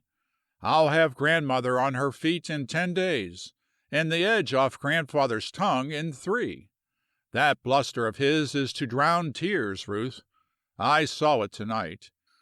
And when they pass over, we will carry them up and lay them beside her under the oak. And we can take the house we build for them, if you like it better, and use this for a storeroom. Never, said the girl, never. My sunshine room and gold garden, so long as I live. Never again will I leave them. If this cabin grows too small, we will build all over the hillside. But my room and garden, and this and the dining room and your den there, must remain as they are now. The harvester arose and drew the davenports before the fireplace, and heaped pillows. You are so tired you are trembling, and your voice is quivering, he said. He lifted the girl, laid her down, and arranged the coverlet. Go to sleep, he ordered gently. You have made me so wildly happy that I could run and shout like a madman. Try to rest, and maybe the fairies who aid me will put my kiss back on your lips. I am going to the hilltop to tell Mother and my God. He knelt and gathered her in his arms a second, then called Belshazzar to guard, and went into the sweet spring night to jubilate with that wild surge of passion that sweeps the heart of a strong man when he is most nearly primal. He climbed the hill at a rush, and standing beneath the oak on the summit, he faced the lake, and stretching his arms widely, he waved them, merely to satisfy the demand for action. When urgency for expression came upon him, he laughed a deep rumble of exultation. The night wind swept the lake and lifted his hair. The odor of spring was intoxicating in his nostrils. Small creatures of earth stirred around him. Here and there a bird, restless in the delirium of mating fever, lifted its head and piped a few notes on the moon-whitened air. The frogs sang uninterruptedly at the water's edge. The harvester stood rejoicing. Beating on his brain came a rush of love words uttered in the girl's dear voice. "I wanted you, just you. He is my husband, my dear, dear husband. Tomorrow I am going home. Now, David, I know what you mean by love." The harvester laughed again, and sounds around him ceased for a second, then swelled in fuller volume than before. He added his voice. "Thank God! Oh, thank God!" he cried. "And may the Author of the universe, the spirits of the little mothers who loved us, and all the good fairies who guide us, unite to bring unbounded joy to my dream girl and to guard her safely." The cocks of Medicine Woods began their second salute to dawn. At this sound, and with the mention of her name, the harvester turned down the hill, and striding forcefully, approached the cabin. As he passed the girl's room, he stepped softly, smiling as he wondered if its unexpected occupants were resting. He followed Singing Water, and stood looking at the hillside, studying the exact location most suitable for a home for the old people he was so delighted to welcome. That they would remain he never doubted. His faith in the call of the wild had been verified in the girl. It would reach them also. The hilltop would bind them. Their love for the girl would compel them. They would be company for her, and a new interest in life. "Couldn't be better, not possibly," commented the delighted harvester. He followed the path down Singing Water until he reached the bridge where it turned into the marsh. There he paused, looking straight ahead. "Wonder if I would frighten her," he mused. "I believe I'll risk it." He walked on rapidly, vaulted the fence enclosing his land, crossed the road, and unlatched the gate. As he did so, the door opened, and Granny Morland stood on the sill, waiting with keen eyes. "Well, I don't need neither specs nor noonday sun to see that you're steppin' like the blue ribbon colt at the county fair, and lookin' like you owned Kingdom Come," she said. "What's up, David?" "You are right, dear," said the harvester. "I have entered my kingdom. The girl is come and crowned me with her love. She had decided to return, but the letters you sent made her happier about it. I wanted you to know." Granny leaned against the casing and began to sob unrestrainedly. The harvester supported her tenderly. "Why, don't do that, dear, don't cry," he begged. "The girl is home for always, Granny, and I'm so happy I am out tonight trying to keep from losing my mind with joy. She will come to you tomorrow, I know." Granny tremulously dried her eyes. "What an old saphead I am," she commented. "I stole your letters from your fireplace, pitched a willer plate into the lake. You got to fish that out come day, David. Fooled you into that trip to Doc Carey to get him to mail them to Ruth, and never turned a hair. But after I got home I commenced thinking 'twas a pretty ticklish job to stick your nose into other people's business, and every hour it got worse, until I ain't had a fairly decent sleep since. If you hadn't come soon, boy, I'd 'a' been sick abed. Oh, David, are you sure she's over there, and she loves you to suit you now?"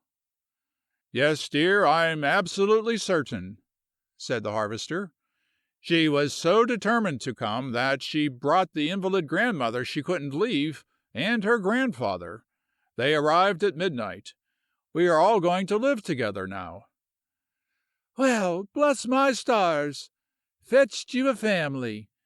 David, I do hope to all that's peaceful I hain't put my foot in it. The moon is the deceivingest thing on earth, I know. But does her family appear to be an agreeable family, by its light?"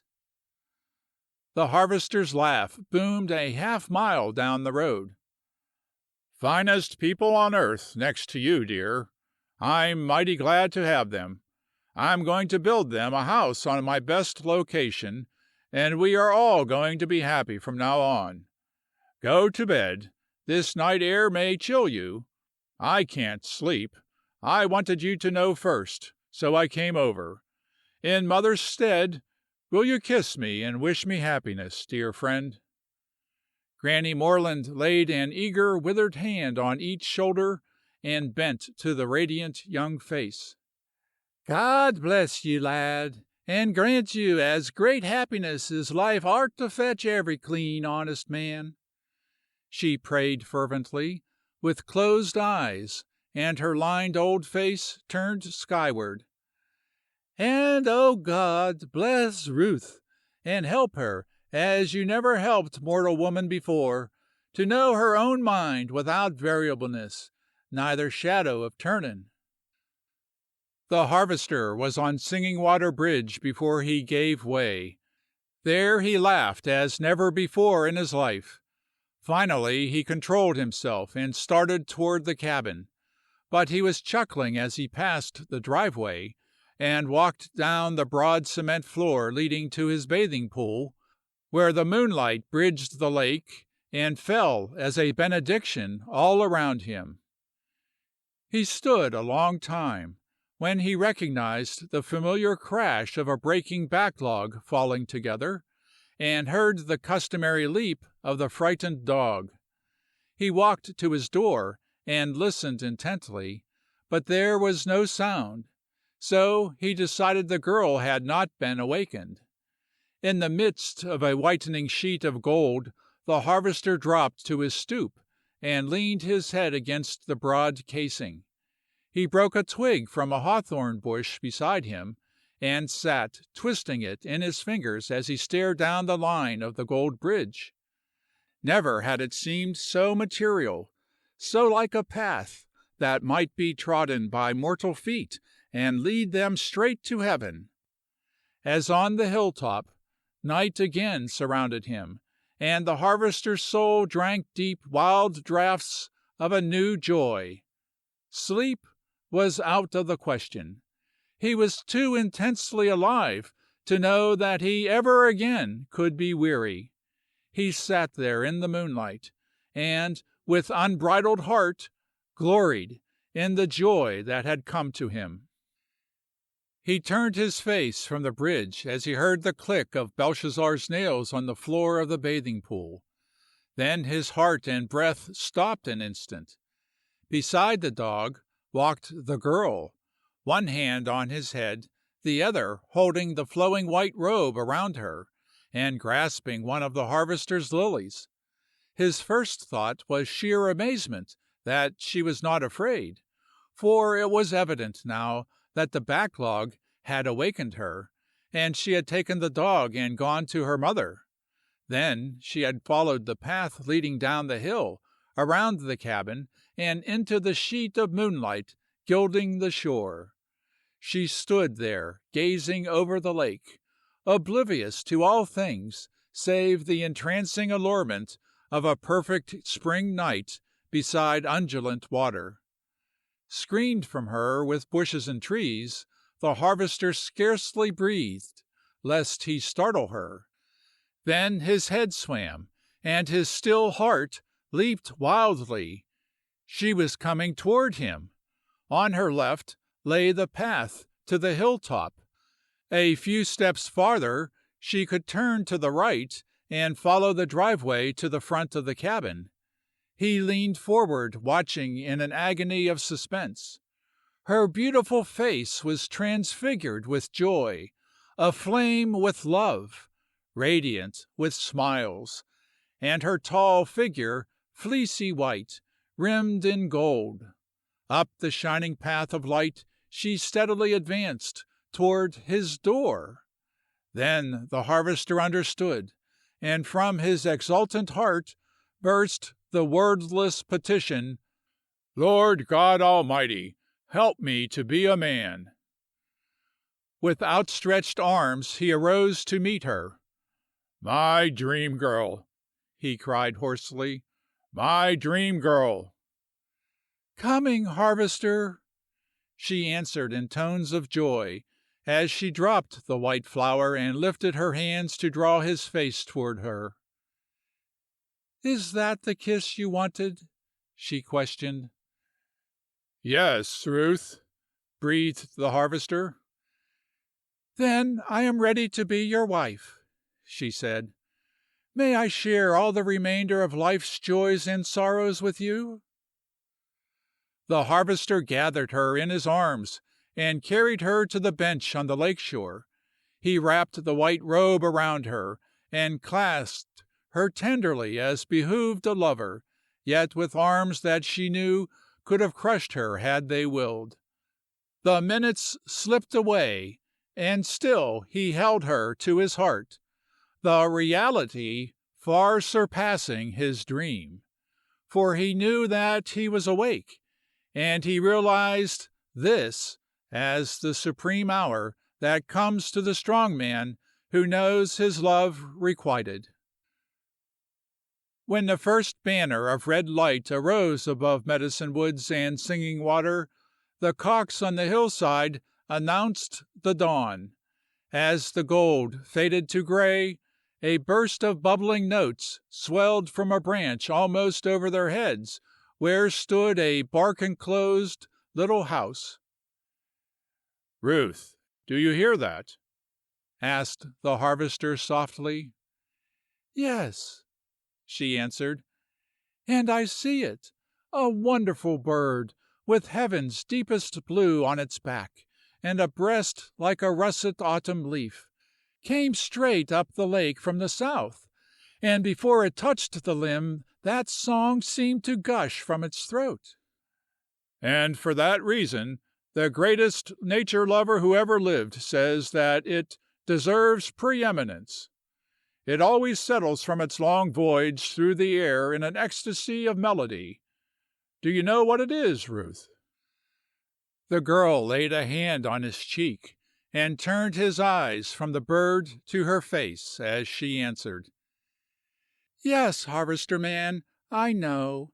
It is your first bluebird, but it is far too late, and Belshazzar has lost his high office. I have usurped both their positions. You remain in the woods and reap their harvest. You enter the laboratory and make wonderful life-giving medicines. You face the world and tell men of the high and holy life they may live if they will. And then, always and forever, you come back to Medicine Woods and to me, harvester." End of section 31. End of The Harvester by Gene Stratton-Porter.